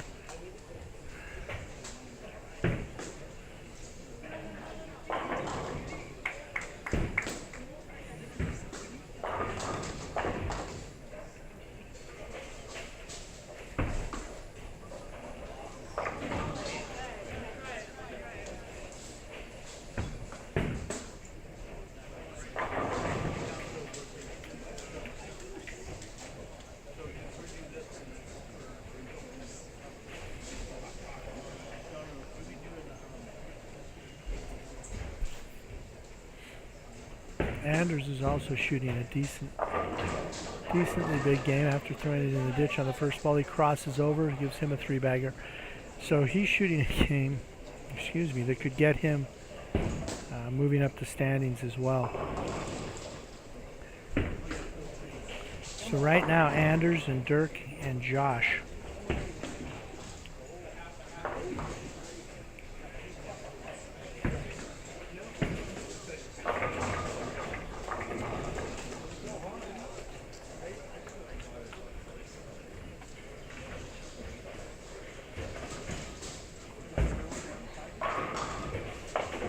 Oh, Josh leaves the 4-6-7.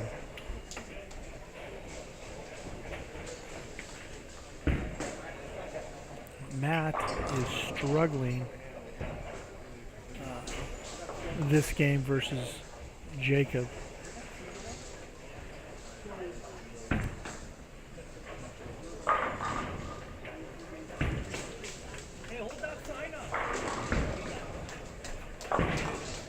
And Josh goes 9 out in the 8th frame. But he has a significant lead over Felicia, and he is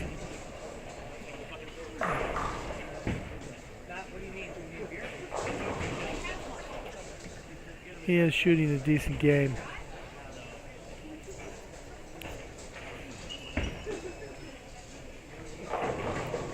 Jacob with another strike. Dirk, after his split, back on the strike train.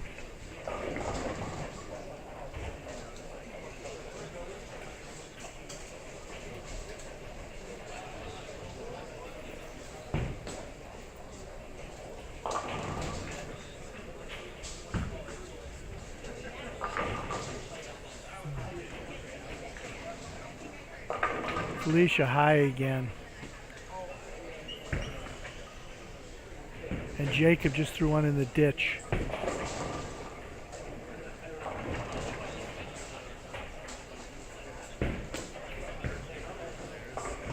Not seeing any huge games other than those that I mentioned, although hard to say. I missed Dirk's last game. Dirk went high, went through the nose again. Baby split this time.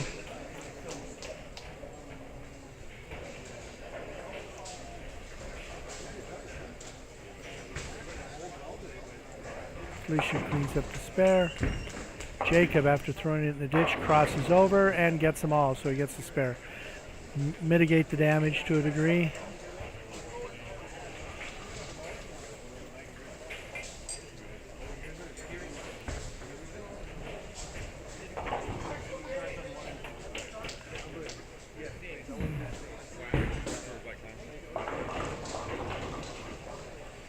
Dirk converts the baby split.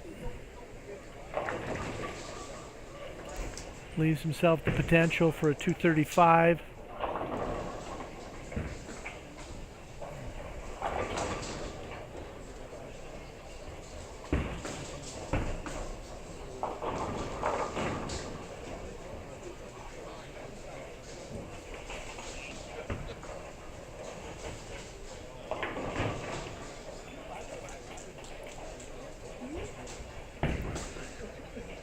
$112 from the lead.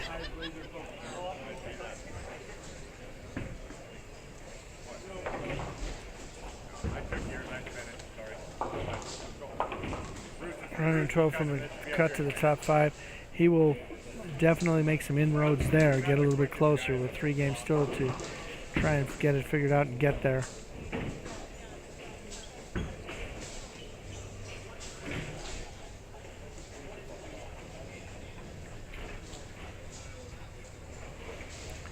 And then Dirk goes 9 out for a 213.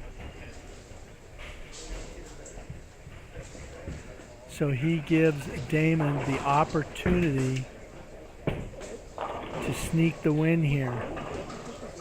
So both Dirk and Damon will move up some after this with the other games. We're going to hit the other games that are going on around. Josh gets another strike. Damon strikes. He needs another one. One more and he will pass Dirk.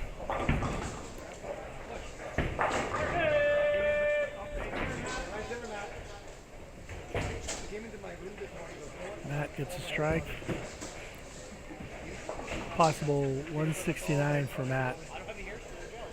So our leader is going to have people behind him, you know, going 60, 80, 90 pins better than what he just shot.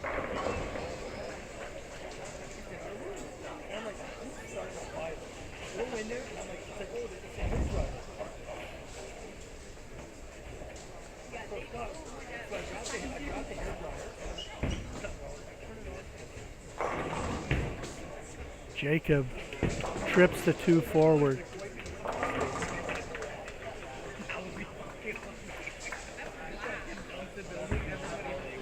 Dallas is looking just a little frustrated.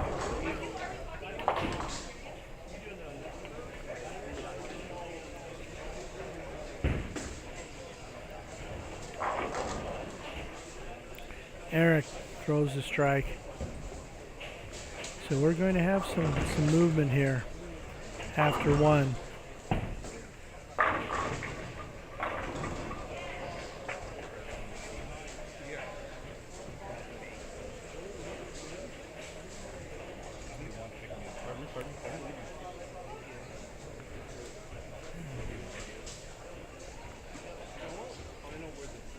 Okay, Damon did not double up, so Dirk does get the win there to continue his move up.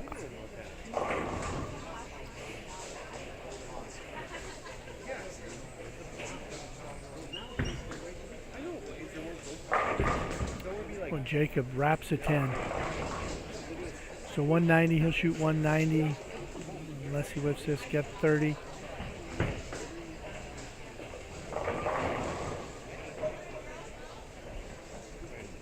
I shot 218, get 30.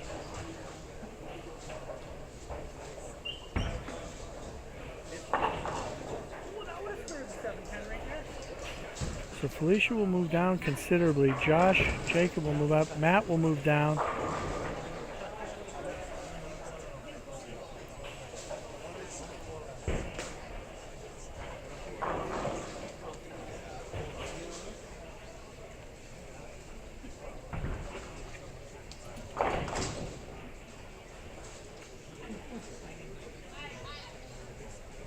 Andy's going to make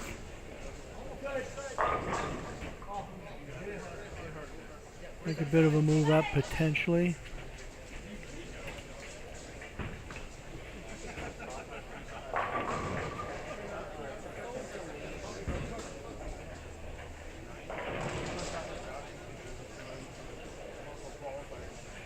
Tim has a big shot here in his match. Strike to take the lead.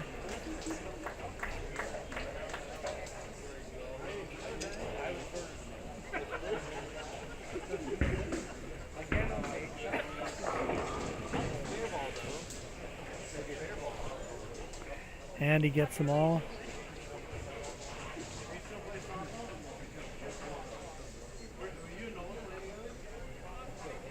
Yeah, Andy should move up a little bit.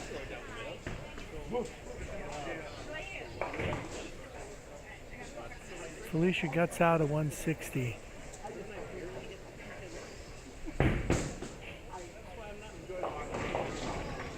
Tim washes out. First ball in the 10. He needs to convert this.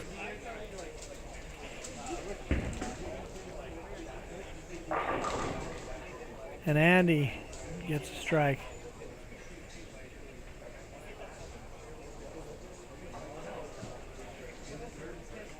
Matt is going to just plummet down the standings.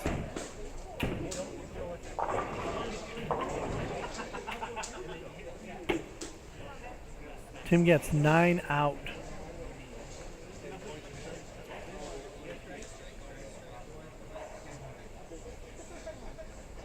So a mark by Brendan beats Tim.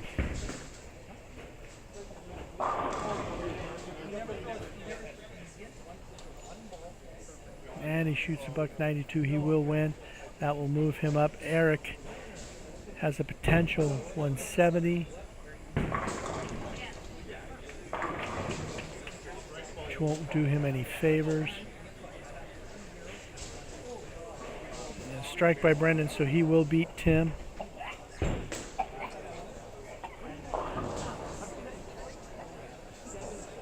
and Eric splits in the 10. So that'll do some damage to him as well. He is not going to shoot a very high game, and he's going to lose. No bonus pins, no big score. He will drop down the standings. So there's going to be some definite movement up near the top 5.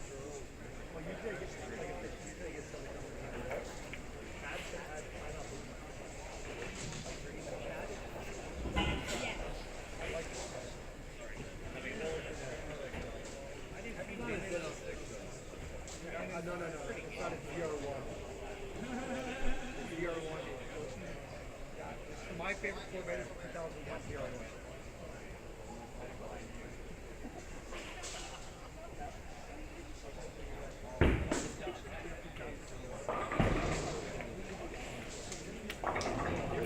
All right, so we're just closing these matches up as soon as we get the scores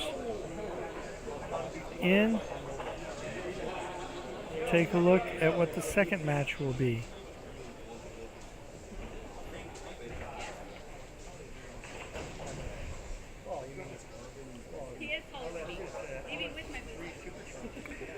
Some big jumps. We got some big jumps.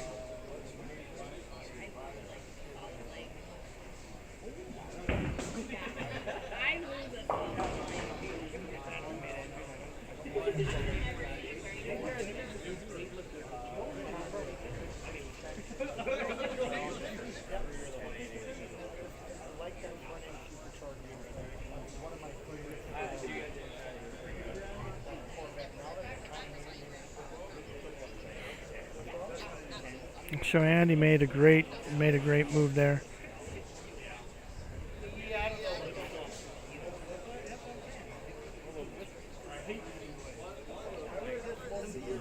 Things are close near the top 5. From Jacob down to Q-Hawk, it is pretty tight getting into the top 5.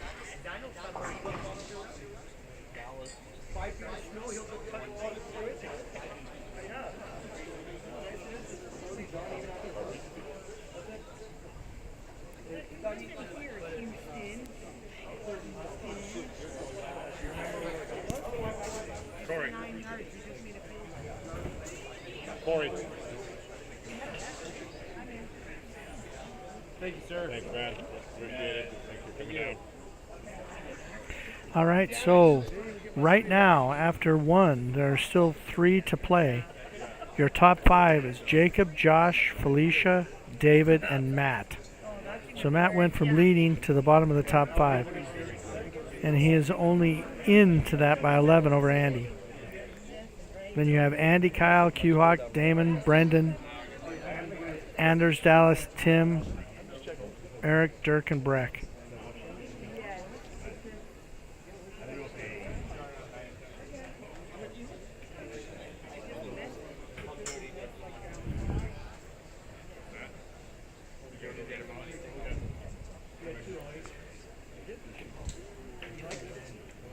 So we are getting ready for round 2.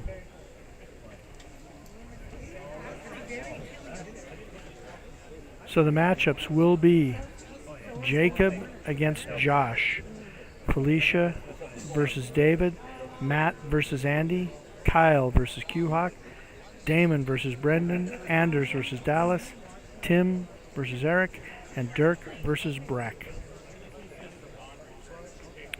I believe the matches are going to start on 9 and 10. I'm not positive, but those are the matchups.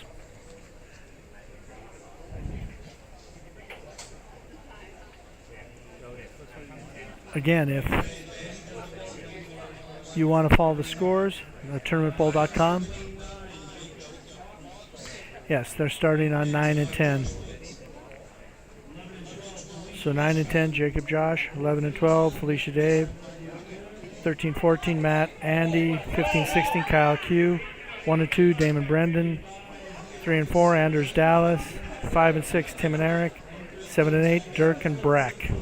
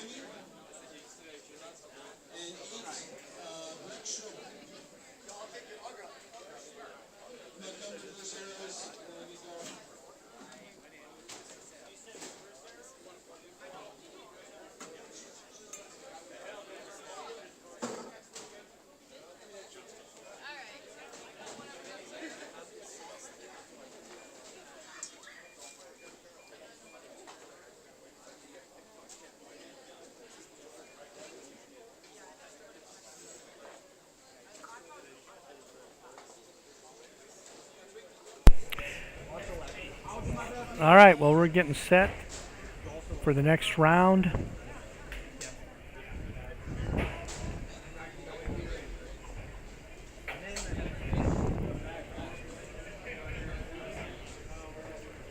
Top 5 right now, or top 6 are on 9, 10, 11, 12, 13, 14.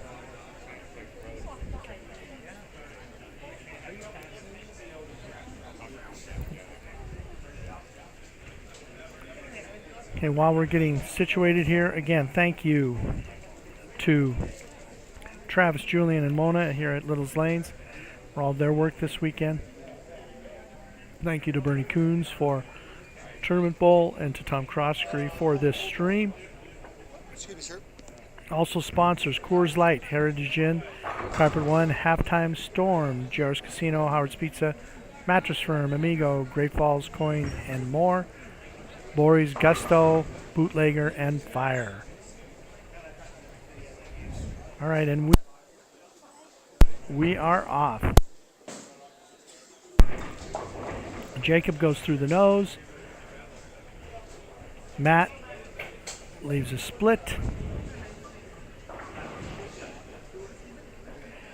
Q-Hawk through the nose for a split.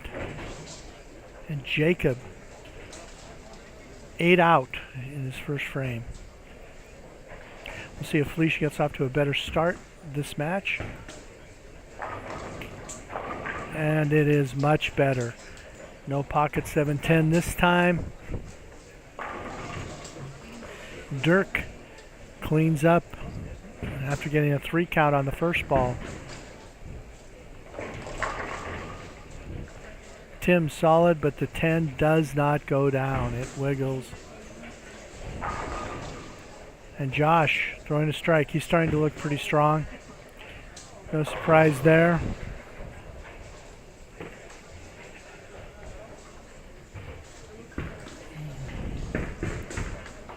And Breck opens the first frame. Tim gets a spare.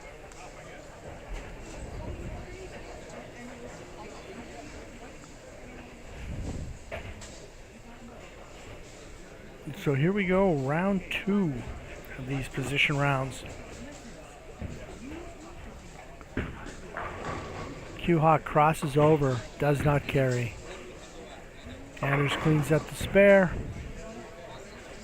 Damon does not get them all.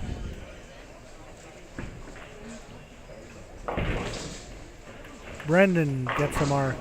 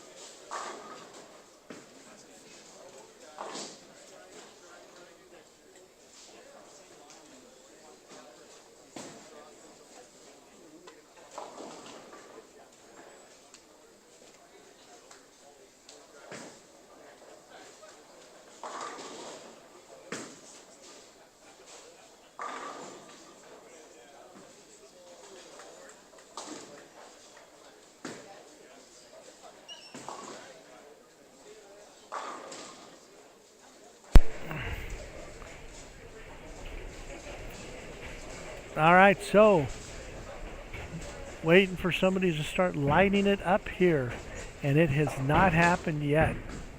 Matt missing the head pin right. So what he had earlier has gone away. Felicia through the nose. And Jacob opening yet another. Dirk striking again. Tim a little weak. Kyle with a 9 count. So no flurry of strikes to start this one. Breck a little light, leaves the 2-8. And Matt opens. So he starts with 2 opens. Kyle gets one. We'll see if Dirk can continue his striking way. Oh, and it does not make it back.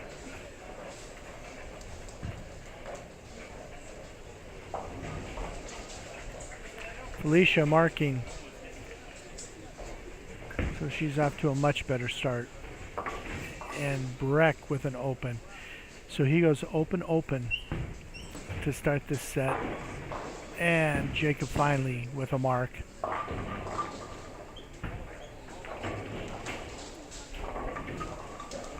Dirk gets a mark.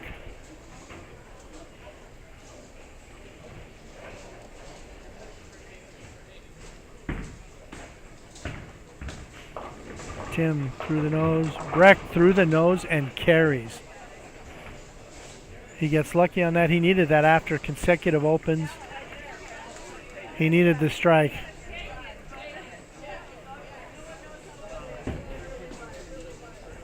Let's see what Josh does.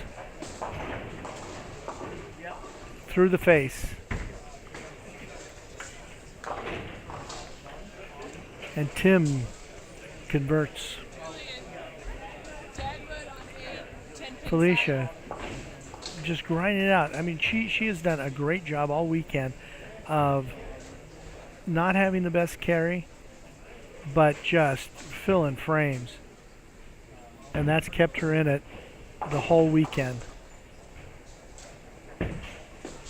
Josh with the spare. So he has an early lead in his match with Jacob. Q-Hawk missing the head pin left. Dallas through the nose. David with an X. So he's rolling along. Andy with a strike, and it looks like Andy's just getting stronger as the day goes on. So right now, David, Andy, Josh all look good.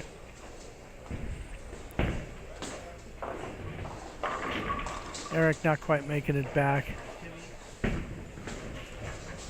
Q-Hawk with a miss. See what Josh does here. Crosses over. Oh, and he gets lucky. Gets them all.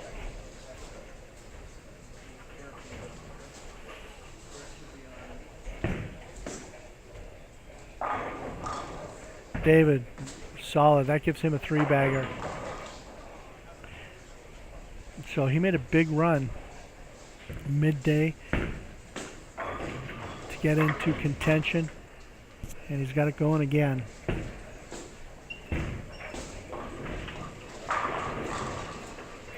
Jacob back on it.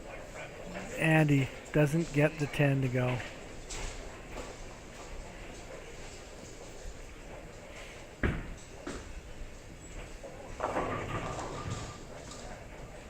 Dallas, no 7-pin. Felicia still having a little trouble, but man, just like I say, grinding it out, staying clean. Kyle with a spare.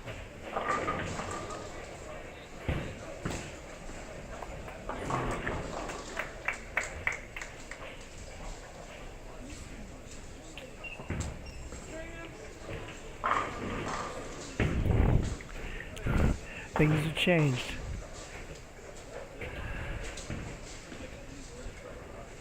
Alright, Breck really needs a double here. He's in trouble in his match.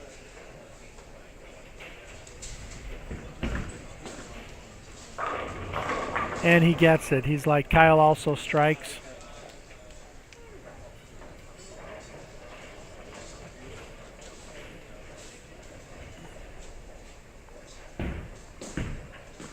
Tim's marked the first 3 frames, but he has not found the head pin, and he does not again. He gets a little lucky with some pinfall, but that wasn't a very good ball. Matt back in the pocket. It's been a long time. Anders through the face. Breck goes a little high, leaves a 4-pin. But he got that double to get him back in the match a little bit. Josh with the 4-10 gives Jacob a little hope. He almost kicked the 4 out to pick the 10 out, but it didn't happen.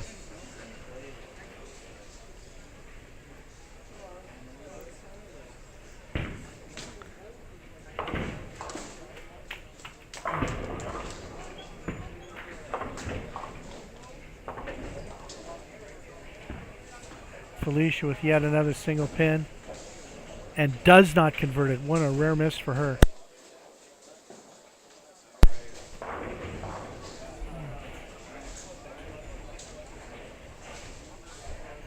All right, let's see what Josh does here. Back on it for him. But Jacob has a double and has a chance. Andy, nice shot. He's got a little something going there, and he had just crept his way into the top 5. He's certainly in position where he can move himself up now a little farther. David misses the head pin, washes out. Eric, stone 9. Jacob gets lucky, kicks the 10 out late, leaves just the 7.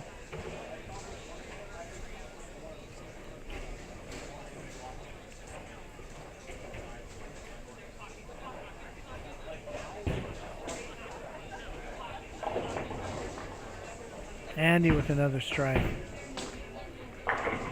Dallas. Nice.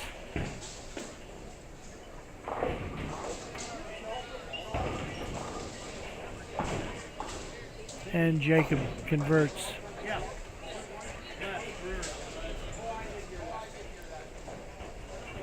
So Jacob and Josh now are very tight.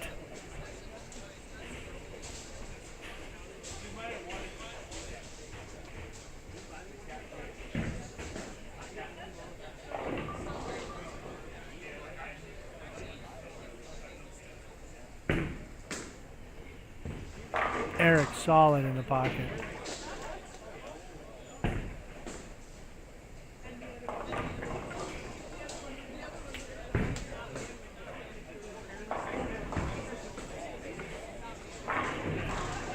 Jacob with the strike. So he and Josh now are they're pretty even.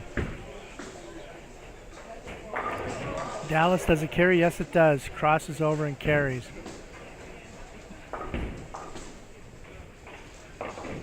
Breck goes through the nose.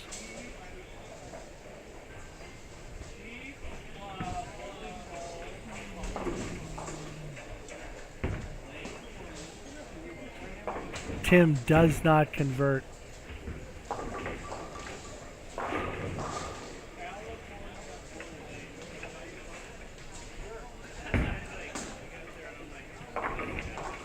Breck does not convert.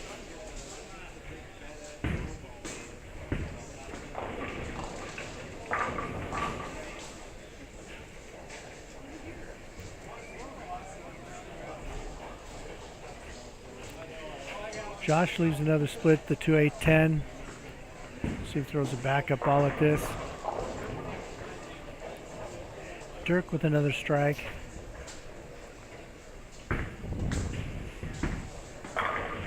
Breck solid. Needed that after the 5-3.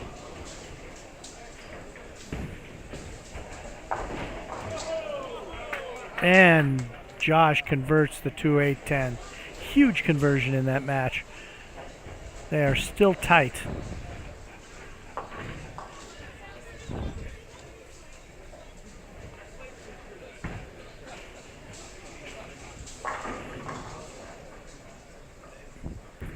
Andy is still throwing one of the best games out there this go round.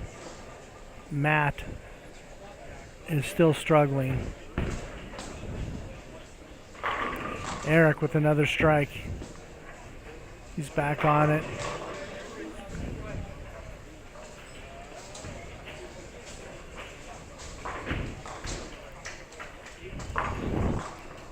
Damon misses the head pin right.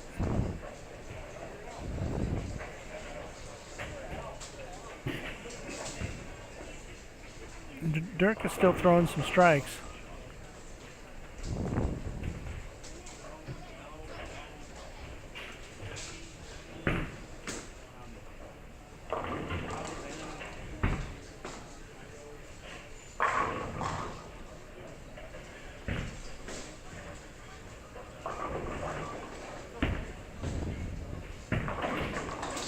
Oh, and Damon does not convert. Felicia gets a strike. So after the open by David, that gets Felicia back in that match.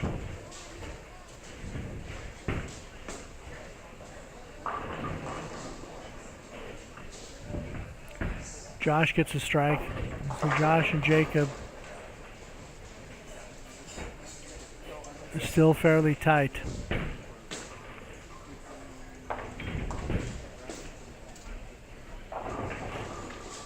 The strike here will give Jacob the lead. David comes back with a strike.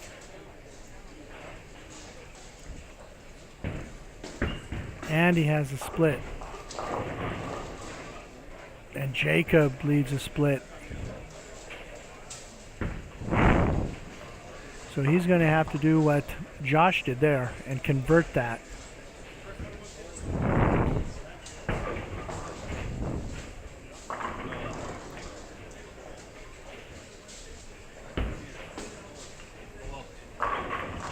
Breck with a strike. David with another strike.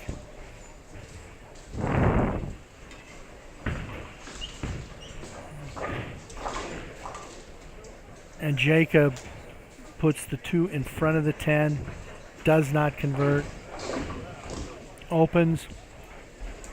Now, Josh can get up and throw a strike in the 9th and really take complete control of that match.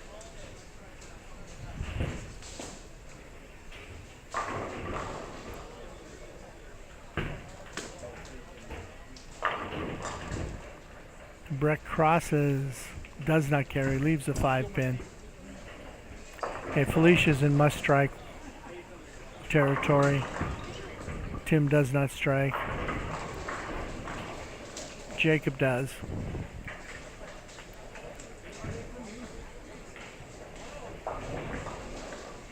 Felicia does not strike, leaves a split. It's going to have to convert.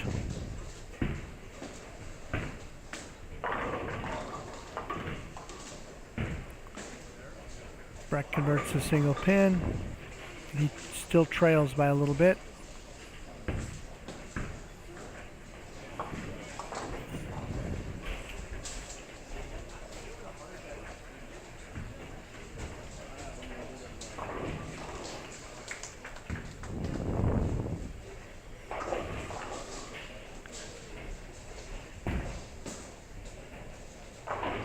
And Josh with a strike. Anders has some strikes going now, and Eric with a strike.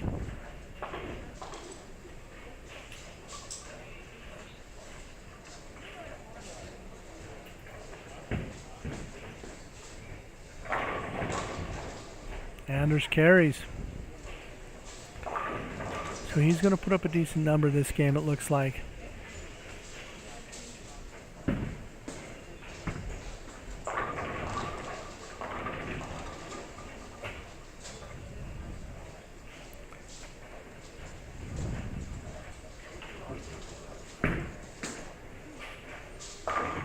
Eric leaves a 4-pin.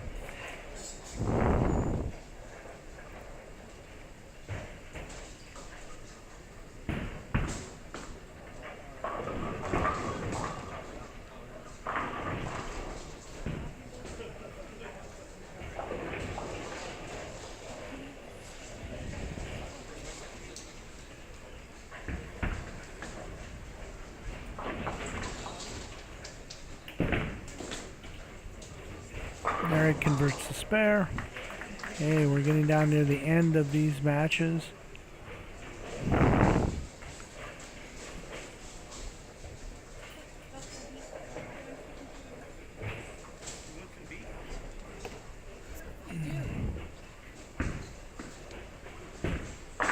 Damon with a strike.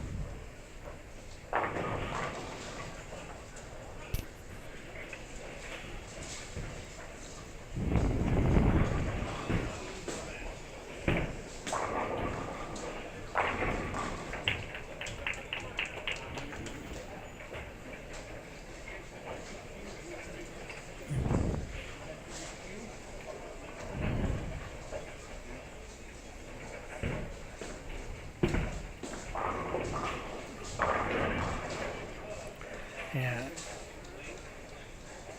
Anders is going to be able to move up a little bit and get closer to the top 5. If he can continue what he's doing right now, he may be able to sneak into the top 5.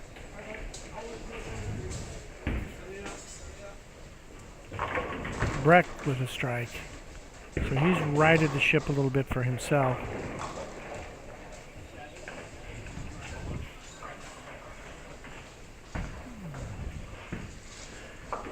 Okay, we are finishing out some games here.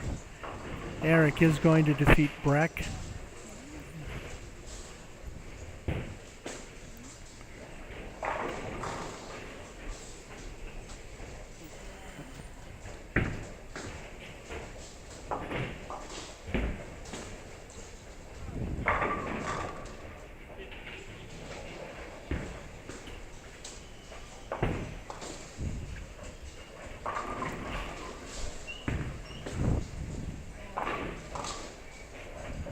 And Jacob only gets 2 out. So he ends up throwing not.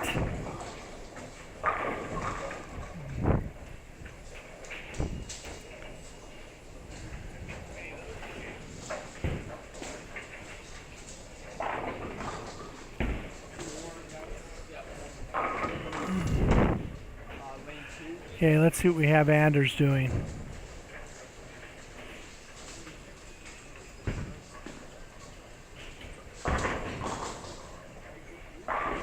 Gets another strike.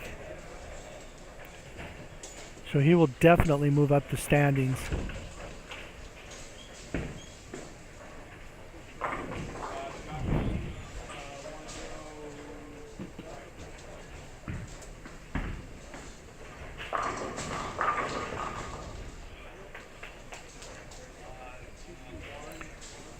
All right, once we get these games wrapped up, we'll reset the pairings for the next position round.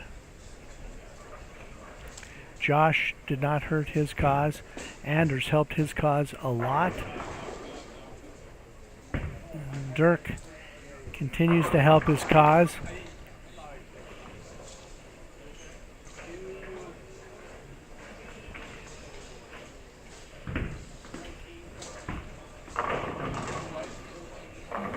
Another strike for Dirk. So he'll move up a little bit. Anders will definitely move up. He's going to shoot 250s, get the win.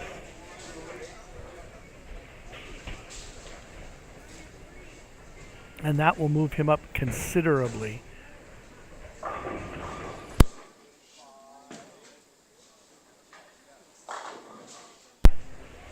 So 9 count for Anders, 254 plus the 30.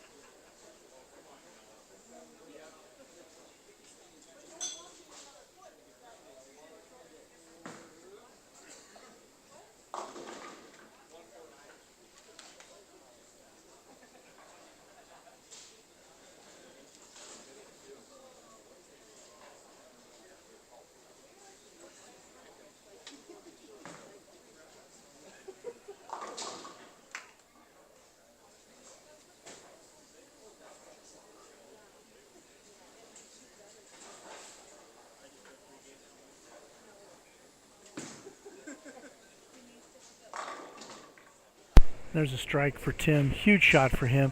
He's coming back, trying to win this match, get the 30 pins.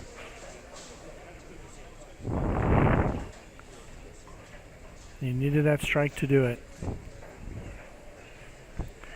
So that will help him move up a little bit. Anders is the one with the big jump. Andy Kinney also is going to make a jump. So again, we'll get things reset for the next matches. Go one more time. Tim doesn't strike there, but it's going to be enough to win and move up a little bit.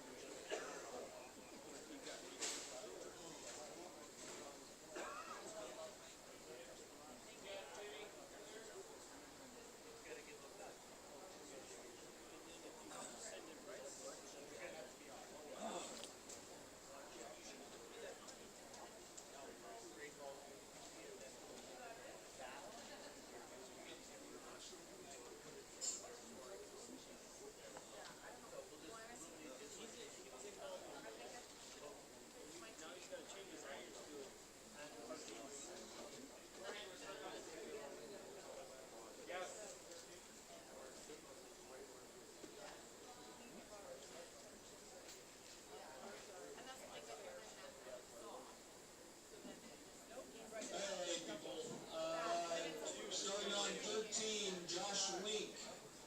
14, Andy Kinney. So they're starting on 13 and 14.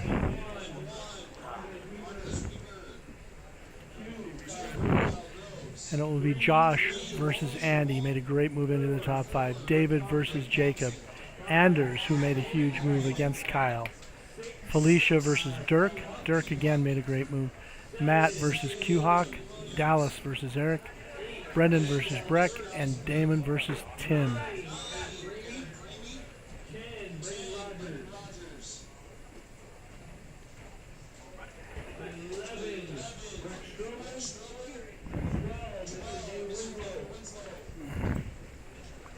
Oh, I made a mistake on Tim. The scores didn't update. So he is not 16th. He will move up some. So it'll be Breck and Damon, not Tim and Damon.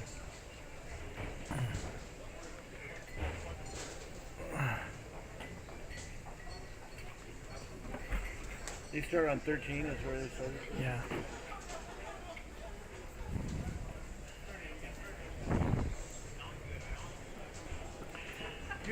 So here we go. 2 to go.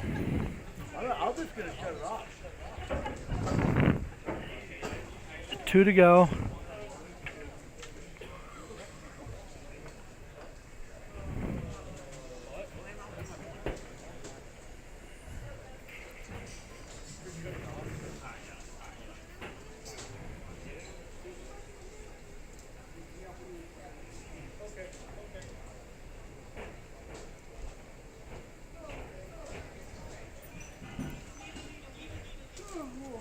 So here we go. Two rounds to go, and then we're going to go to the top 5.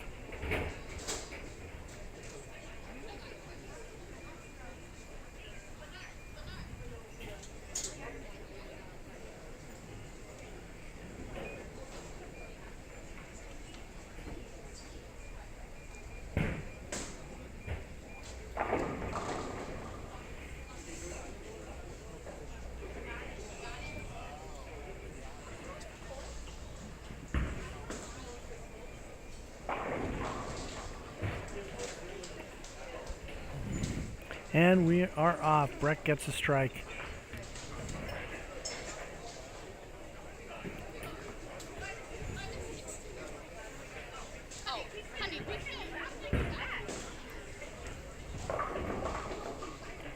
And David goes high. So we'll see if Anders can continue his run, can Dirk continue his, and can Andy continue his. And Anders starts with a strike, so his hot run is continuing. And Andy also starts with a strike. So the big movers may be doing what they need to do now. They might be in their zone.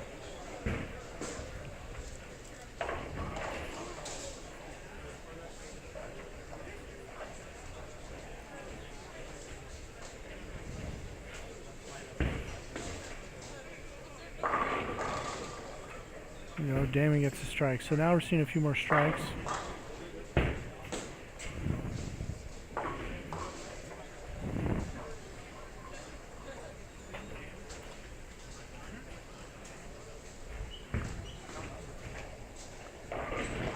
Jacob through the nose, a little high, does not get the roll on the 6. Andy just continuing. Matt, no strike.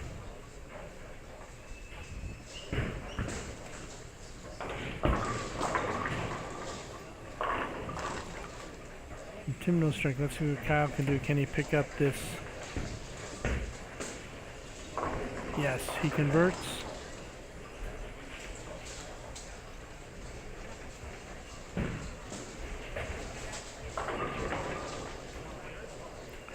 And Josh with a strike. So he's off to a strong start. That match could be a good one.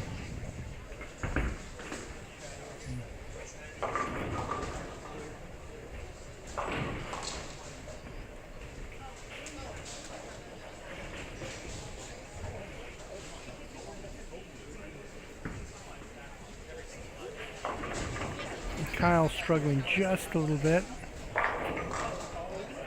Q-Hawk with a strike. And Breck with a strike. Jacob cleans up the 4-7. Definitely strikes are heating up a little bit now in this round. Josh with another strike. So he starts with the front 3.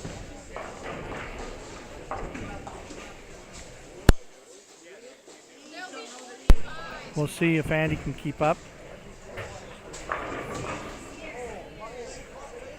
Those two could distance themselves from the field if they could just keep this pace up.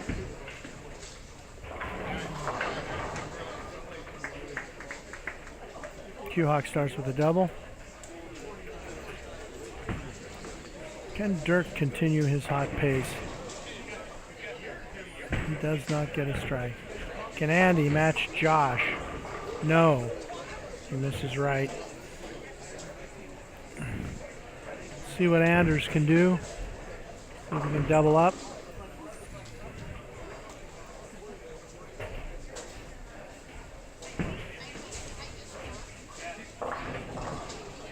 And he goes high. Matt, he's got a 3-bagger now. So he has, or a 2-bagger, sorry. He's come back to life. And Dirk flags the single pin. Andy also opens 9 out.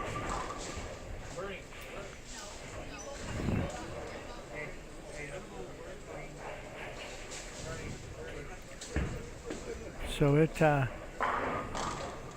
little spare shooting error happening.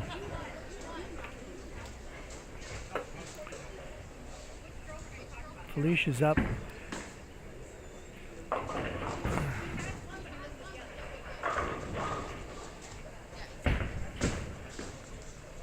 With a strike.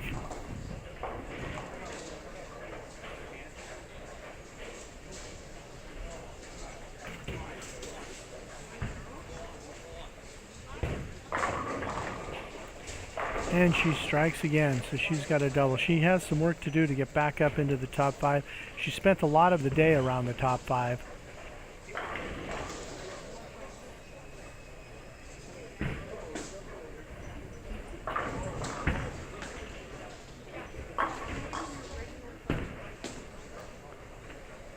Tim Williams with the strike.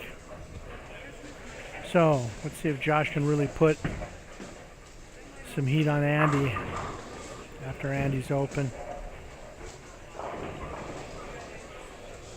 And he does. He carries ball very light. Felicia another strike, so she starts with 3.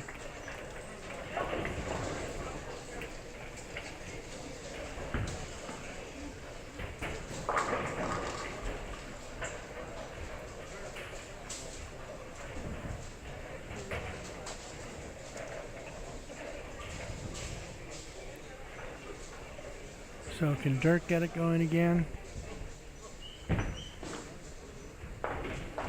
No, through the nose. Tim crosses. Oh, does not quite carry.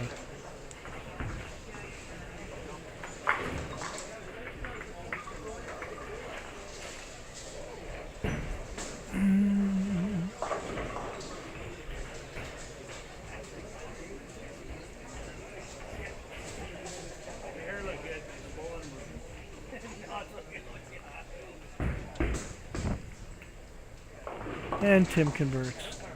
See what Kyle's doing. He's had a little bit of a rough start. And it continues. Breck converts. See what David is doing. He's staying clean. Oh, and doesn't get the double. Leaves the 10. Josh doesn't convert the washout.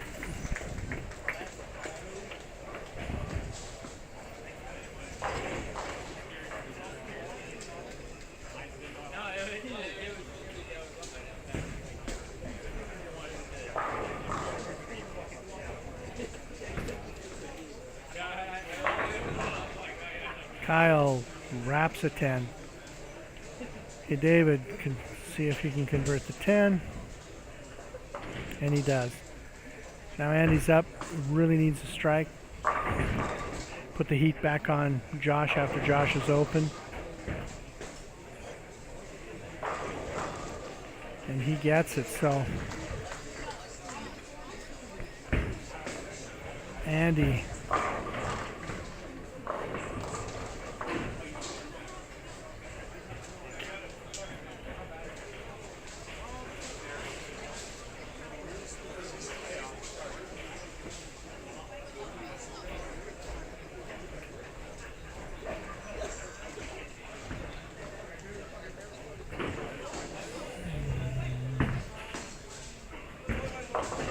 Matt with a Greek church. And David carries.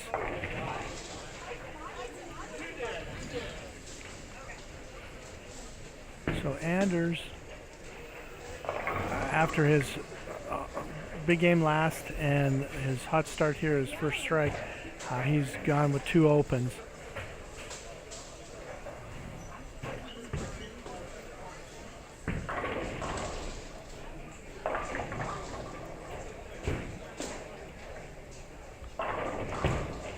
And Andy with another strike. So he's making Josh pay for that open.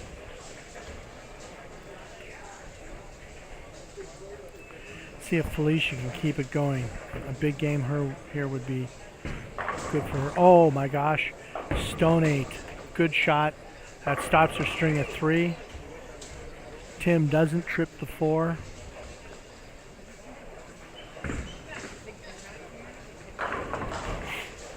Jacob with a strike. So he's now doubled up down there.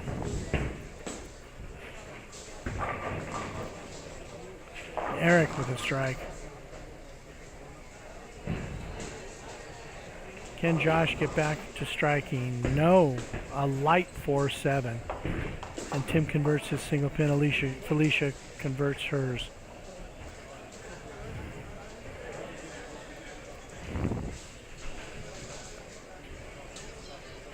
So some decent games going and some very poor games.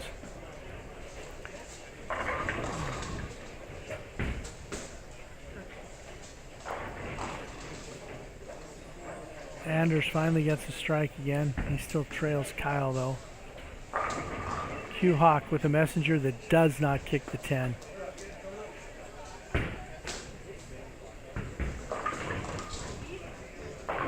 Felicia with a washout. Didn't see that coming.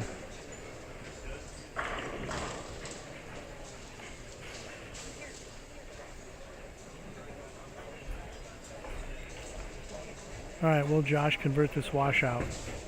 Oh, sorry about that. He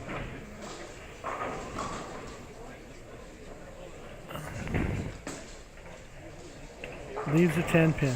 So Andy's taking a little bit of control in that match. Will Felicia convert the washout? No. Good shot, good attempt. No, does not convert.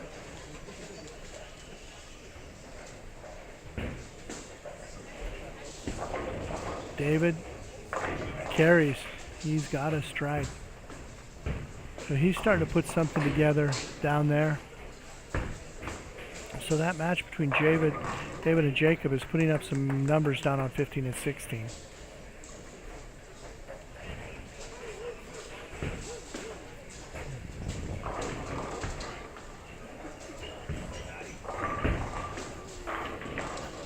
And Dirk has not been able to get back to the form he had there for a few games.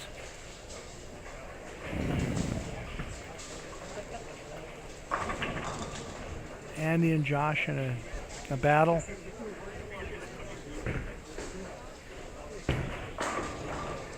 And Andy's starting to put a string together.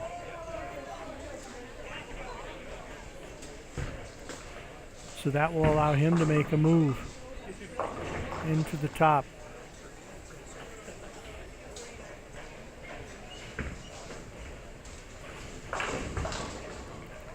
Jacob with a strike. So Jacob and David are making their statement to move back up.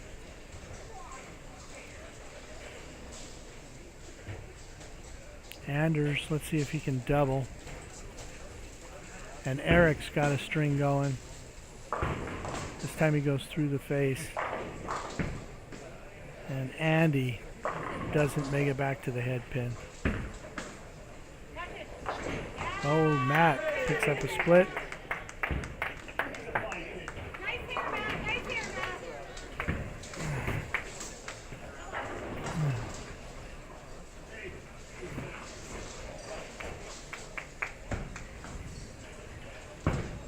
Dirk. No, yes, he crosses, and the 10 goes late. Andy converts. So he minimizes the damage there. Tim goes through the nose. Anders converts. And Q-Hawk goes high, leaves the baby split. Breck also with a split. His struggle continues. David with a strike. So David and Jacob are putting up the scores. Felicia, after that washout, is back onto a strike. Q-Hawk with a miss on the baby split.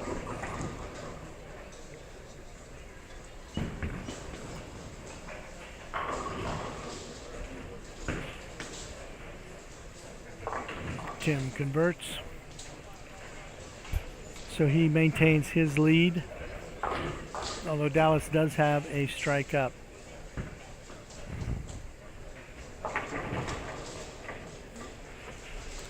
Josh and Andy still in a fairly close one.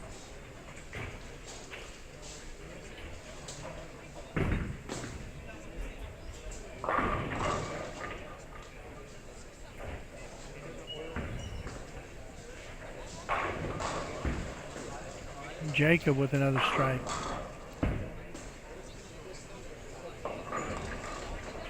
Tim with a washout. And Breck strikes. Damon's got a good score going down there. He should move up with one to play. And Felicia with another mark. She's putting up a decent number as well.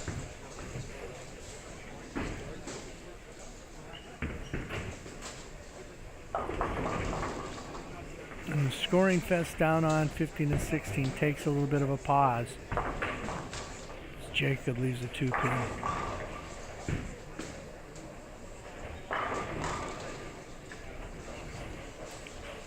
Tim maintains his lead, but with that open, it gives Dallas an opportunity to close in. Matt's struggles of late continue. Eric with another strike, solid. So he's putting up a game that will certainly help his cause.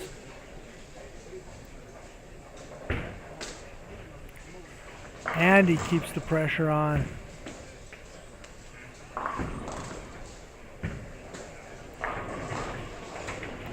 And Dirk still not carrying.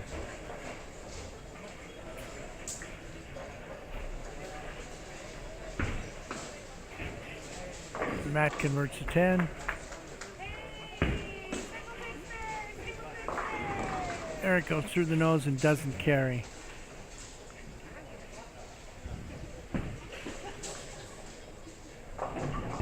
Anders almost throws it in the ditch. He's having some consistency issues as of late. And Damon misses a spare. See if David keeps the scoring pace up. And he leaves a 10. But he's going to be in the 240s. Jacob's in the 240s. He converts his 10. He wins. He doesn't convert the 10. They tie. Jacob did not convert his spare, which gives David this opportunity. But they both put up a decent number.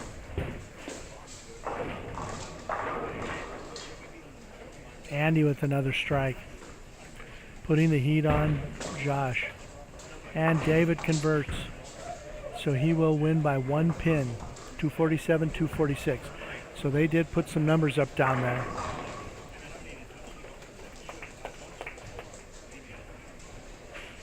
Felicia with a strike. So she's well in control of her match. Just put up a number now.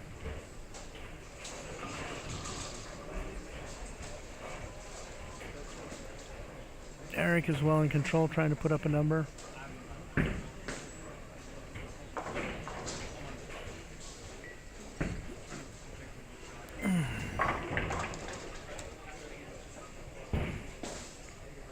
See what Andy does here. And he throws a strike. Felicia with a strike. So Andy goes 241. So he's going to win. He's going to get the bonus.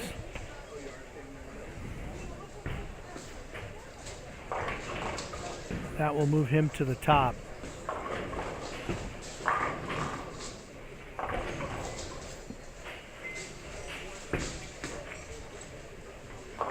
So things will be interesting for that top 5 with one more to go.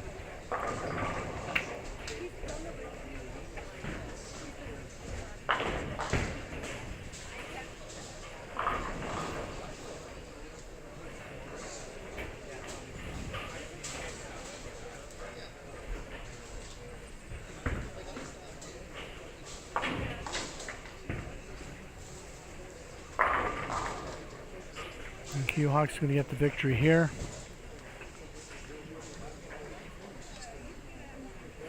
Tim needs a strike. And he gets it. Need to put a little bit of pressure on Dallas. Dallas can get up and shut him out. But he at least put some pressure on. So we're closing out some of these matches. We'll get it set for one last position round, and then the cut will be to the top 5.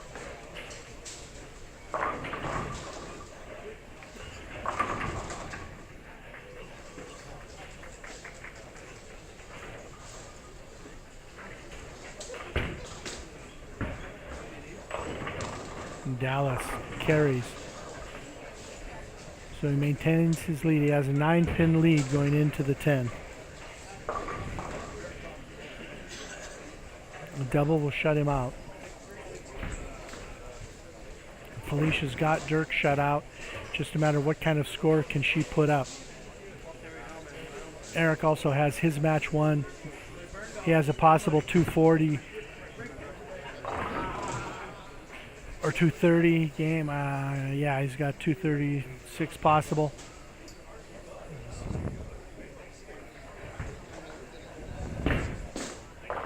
Felicia goes through the nose, but just leaves the 4-pin.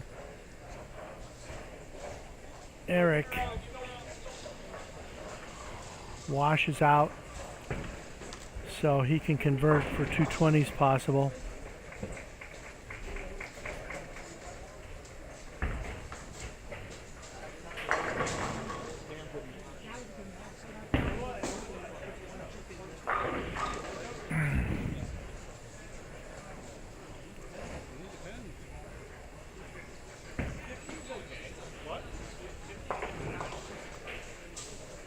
Felicia converts, so she has a possible 213.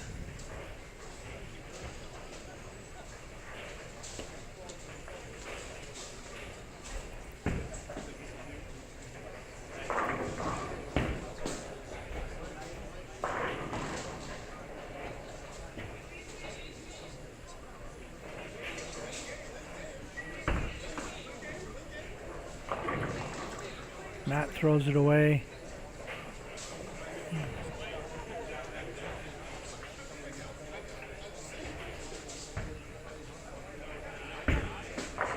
So Felicia does strike for a 213. She will get the win.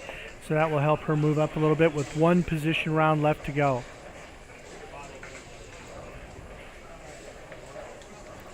So we'll see how they get reset and get ready for this last position round, and then it is cut to 5.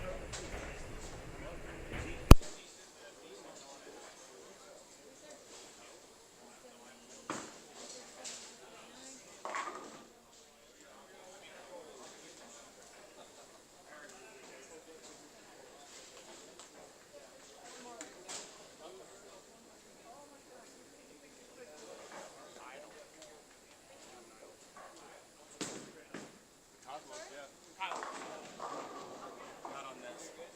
It's me that's throwing it back. It's just me. I'm not pushing the ball. Try it inside if you get to this.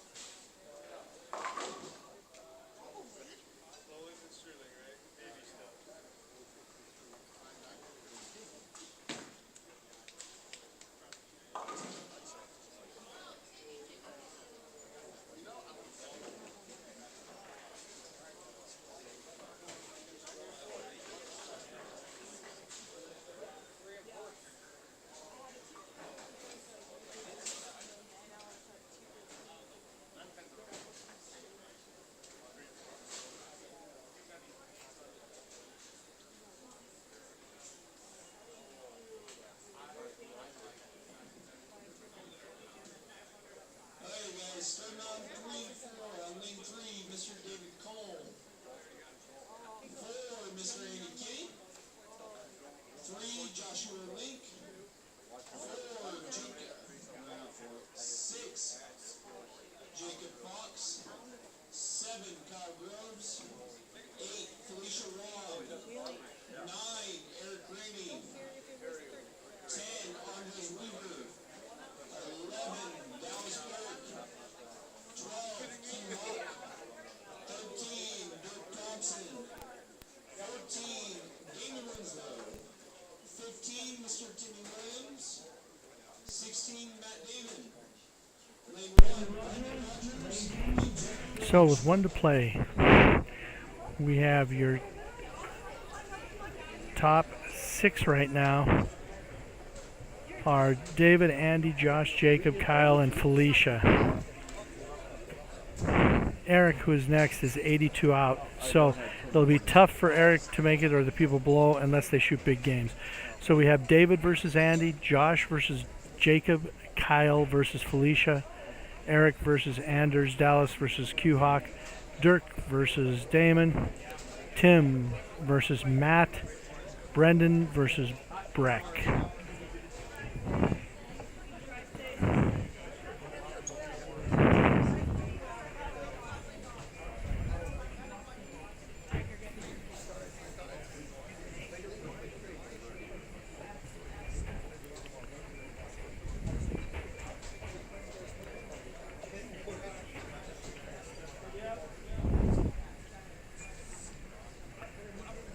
So after this match,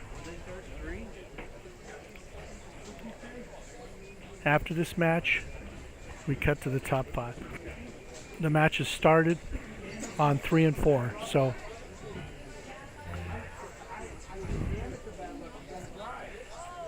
So 3 and 4, Dave and Andy. 5 and 6, Josh and Jacob. 7 and 8, Kyle and Felicia. 9 and 10, Eric and Anders. 11 and 12, Dallas and Q-Hawk. 13 and 14, Dirk and Damon. 15 and 16, Tim and Matt. And 1 and 2, Brendan and Breck.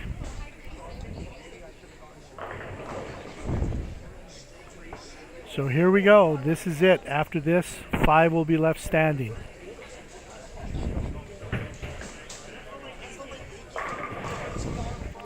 We'll see.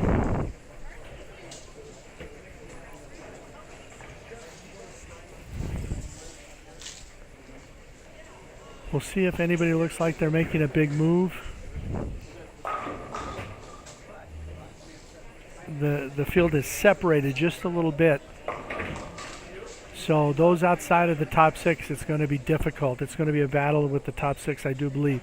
It's possible 7 and 8 to get in there, but it's going to take some big score discrepancies to do it. Josh starts with a strike.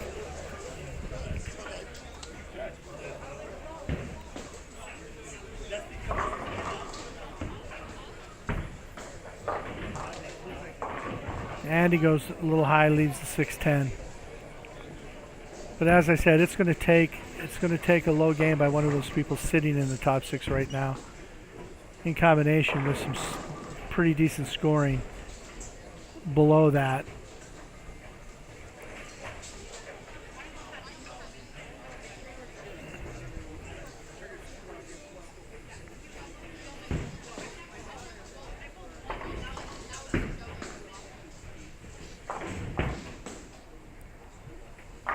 Jacob converts, and he does not. He wraps the 6 around the 10, so he opens the first frame. We'll see what Felicia can do in her first shot, and it's light but carries.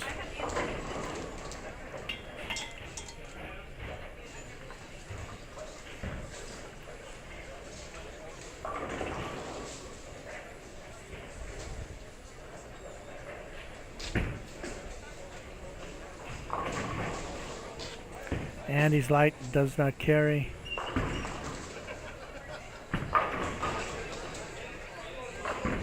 Jacob does not carry.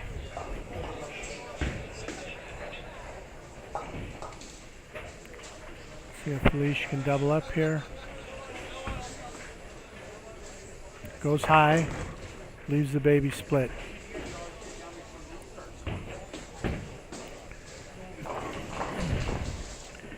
And he has a spare.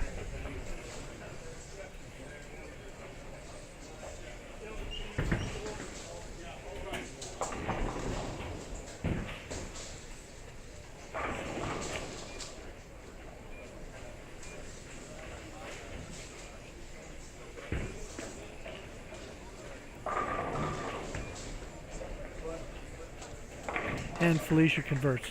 Her spare shooting today has been very, very good.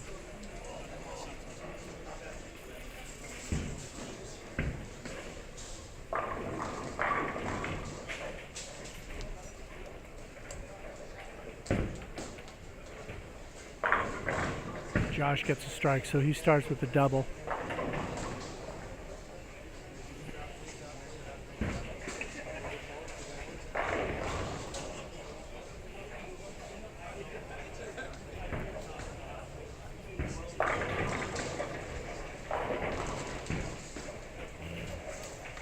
And we'll see if David can double up here.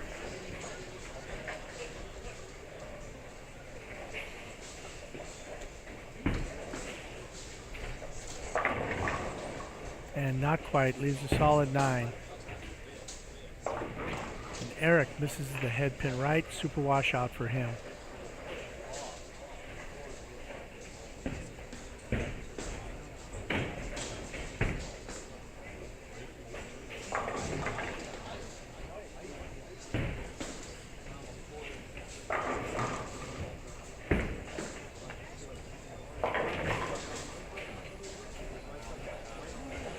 Josh with the 410.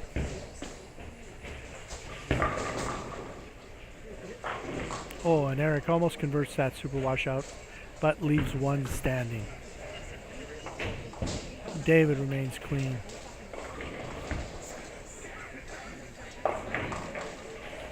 Kyle super washout, and he has yet to fill a frame.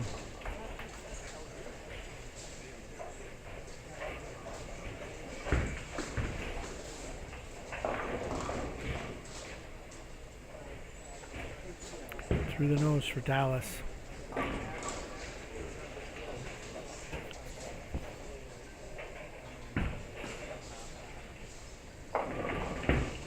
Breck with a split.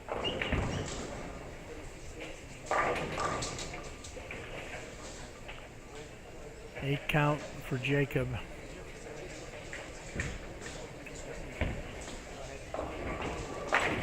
And Kyle does not convert, so he's opened the first 3 frames. So there is the possibility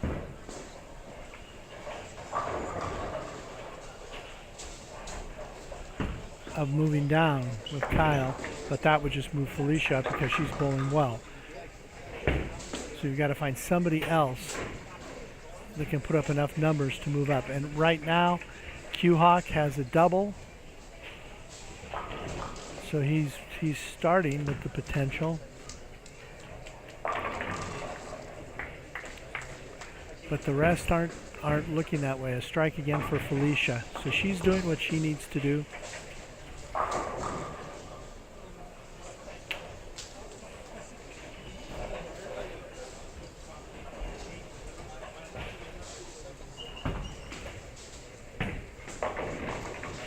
Jacob through the nose leaves a split. So that's a possibility that he could move down. He's got a rough start to this one.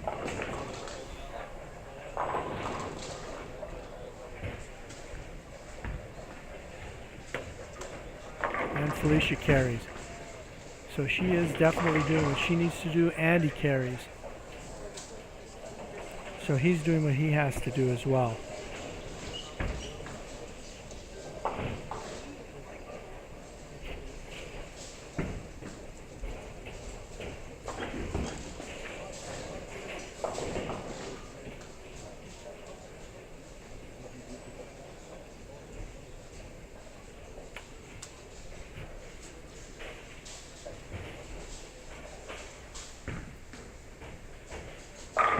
Kyle finally gets on the board with a strike.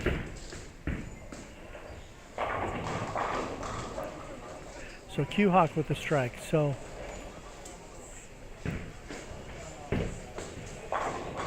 he's maybe looking at putting something together. Anders is back to finding the pocket. But that one goes high. Leaves a split. And that's what's happening right now. The people that need to make a run look like they might be starting to make a run. And then something like that happens. And it just puts a halt on all their momentum.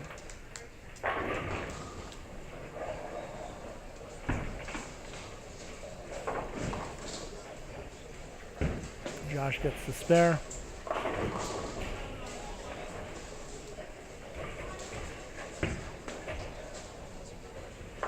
And Anders does not convert. So we had a promising start, but then we have the split and the open. Dallas has a promising start.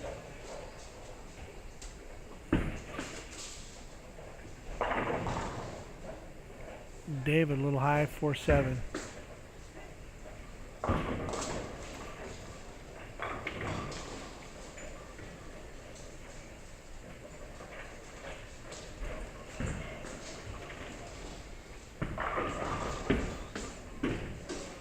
Alright, we'll see if Felicia can keep him going. Josh gets a strike.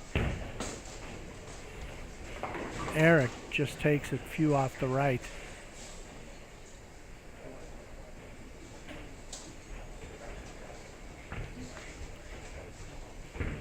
Felicia, flush. So she is making her run. Time it's needed. Jacob gets a strike. He needed that to stop the bleeding. I'll see if Eric can clean up the mess that he left.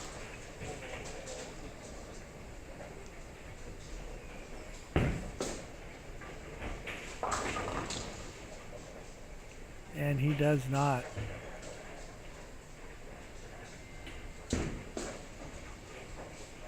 And can Felicia keep it going? Shot is light. Gets out of trouble.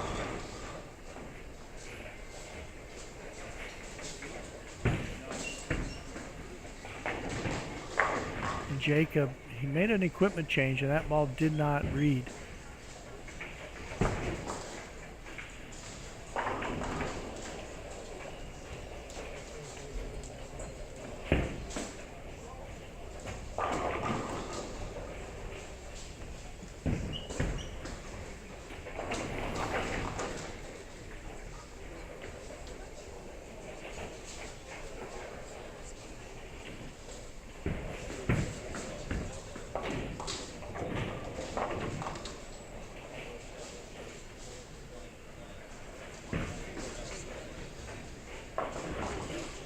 And Felicia cleans it up.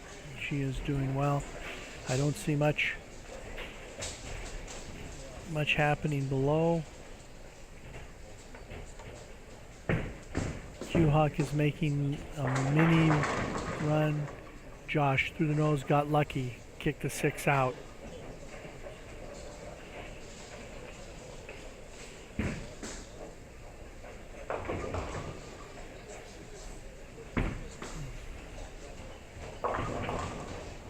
Andy through the nose, lucky to leave just the 3.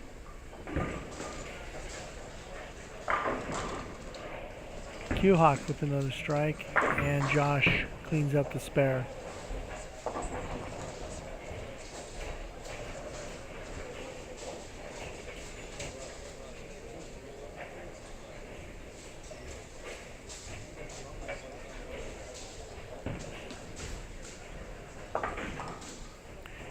See if Andy can follow it up with another one, or with a conversion here, and he does. So he's doing what he needs to do, just staying clean. Felicia's doing what she needs to do. Jacob is not. He needs to stay clean. Josh is doing what he has to do.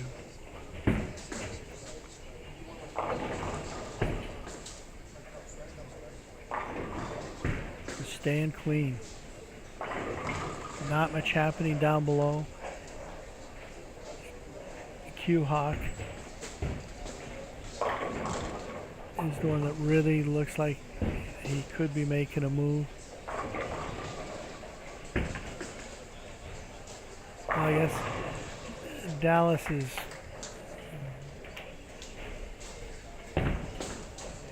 kind of doing what he needs to do.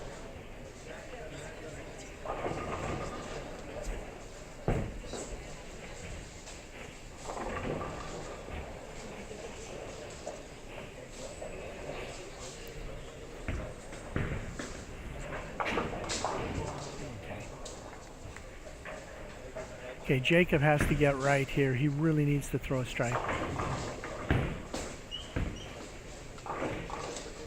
And he does. That he has to run some of those now, or he risks dropping out of the top 5.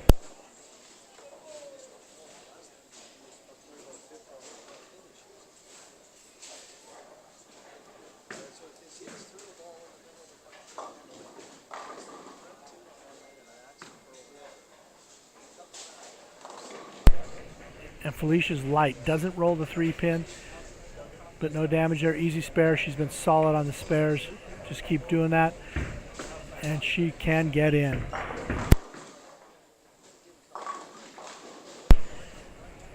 Jacob through the nose. So he is not doing what he has to do. Felicia could pass both.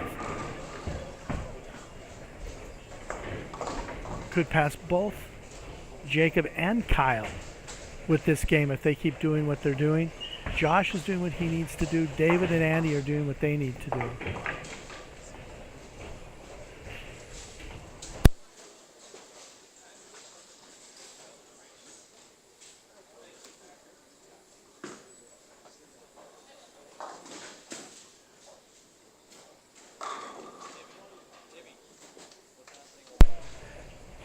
Q-Hawk with another strike. If he keeps that rolling, he's probably too far back. Josh hits the pocket, doesn't carry.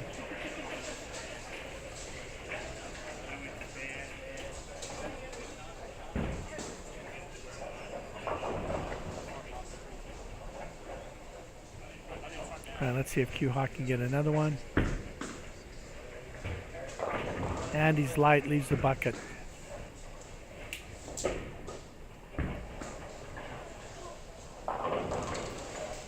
And Q-Hawk with a strike. So he's trying to make a run.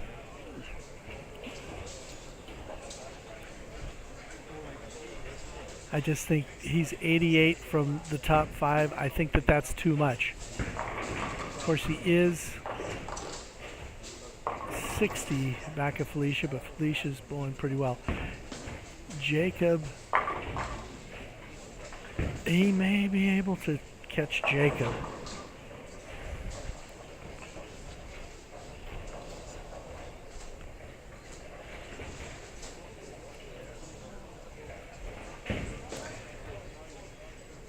Okay, Felicia needs this spare.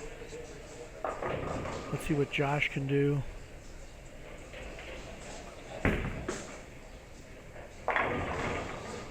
Josh carries, throws a strike,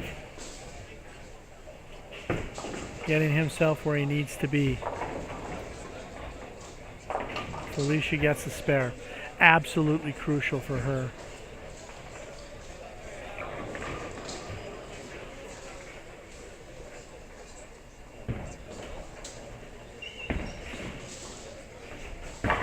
Jacob leaves a 10-pin.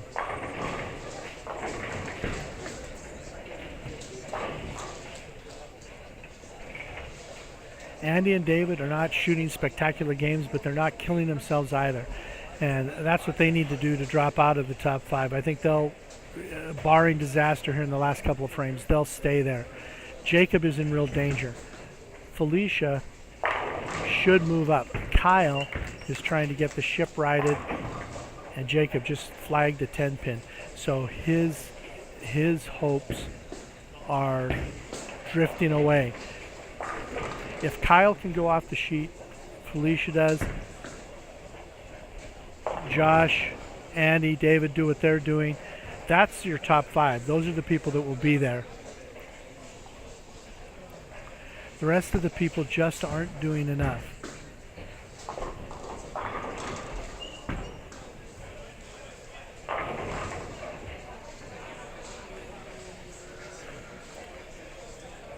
And there, Jacob gets a strike, but it may be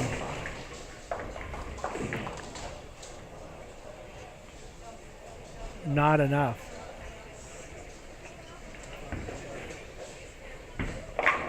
Kyle, baby split. That hurts his chances considerably. Dallas with the conversion. But that's not enough, I don't think. Q-Hawk has to go off the sheet. Then will it be enough? I don't know.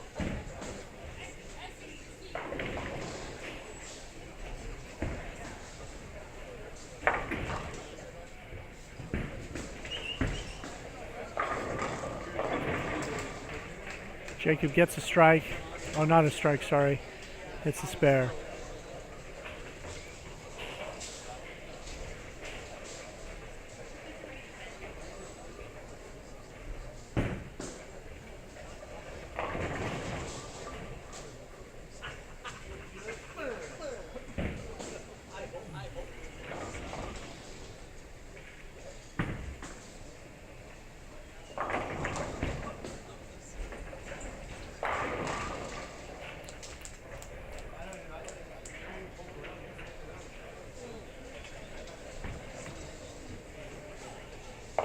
Felicia goes through the nose. Oh, but she saves. She kicks the 10 out.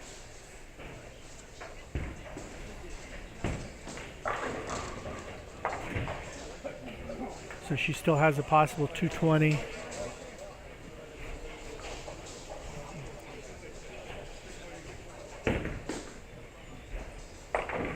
Josh through the face for the big 4.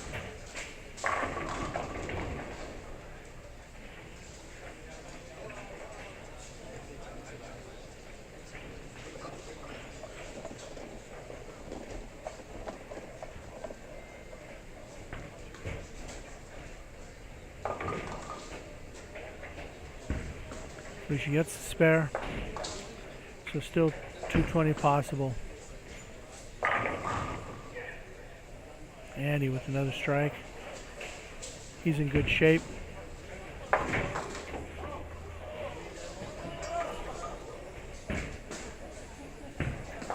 $1.80 for Josh, almost converts the big 4. That is a win, so he gets the bonus pins. That'll keep him in the top 5 almost certainly.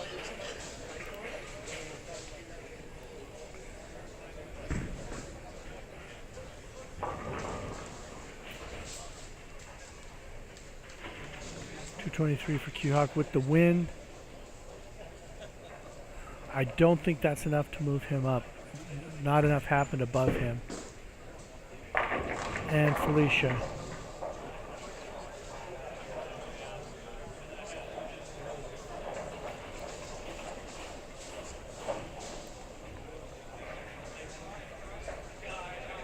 So that should be enough to move Felicia in.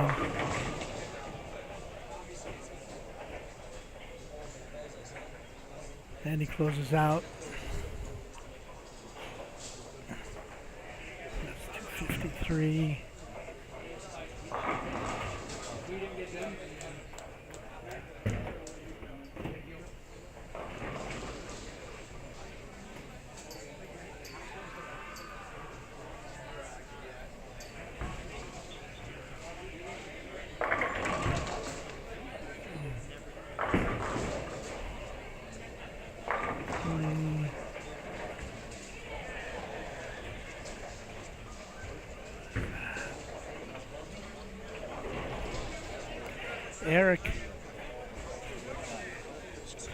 Eric's giving himself a chance. I'm not sure he got enough. I think he might be too far back to be able to make it work.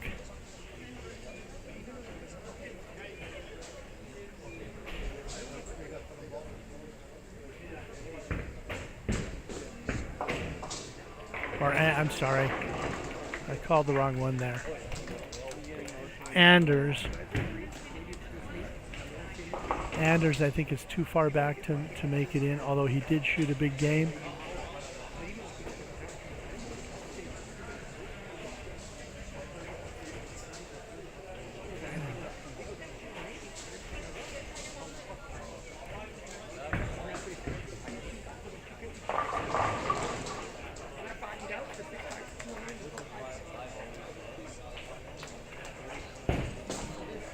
Felicia's making a big move up.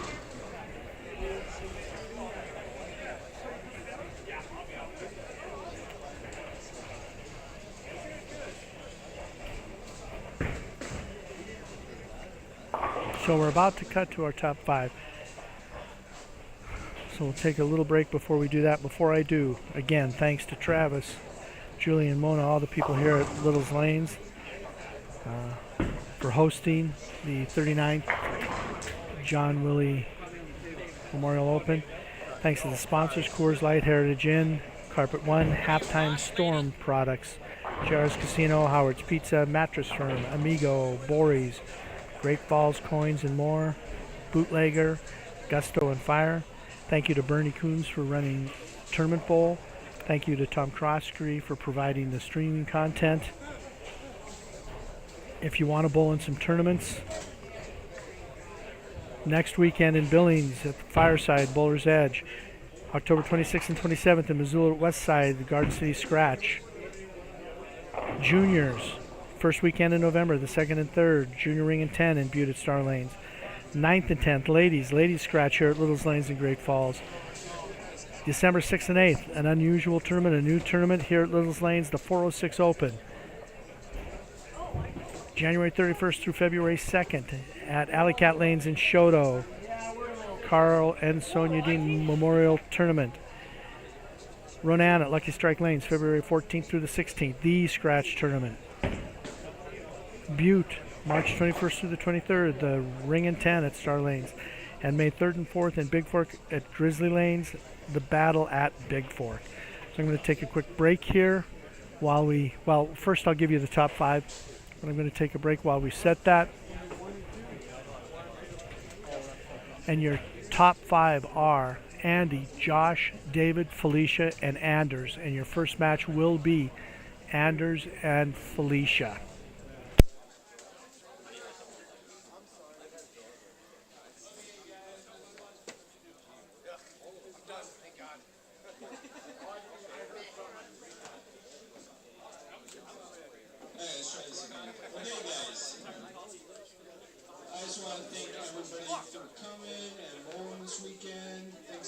Thanks to all our sponsors this year.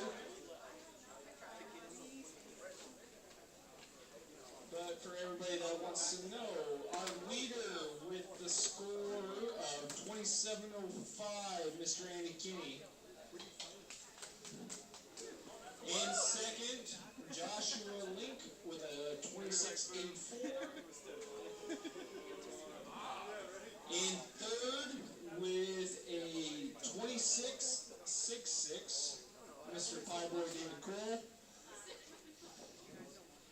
And bringing our first match, Felicia Wong with a 2634 against Andres Weaver with a 2614. That match will be on 1 and 2. Bruce is about to cut checks for everybody else that made the top 16, the 6 through the 16. You guys will get 2 shots on each lane on 1 and 2. And I will turn on 13 and 14 for the other qualifiers to get warmed up, practice, or whatever. Get them turned on. Good luck. Have fun. Oh, John was asking if we were on today. He said the teams are missing us.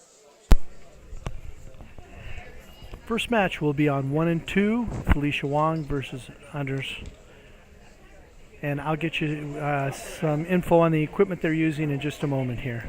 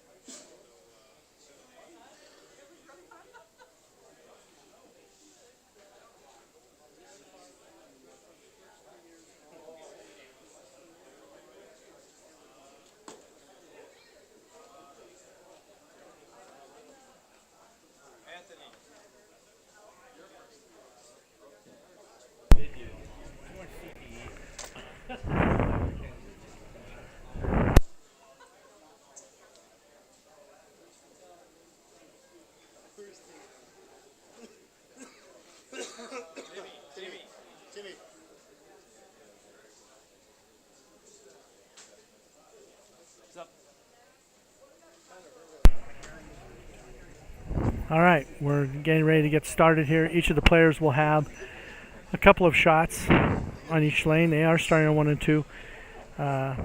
Anders' ball choices, he's going to be using either a Mesmerize or a Deviate Captivate.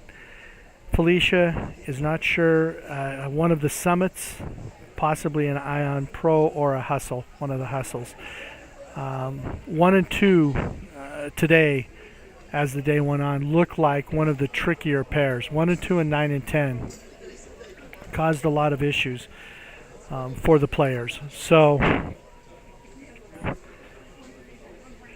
this certainly will be a challenge for these two.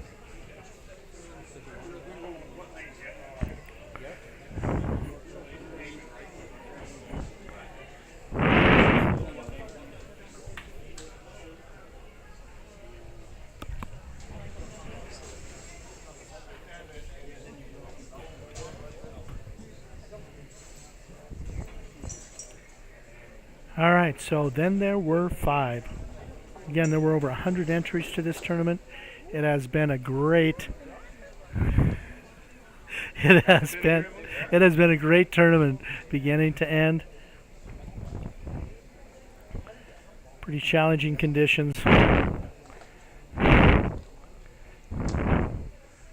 now we're down to 5.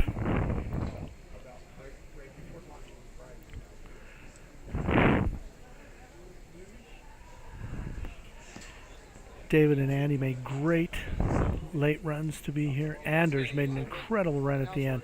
He made a big run in the middle, and then an incredible run to get here. And Felicia was just solid all day.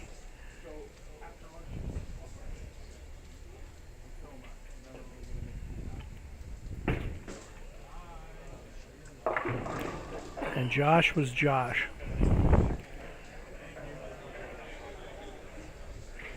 So this should be a pretty intriguing stepladder. Anders' day has been kind of a feast or famine. Throw a lot of strikes, have some messes.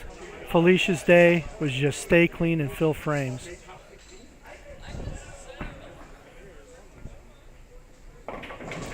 It looks like that first ball she threw in practice was the Ion Pro.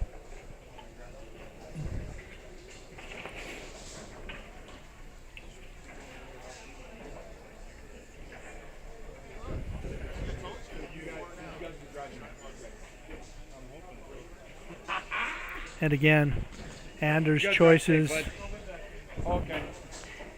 he will be using either a Mesmerize or a Deviate Captivate.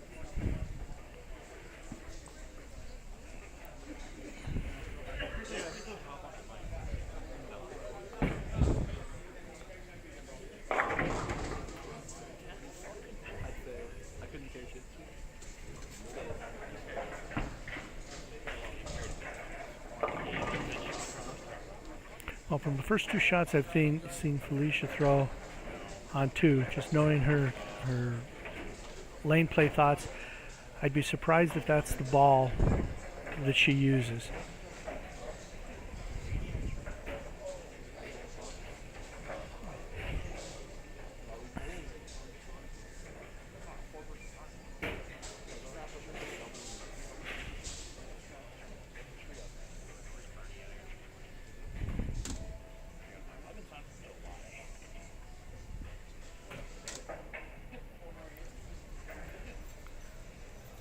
More practice shots, and then we'll be getting started.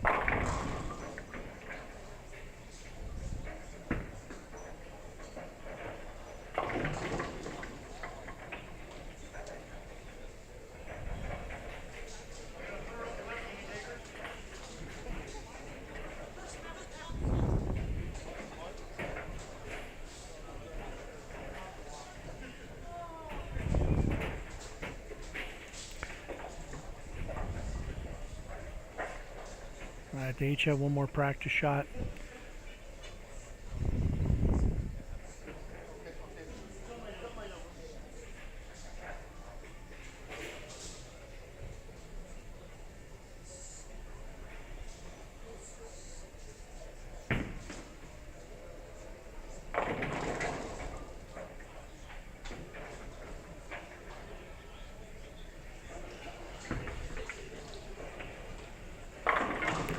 That's a much better reaction. There you go.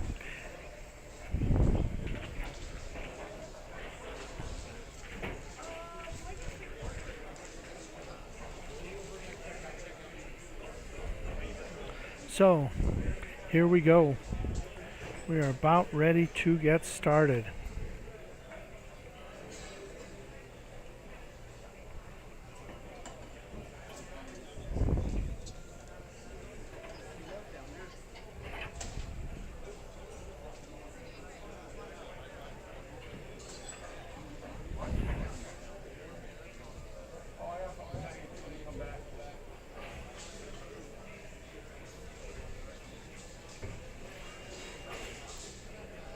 Who's starting? I'm starting.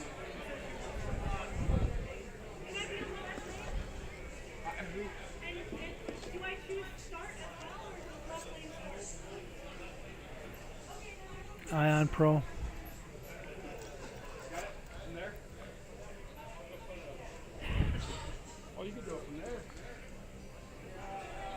Looks nicer when All right, looks like Felicia's going to be throwing either the Summit Ascent or Ion Pro. The balls from back here, they're similar color schemes, so from back here, difficult to tell.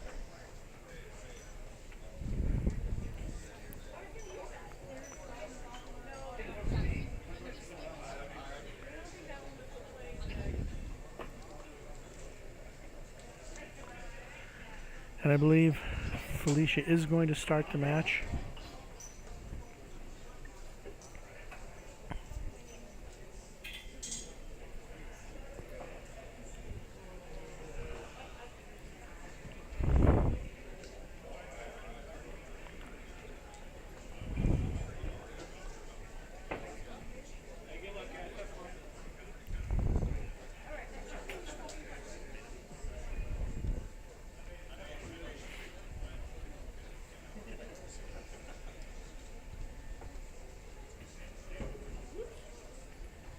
I think that is a Summit Ascent that she has chosen.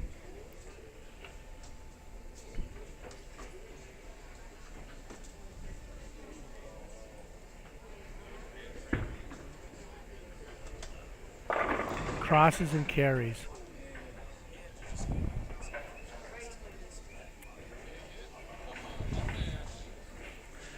And as I said, all day today, she just remains steady. Just steady, steady, steady.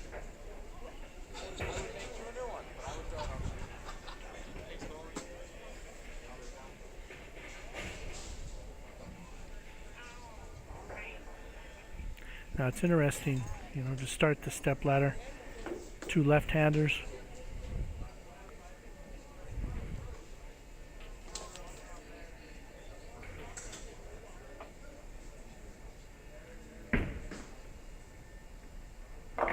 And Anders throws a strike.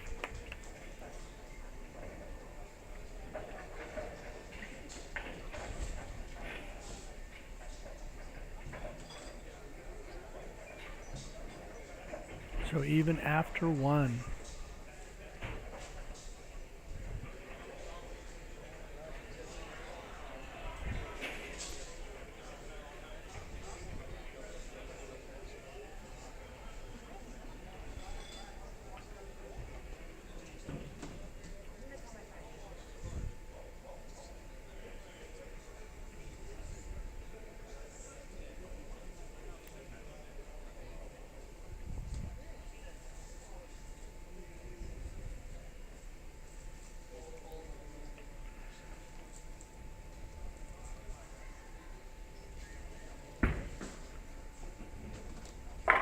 And two solid. So Anders looks pretty sharp. He was one of the bowlers that put down a big game here today when very few others did. And Felicia, as I said, has just been steady all day.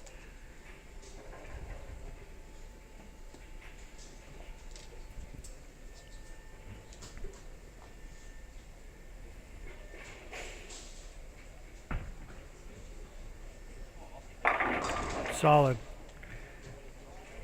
both bowlers start off with the first two.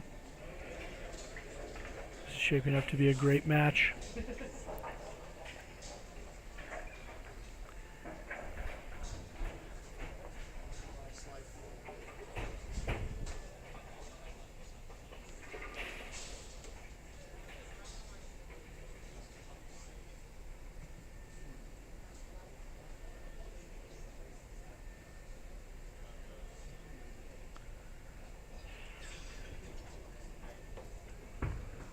And that looks a little wider than the previous two. Oh, but it makes it back. She got away with that. That was a little left of where she's been playing. And it carried.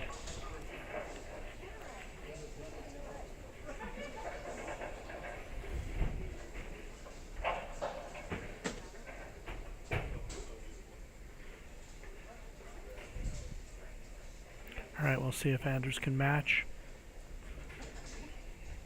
Continue to keep the pressure on.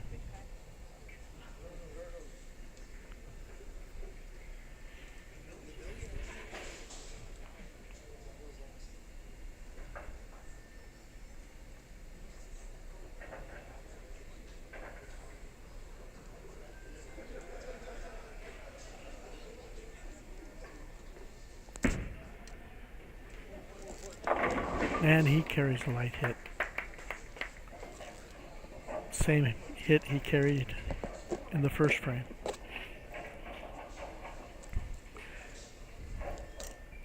The first shot he threw on one was a lot more solid. Those two on lane two were both light.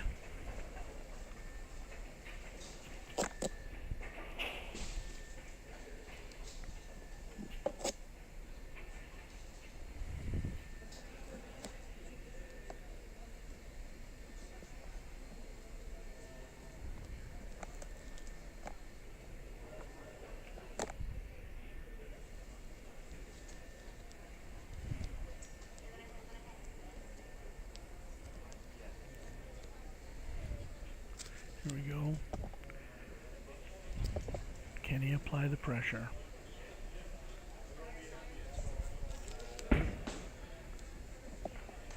And that is solid. Nothing but strikes through the first 7 shots.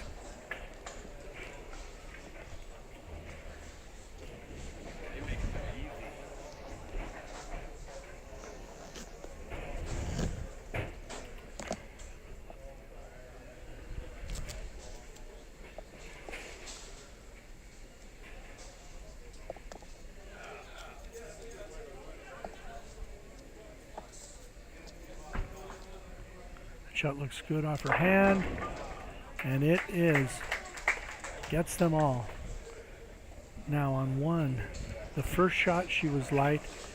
The second frame she had on one, she missed left, and the ball still finished enough to carry.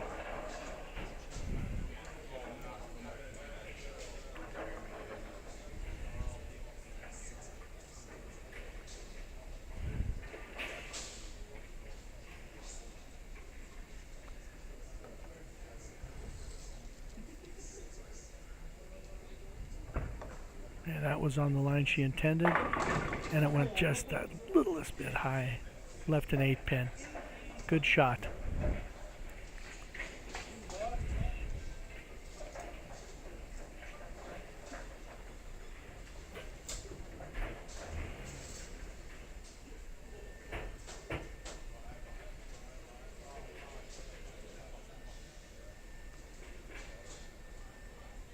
And our spare game has been solid today. I would expect that this will be a conversion.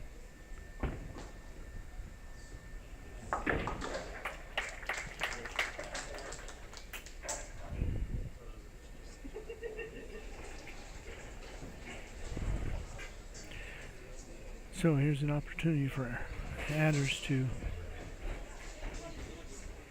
take an early lead.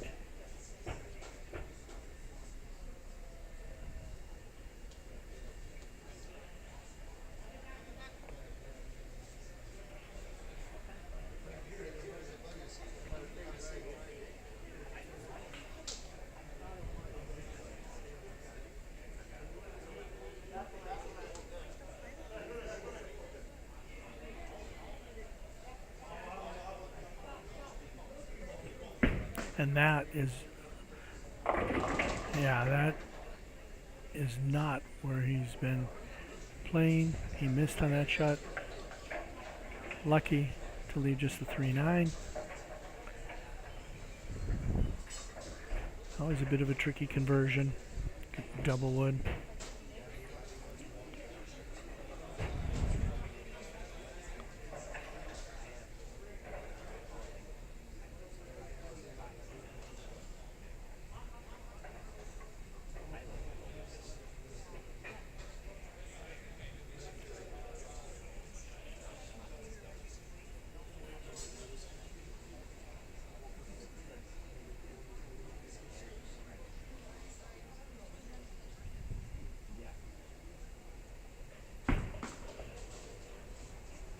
And converts it.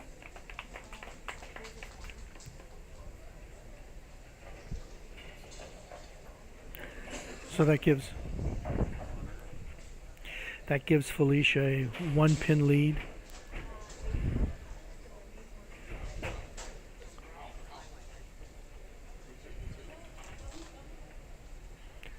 At the halfway point of this match. And got Anders on that shot on 2.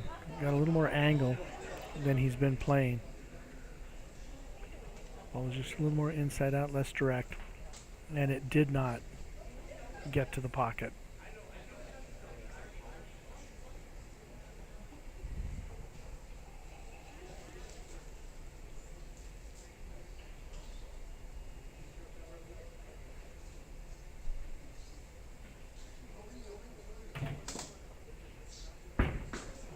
That looks like a good shot. Oh, and it doesn't finish. Washout.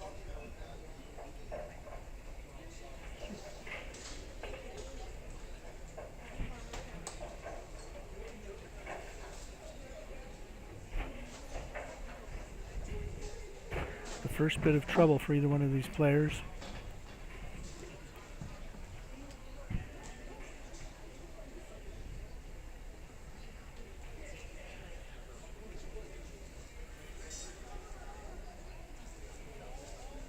Let's see if Anders can convert.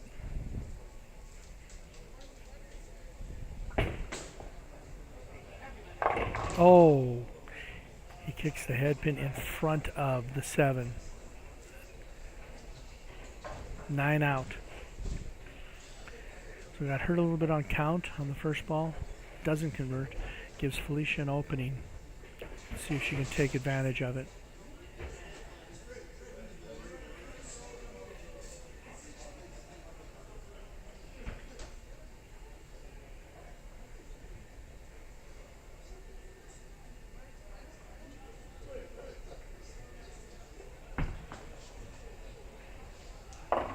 She goes through the nose, but gets lucky, kicks the 10 out, leaves just the 4-7.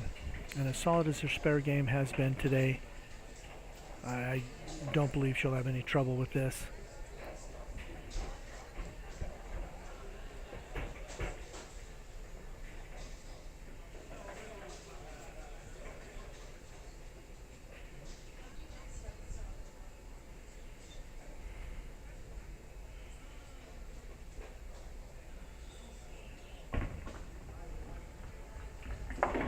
And she cleans it up.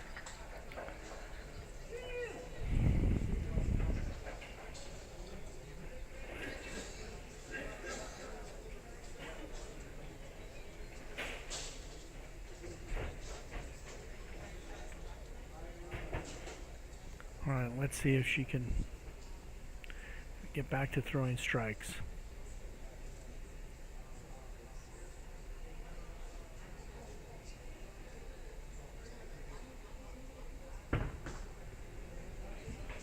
And that was solid, and there it is.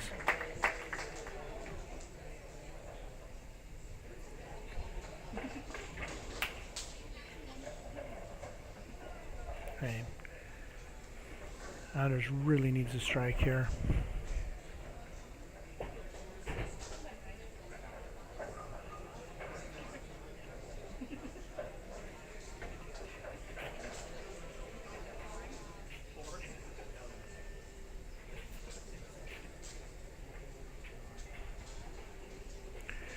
if he can tighten up, throw a little bit better shot.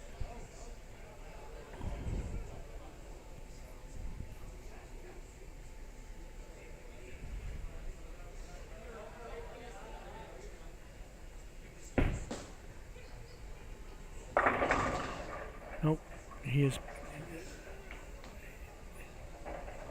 gotten to playing a little bit more angle, and I really don't think that's the best play today. Most of the individuals that have scored well have played fairly direct. Even the people that have moved way left, they weren't playing at a huge angle.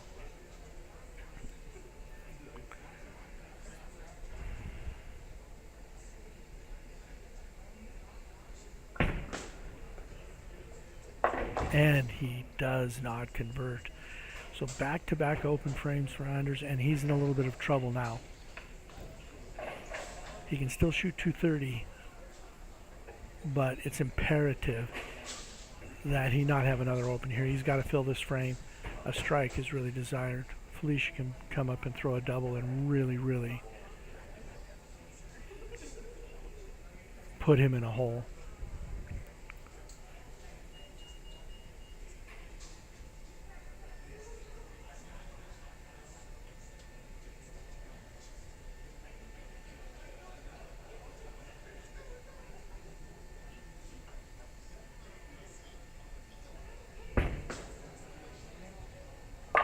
Missed the head pin left again. He has to pick this up.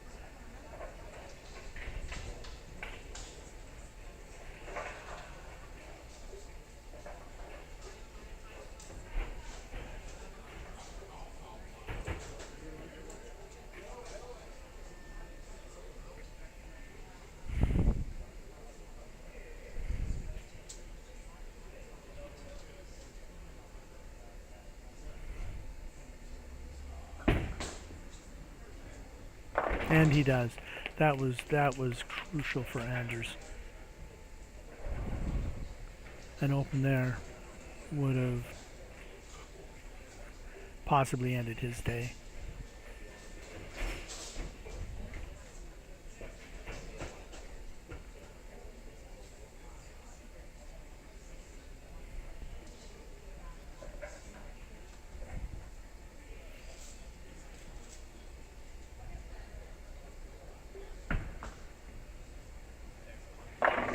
Oh, leaves the 7. Still, no trouble. Her spare shooting has been very good today. She can convert this. Have a 20-pin lead with 2 frames to play.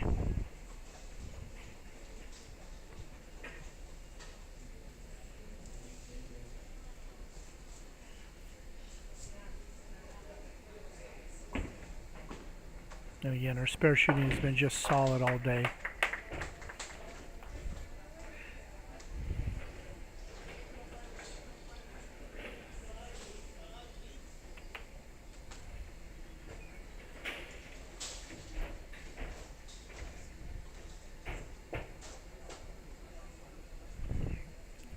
A strike here would force Anders to strike in the 9th.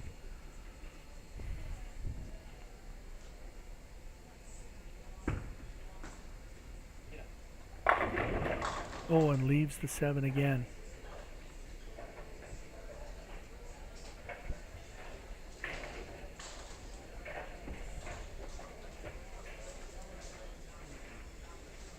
The conversion here. She has 236 possible. Anders has 222 possible. So she needs to convert this. And she does. No problem. Now, Anders really is in a must-strike situation.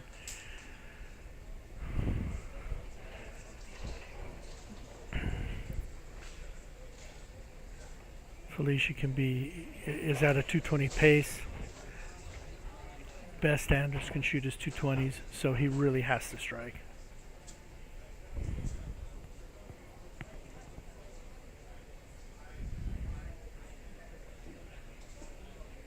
Let's see if he tightens up his angles a little bit on this shot.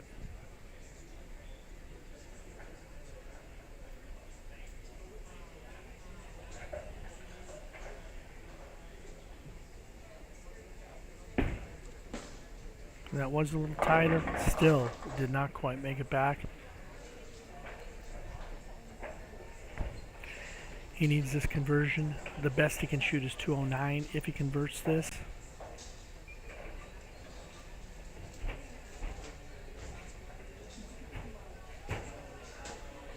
And that would leave Felicia in a position where all she would need is a mark to shut him out.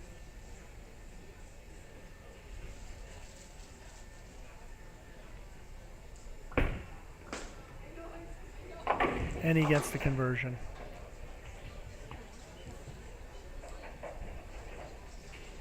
And now he's going to have to go off the sheet here to force Felicia to mark.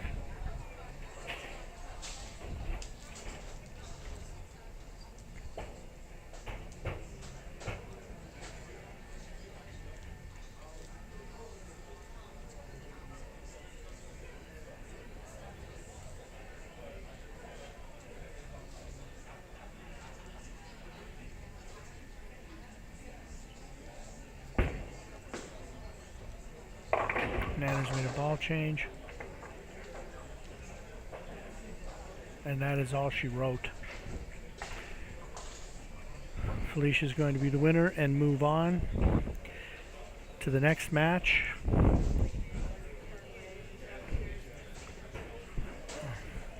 And her day continues, and Anders' day will end here. He will finish 5th.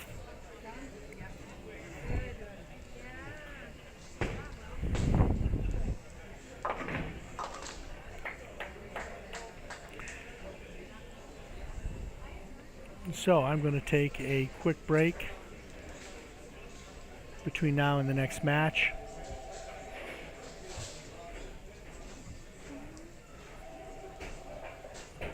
And it will be Felicia versus David.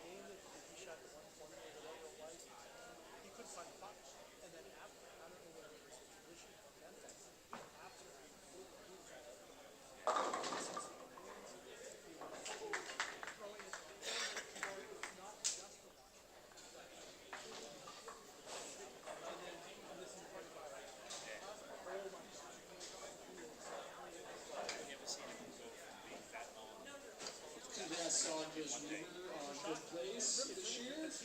They're bowling all weekend. Moving on to 7 and 8 is Felicia Wong versus David Cole. You guys get 2 shots on each. David, you get to pick what lane you start on. Again, turn up.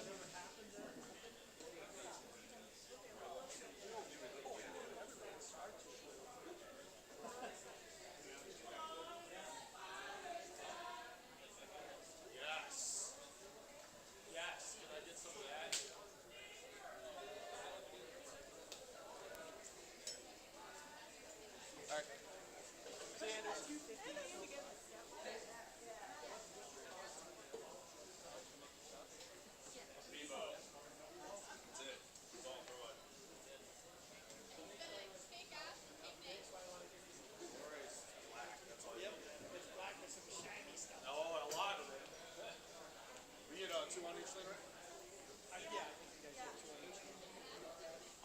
thinking anything inappropriate this time, but I am very happy to see you.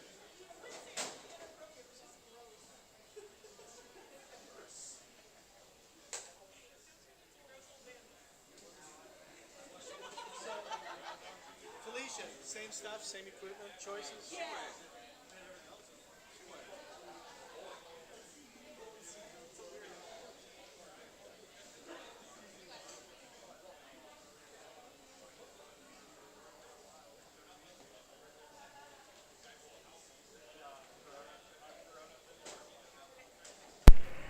All right, so we will continue on with David versus Felicia. This is on lane 7 and 8. They'll get a couple of practice shots each here. Felicia's arsenal for this pair is the same. David is going to be using a Vivo, so a virtual energy blackout for David. And Felicia still has the potential of using the Summits, the Iron Pro, maybe a Hustle.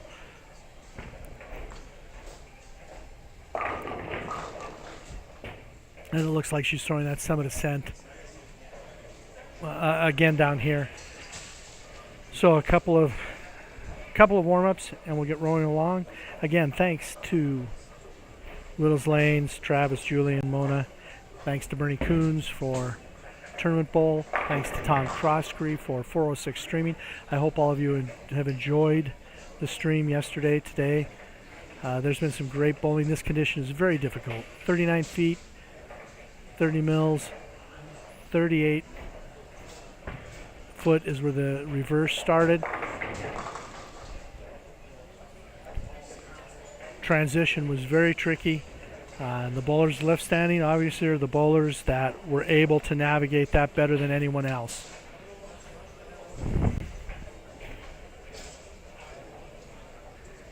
David made a huge run midday to get himself up near the top and then just stayed there for the entirety.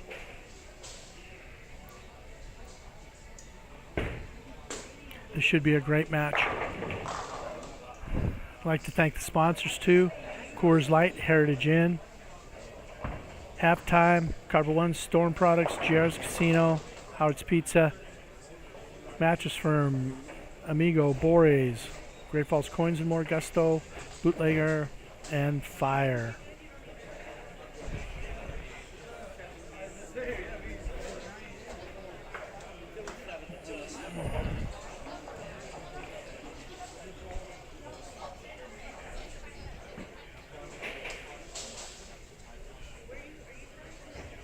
Looks like David's going to start the match.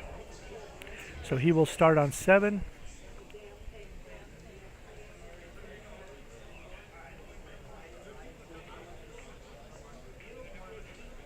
And then there were 4.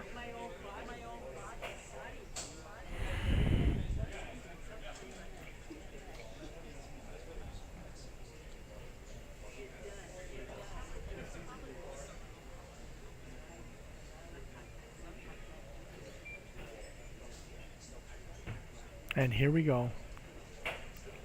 Step ladder match 2.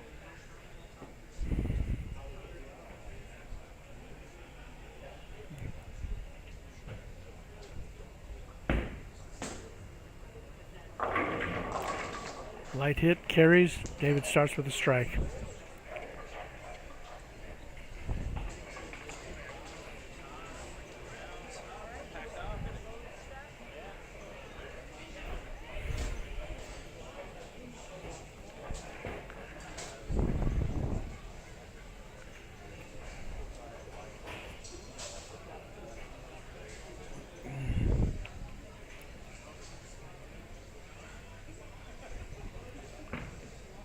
Felicia's first shot is not quite as far out as she was playing on 1 and 2. Ball was a little light, left a 5-pin. Should be a spare to start.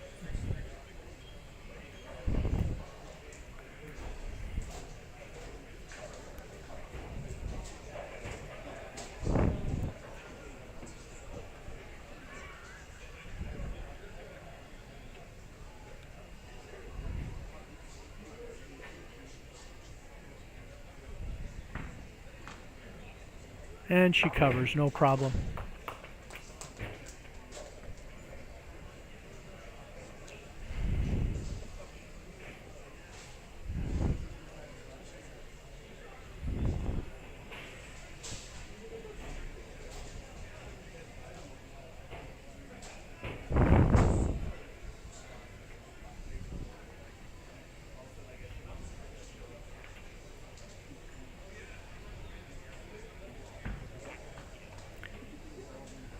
little high, gets away with it, leaves just the 4 pin. This again should be another conversion.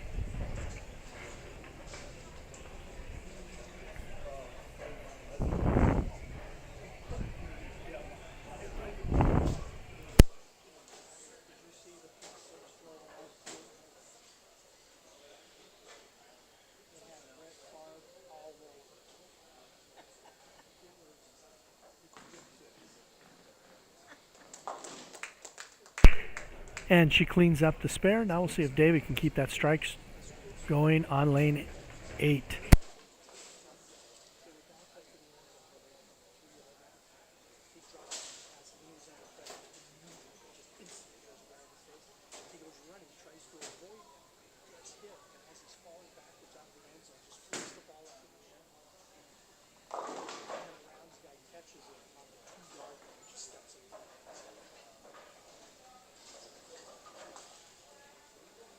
All right, so David doesn't get that ball to come back. Leaves the 210.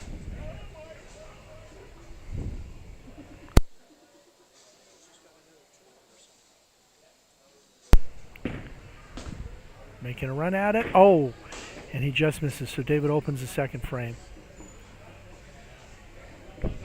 Now he has been able to throw a lot of strikes today when necessary. So we'll see if that can continue. And if he can keep the pressure on Felicia. You can't, she's just been so good today at just grinding it out.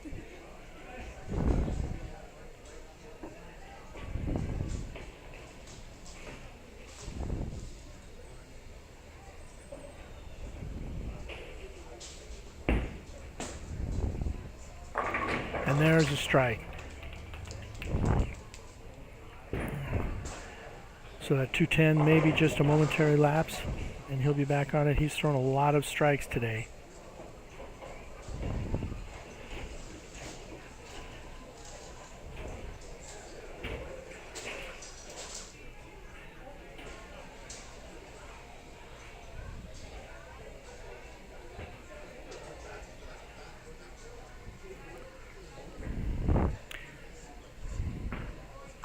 That shot looks good.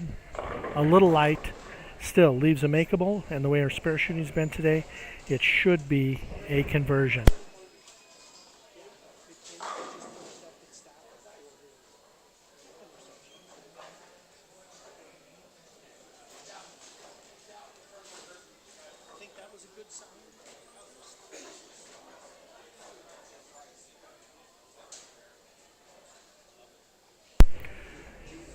All right, Felicia's been solid. I expect nothing but a mark here. And she oh my gosh. Oh my gosh. Oh my gosh.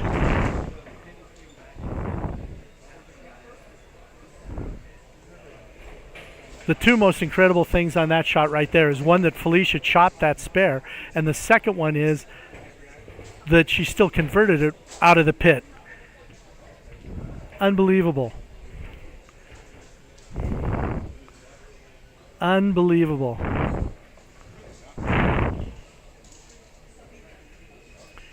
So her solid spare shooting day continues, just in a very unusual way.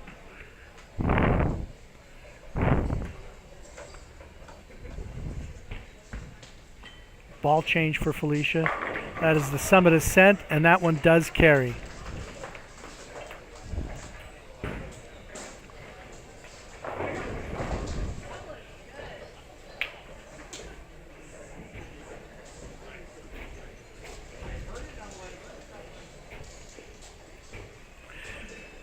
All right, we'll see if David can double up here. Get a little bit closer. And he does. Throws the double.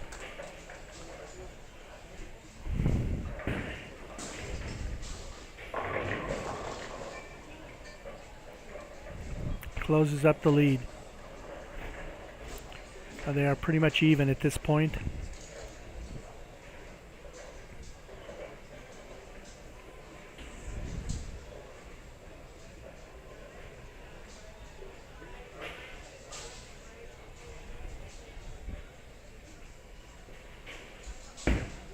That one's a little left of where he's been throwing it, and it didn't make it back.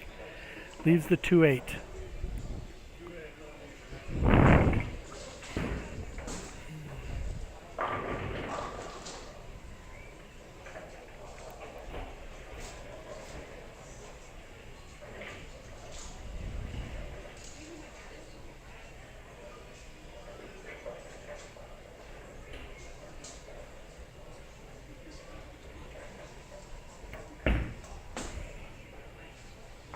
And he converts.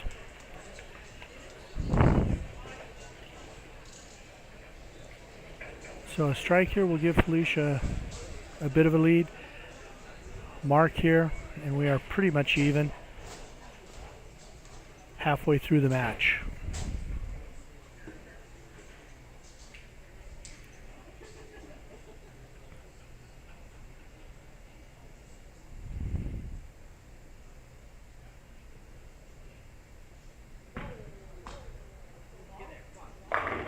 And that was in the pocket. However, she left the 7. I certainly expect she will convert this.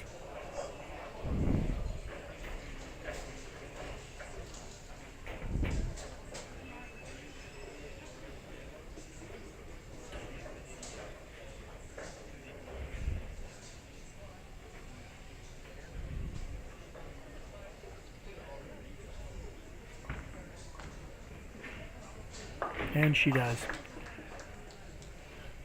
So she maintains a slight lead halfway through the match. Another good match. We've had a lot of that today. A lot of close bowling.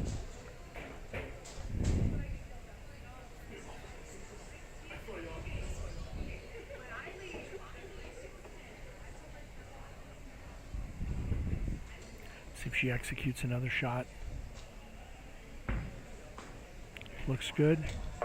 And it carries. That was a great shot. Now we'll see if David can respond.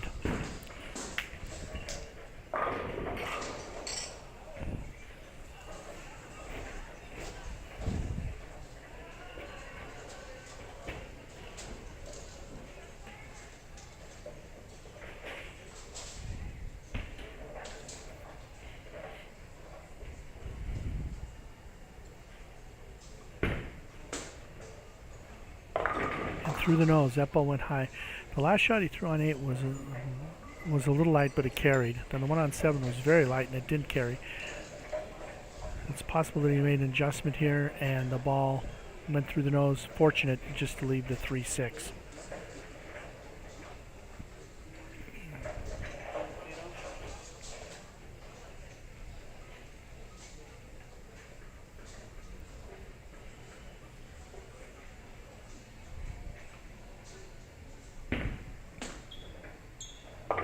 And he almost chops but converts.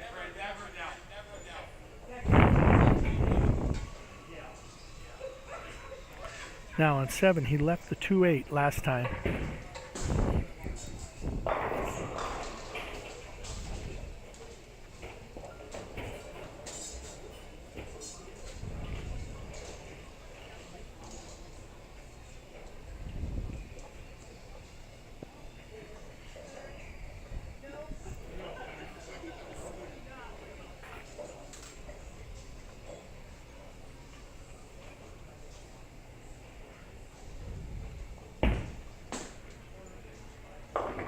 And that did not make it back. Washout. He needs to pick this up.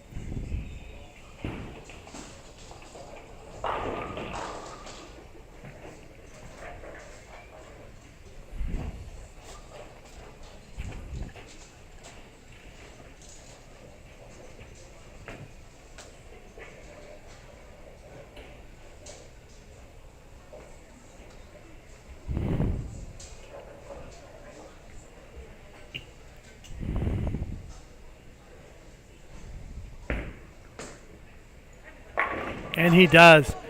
Very nice from David. Pressure shot right there. He needed that spare, and he did convert. Cost himself a little bit in count on the first ball, but that's it. Mitigated the damage. Doesn't give Felicia a break.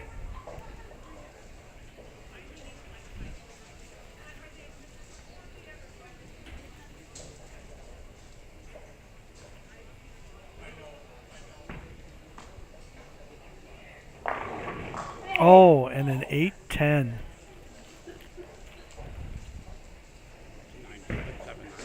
Oh, sorry, left-handed.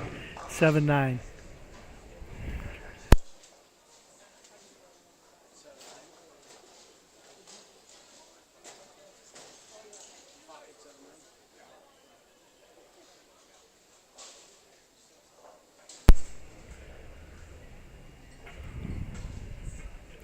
All right, so can Felicia convert here? No, she gave it a run. Not sure that was the wisest choice.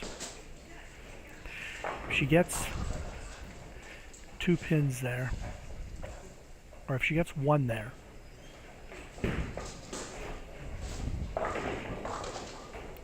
she has 125 in the 7th. That may come back to haunt her just a little bit at the end. We'll see.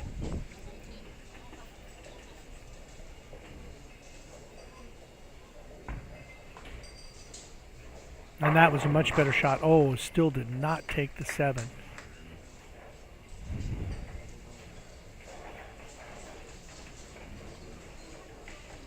So that puts David back in the driver's seat.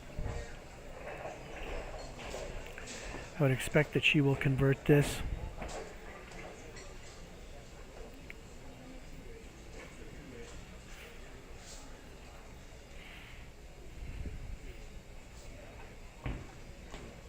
And she does, no problem.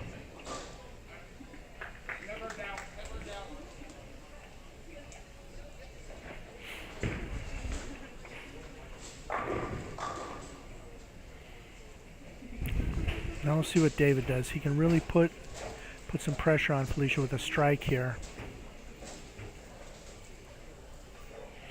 He is in the driver's seat.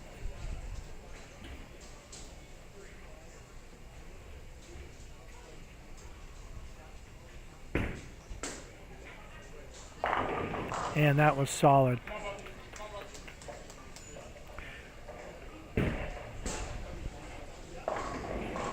So now he's putting himself in a position where he can shut Felicia out. 218 possible for David.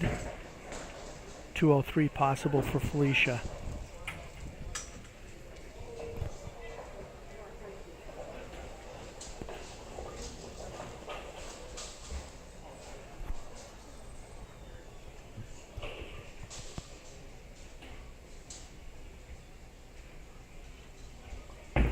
Shots away. It looks a little right, but it comes back and doubles. Now Felicia's in must-strike territory.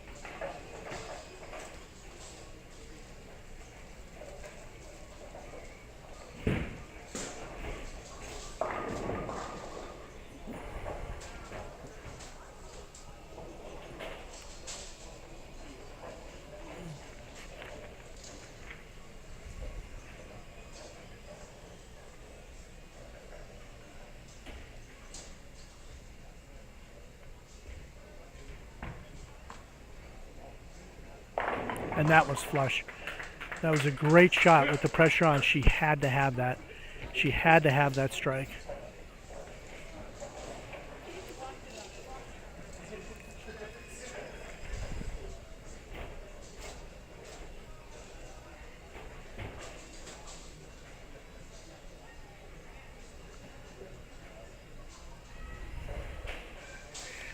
Now she needs to go off the sheet.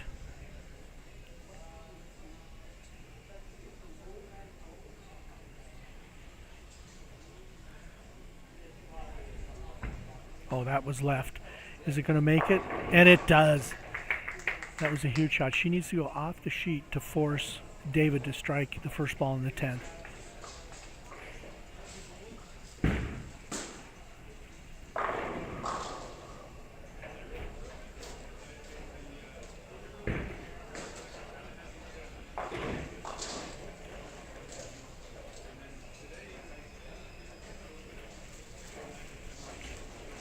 Oh, I'm sorry, I did bad math there. She knows to go off the sheet to force David to get good count.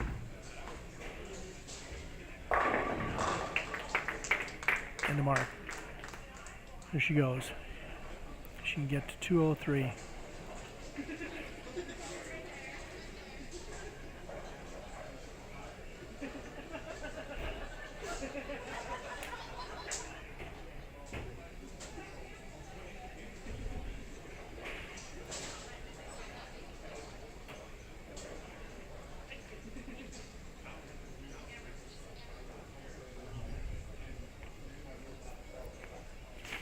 And she needs another one. She needs another one to shoot 203.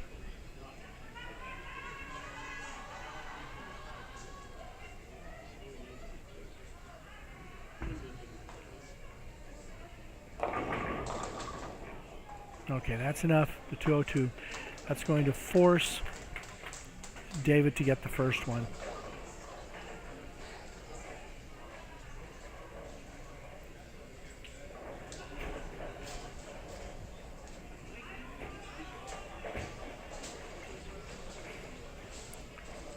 He needs a strike.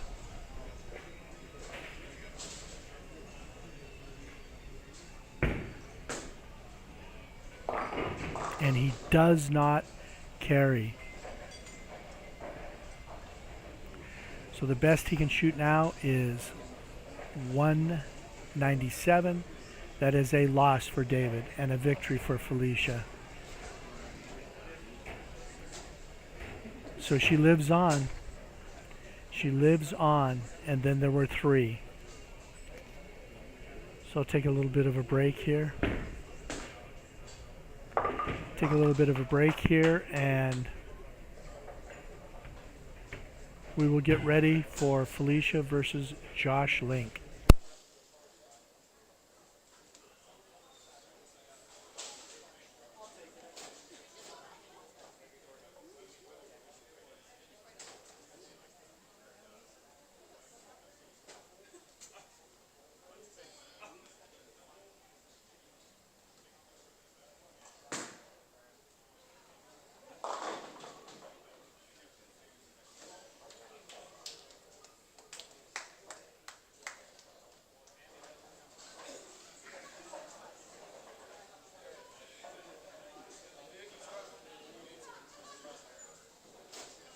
Congrats to Mr. David Cole on 4th place this year at the Willey. Moving on to face Josh Link on lane 6. Okay, on 3 and 4, we will have Josh versus Felicia.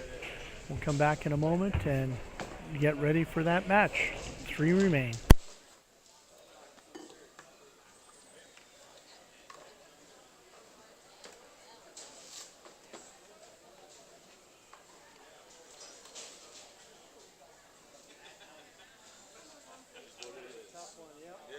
Gave you a good bowling this weekend, man. Thanks for coming up. Thank you again for everything. Great tournament. Thank you.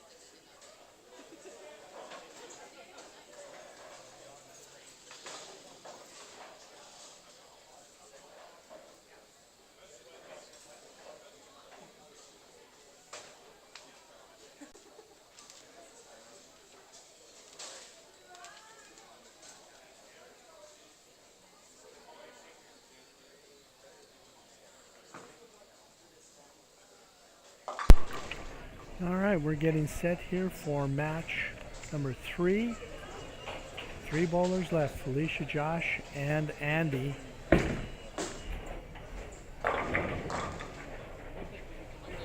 Felicia's still in the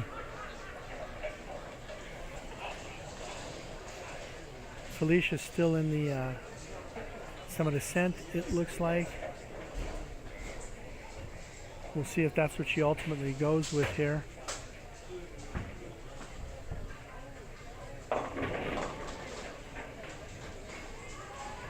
And that was a little different. It looked like that might have been the Iron Pro that she just threw.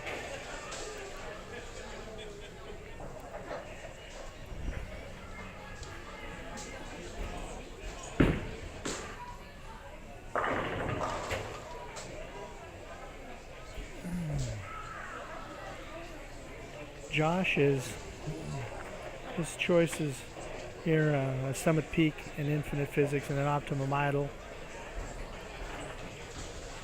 We'll see what he chooses. But yesterday Josh was pretty frustrated, confused.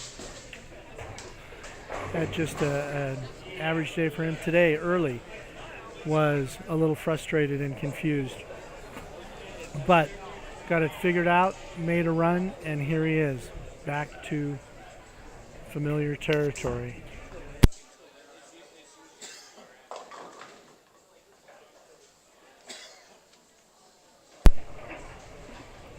It looked like that was a Summit Peak.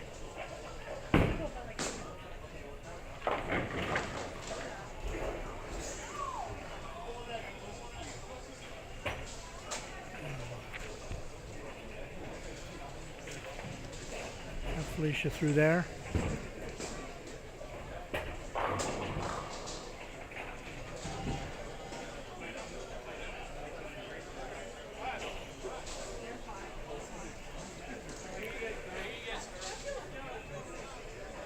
So we're about ready to get started here.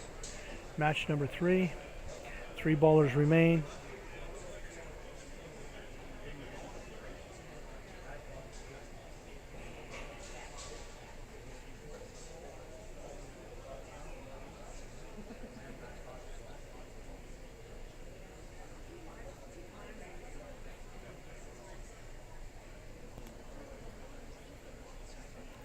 So it looks like Felicia is going to start on lane 3,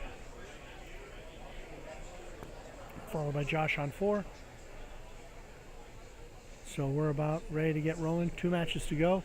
We've had some great bowling today. I hope that all of you have enjoyed it.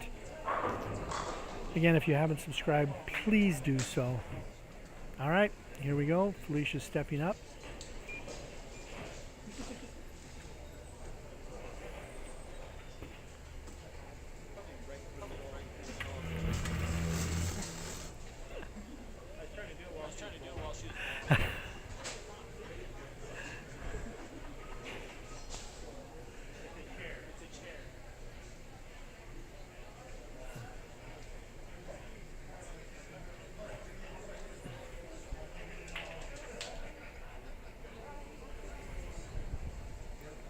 Right, I didn't get a good look at what ball she decided to start with.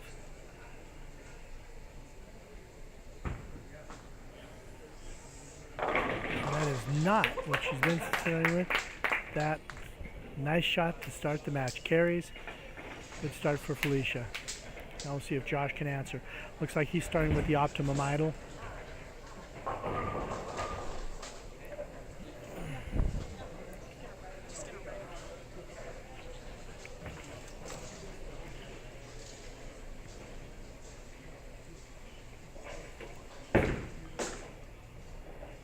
And that was a little high. Does it carry? No, almost left the 4-9. Just the 4.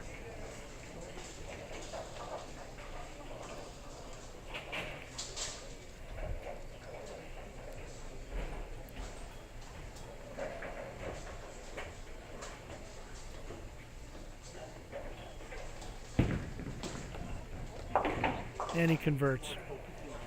So starts with a mark.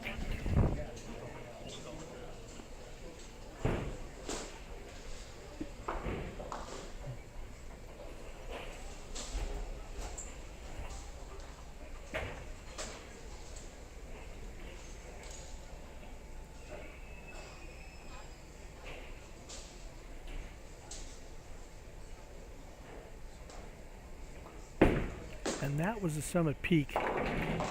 And he throws that through the nose as well. So I don't know whether Josh is a little confused, whether he thought he saw something in practice that isn't there. I think it's going to take one more shot to figure that out.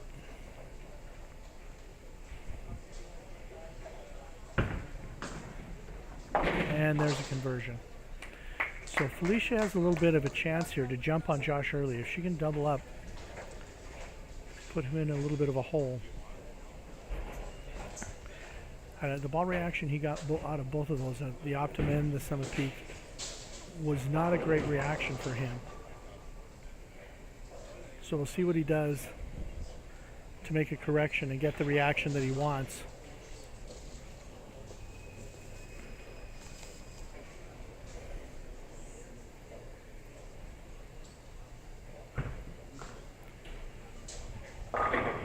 And she carries. That shot was well inside of where she's been playing.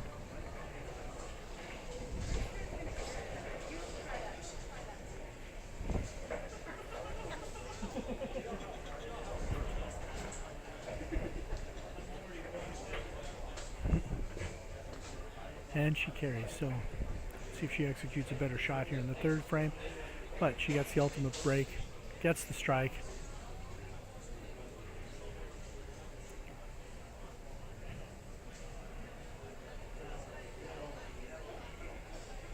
That was a much better shot. Solid, right in the hole.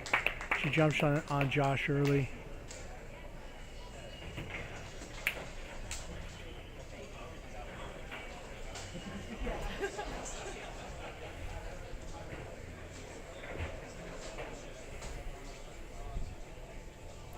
Yeah, let's see what Josh is doing here. It looks like he's moved a little bit farther left, and he has the Optimum idle in his hand.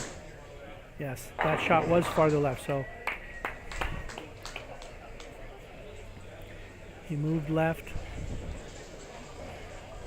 Now, is he going to use the Summit Peak on the left lane again with the same adjustment, just moving left?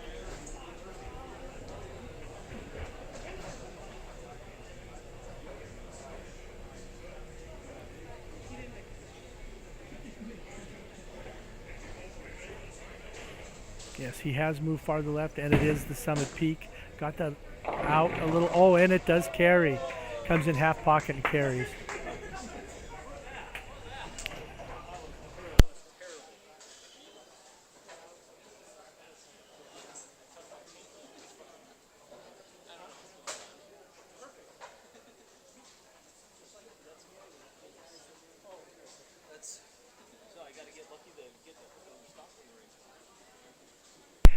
All right, let's see if Felicia can execute a little bit better shot this time on 4. She got fortunate in the second frame. That is a much better shot. Oh, and it carries. Yeah, that was a much better shot than what she threw in the second frame.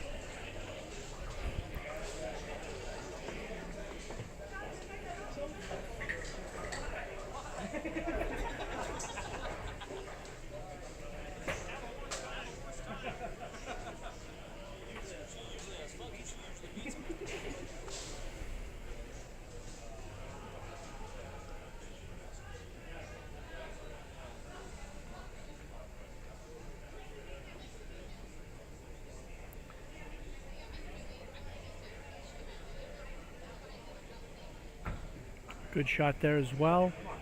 Oh, the ball didn't quite make it up.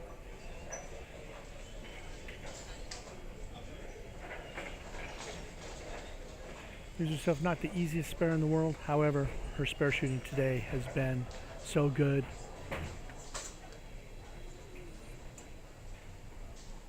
That I would have confidence that in her ability to convert this without too much trouble.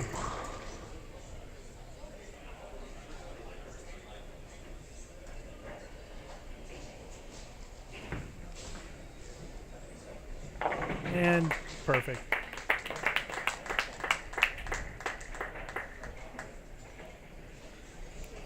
So Josh needs to double here to get himself back in it.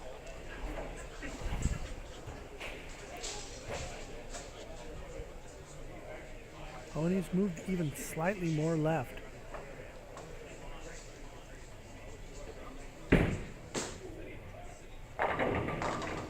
And it carries. The 7 goes late.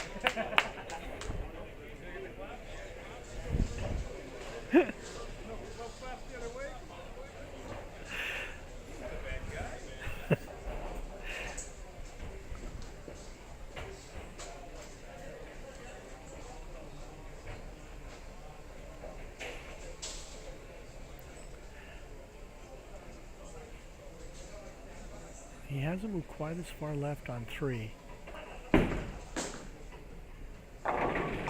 Oh, and the 7 goes late again.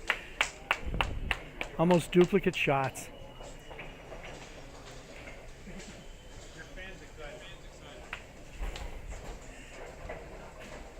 So that puts a little heat on Felicia here to throw a strike to stay to stay even.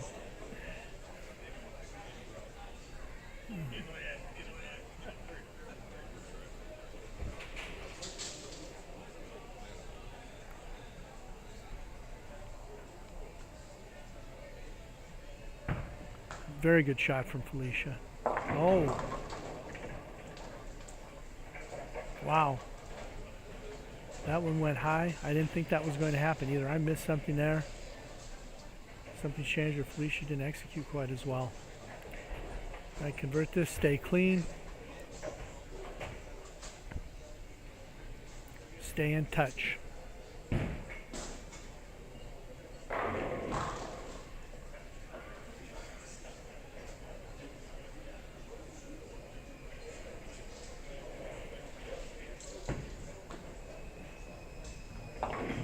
And she does.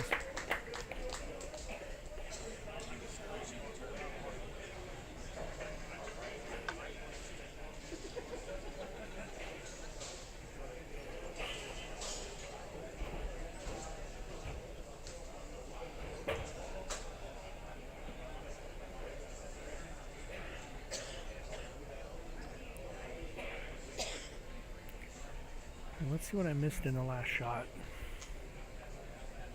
See what happens here. Okay, this was a little more left, and it did not make it.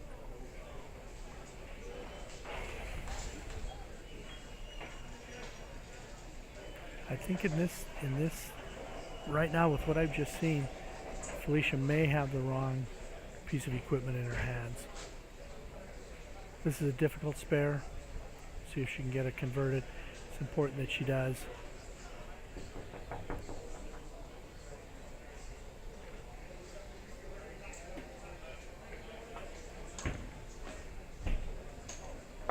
And she doesn't. She leaves the 10. That gives Josh a huge opening.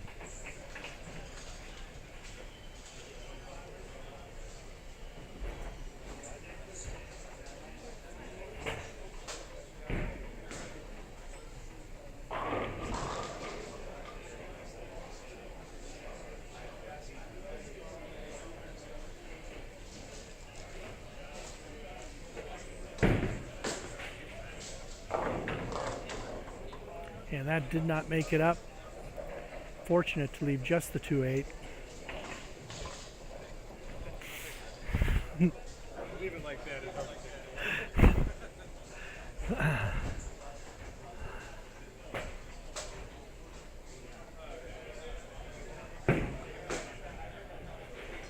And he converts.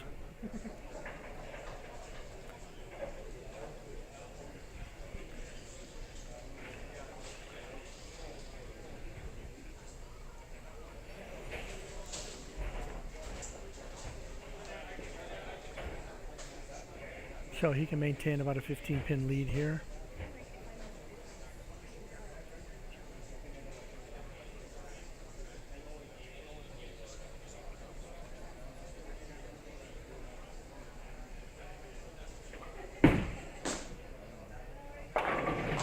And Josh trips the 4-pin forward. So now it's imperative that Felicia strike. If she doesn't strike here, she really loses touch with Josh, and he will be completely in the driver's seat.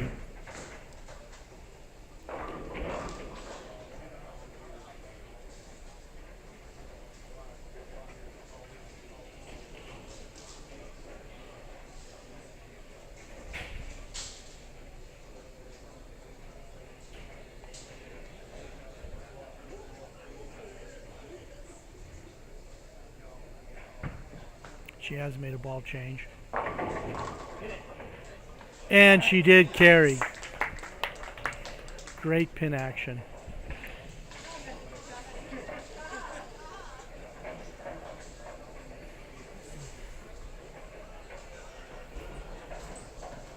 Yeah, I with what I saw, 5th, 6th, 7th frames in that ball motion, it looked like that was not the right ball at this time. So I'm glad to see that she made the ball change.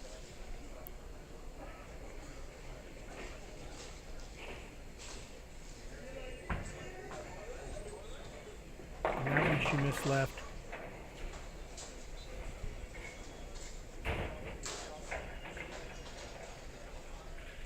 Not quite as sharp right now as she has been earlier. Won't convert this spare. Josh has thrown some good shots, but certainly has not been solid, so there's the potential for an opening here, but she needs to clean this up.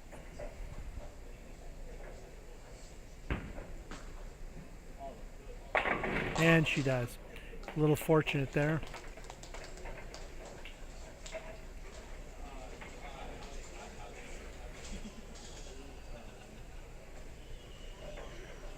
Okay, Josh left the 2-8 over here last frame and was lucky to leave the 2-8.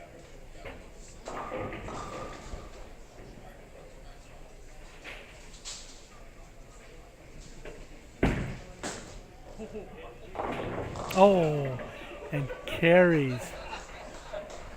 That ball barely gets any of the head pin.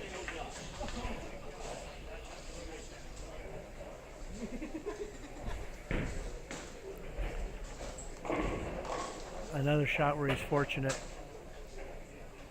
Okay, best Felicia can shoot is 220. Josh can still shoot 250. And he's in the going to a 220, 230 pace. Through the nose. Fortunate, leaves the 610.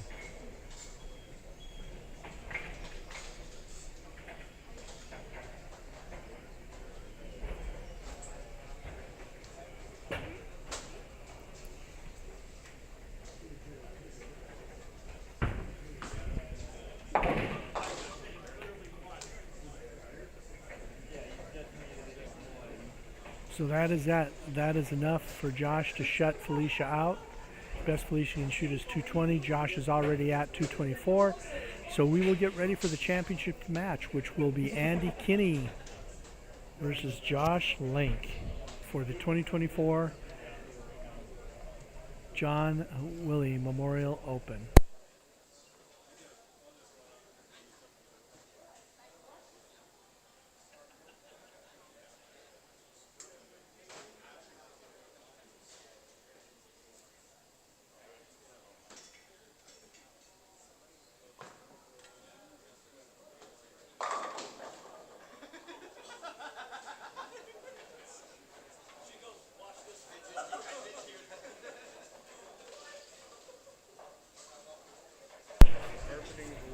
While we're waiting to get ready for the championship match, again, I'd like to thank the sponsors: Coors Light, Heritage Inn, Carpet One, Halftime, JR's, Casino Mattress Firm, Great Falls Coins and more, Gusto, Boris, Fire, Bootlegger, Amigo, Howard's Pizza, and Storm Bowling Products. Also, thank you to Travis, Julie, and Mona, all the work they've put in this weekend here at Little's Lanes. Thanks to Bernie Coons for Tournament Bowl and keeping track of all the scoring. Tom Croskery for providing the 406 stream. Thank you to all of you for joining us today. I hope you've enjoyed what you've seen so far. We should have a whale of a championship match. There were over 100 entries to this tournament. We are now down to the final 2. It's been very challenging, and I hope we have some great bowling in this championship match.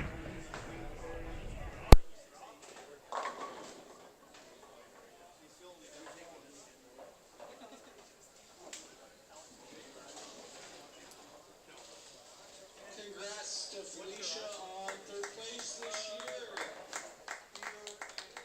Moving on to our title match versus our #1 seed Andy Kinney is Josh Link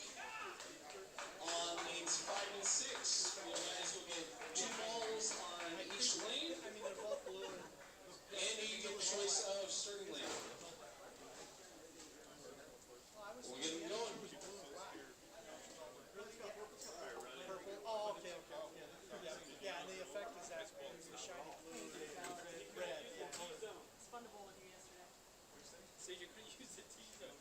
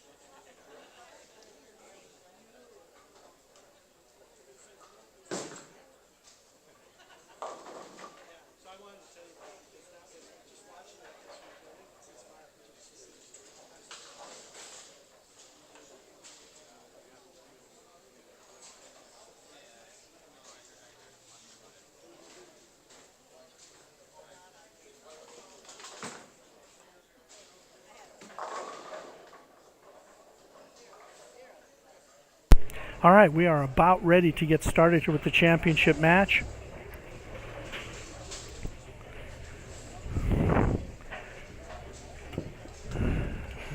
Josh is still with the same arsenal that he had in the last match. Andy is going to be using either the Hammer Effect or the Hammer MB Tour Solid. Josh, again, same arsenal. He was using the Summit Peak and the Optimum Idol in the match before.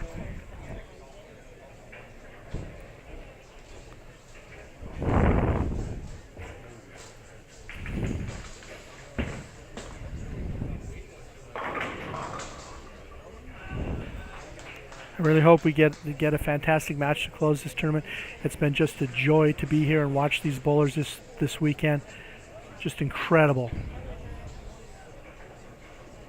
Just incredible bowling.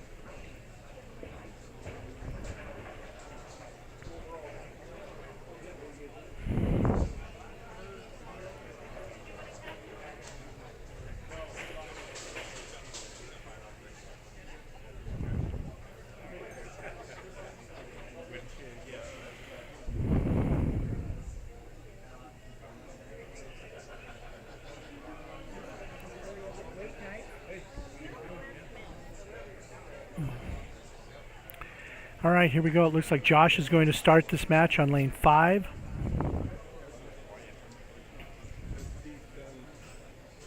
So either Josh Link or Andy Kinney will be the 2024 John Willey Memorial Open champion.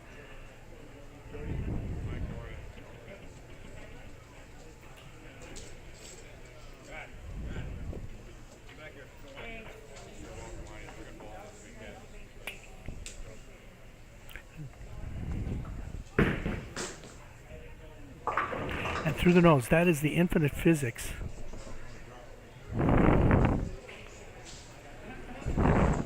Okay.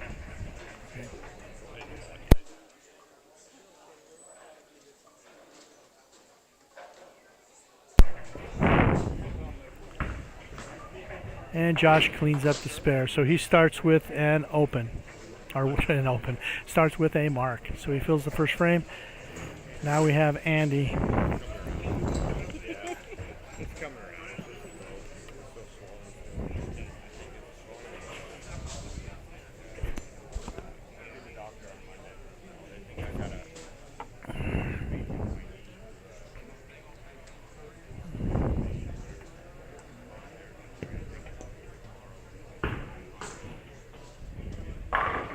And that was solid.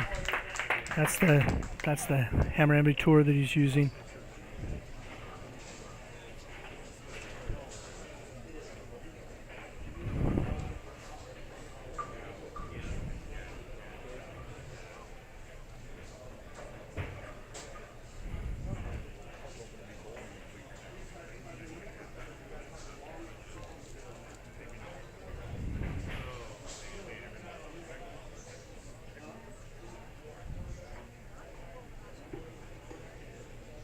We'll see if Andy can double up.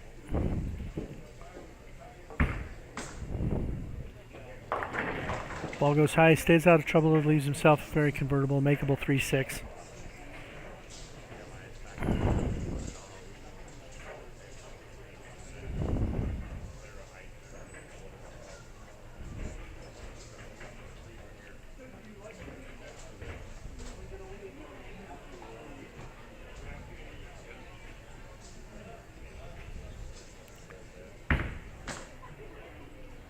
And Andy spares.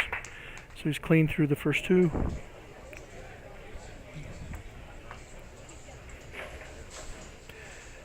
Now we'll see what Josh has.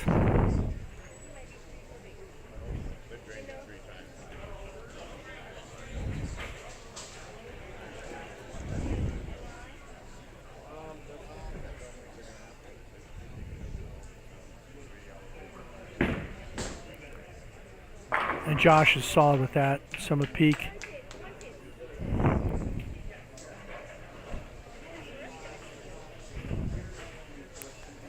So let's see what he can do here on lane 5. He was high with the first shot, went through the nose.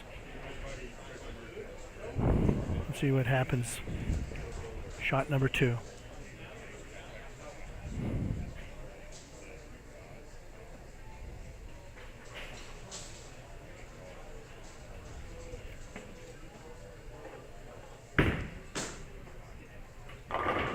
And he carries.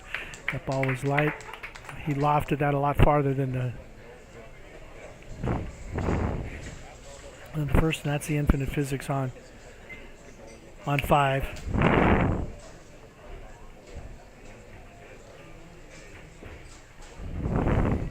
So now we have Andy up to respond.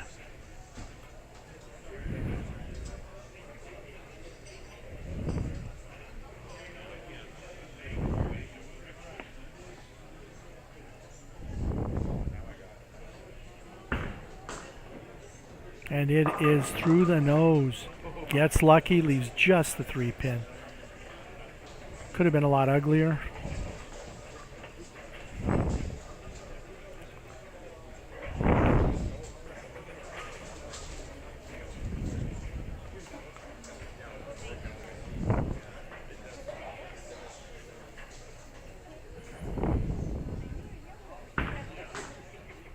And he covers it.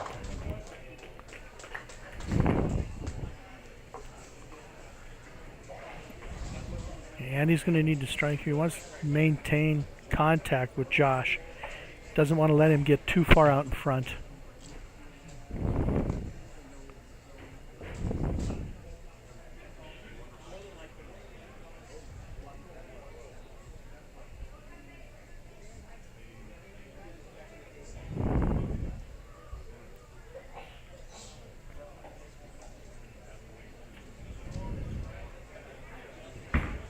That's a better shot than he threw last time on this lane. Yes, and it carries.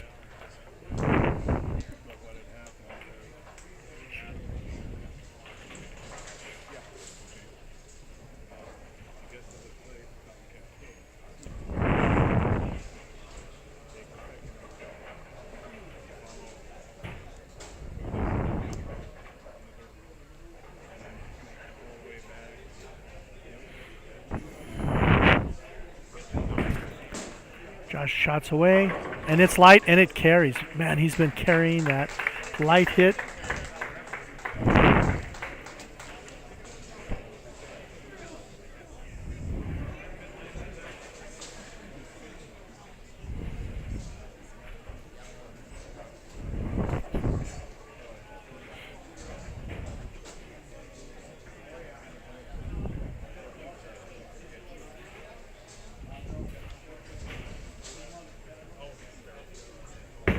Uh-oh.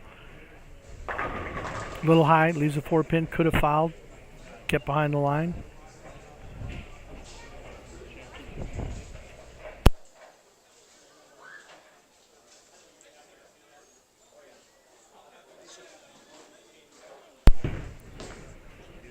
And he converts.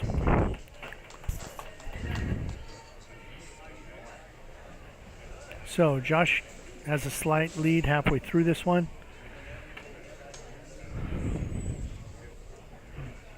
And he needs to throw a couple here, I think.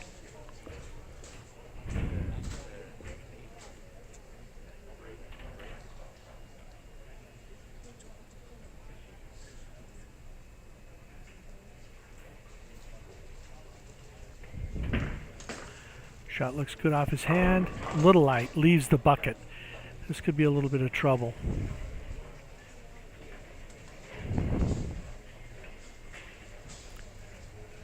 These lane conditions this weekend have been very challenging, and spares like this haven't been the easiest thing to convert.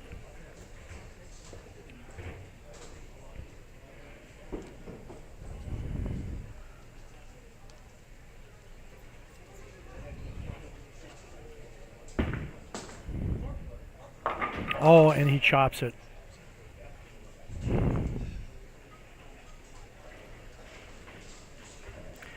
That gives Josh 30-pin lead halfway through.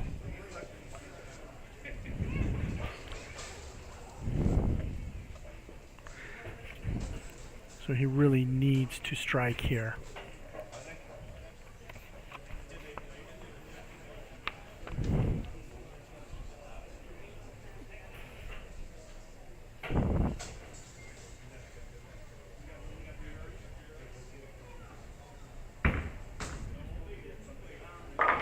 And he does.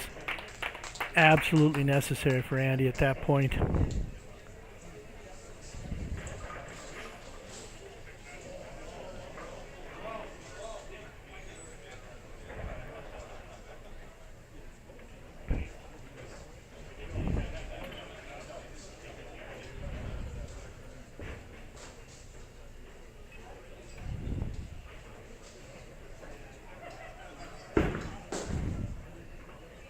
Josh solid on that one.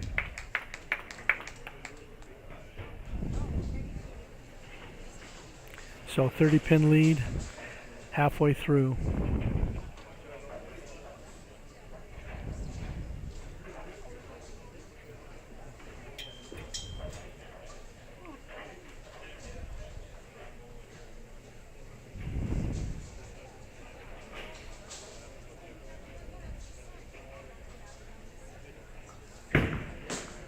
Infinite Physics rolls up, and he's in a little bit of trouble. He absolutely has to strike. Sounds like a V10 we're up to last. That's crazy.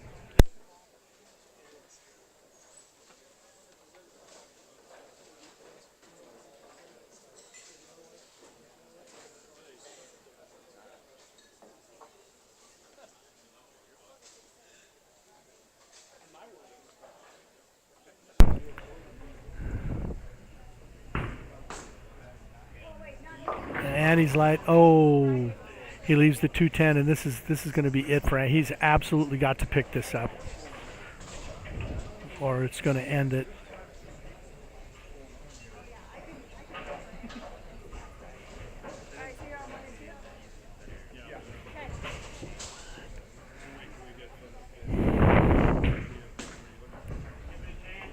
Oh, and he converts it.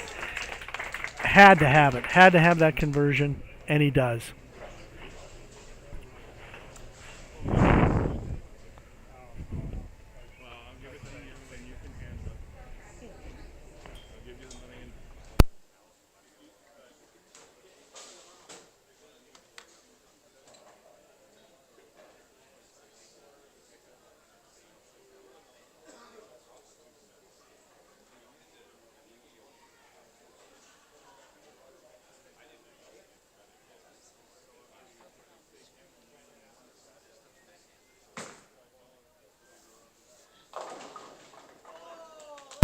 And he carries the light hit. Had to have it. Had to have that spare conversion to even have a chance. Got it. Has to strike the rest of the way. 217 possible.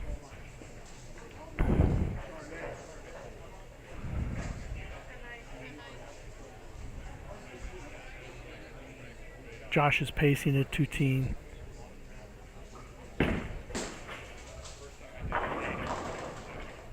Carries the light hit.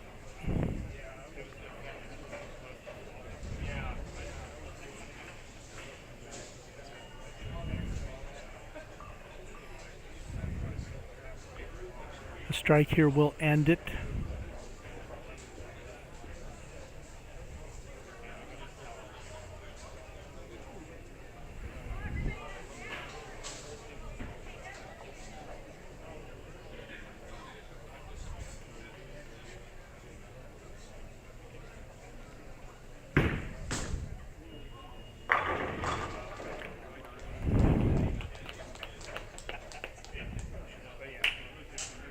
That'll end it. That'll end it. All Josh needs to shut him out now are just pins.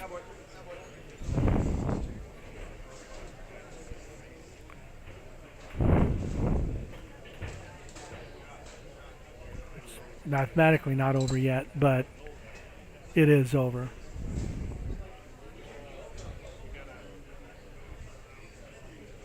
And he can strike here to keep himself mathematically alive. He is mathematically still alive, so Josh could foul.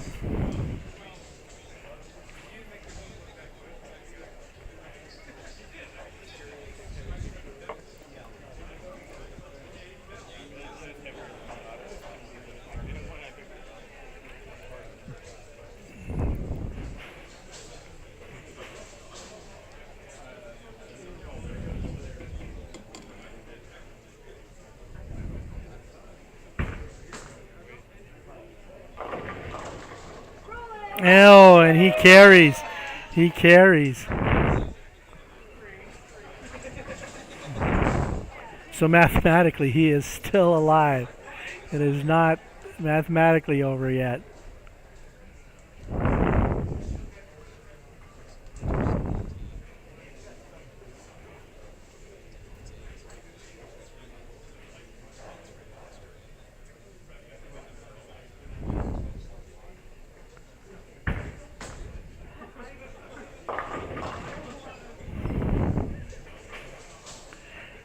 And now it is.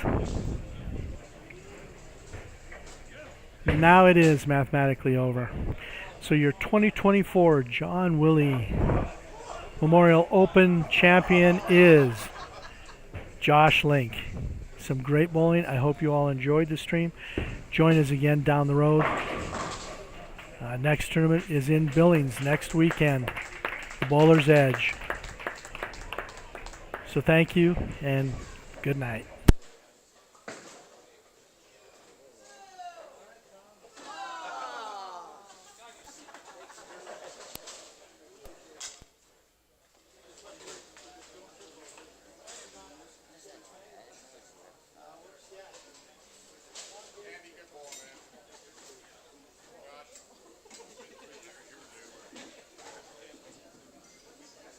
Congratulations to our 39th annual John Willey champion, Mr. Josh Link.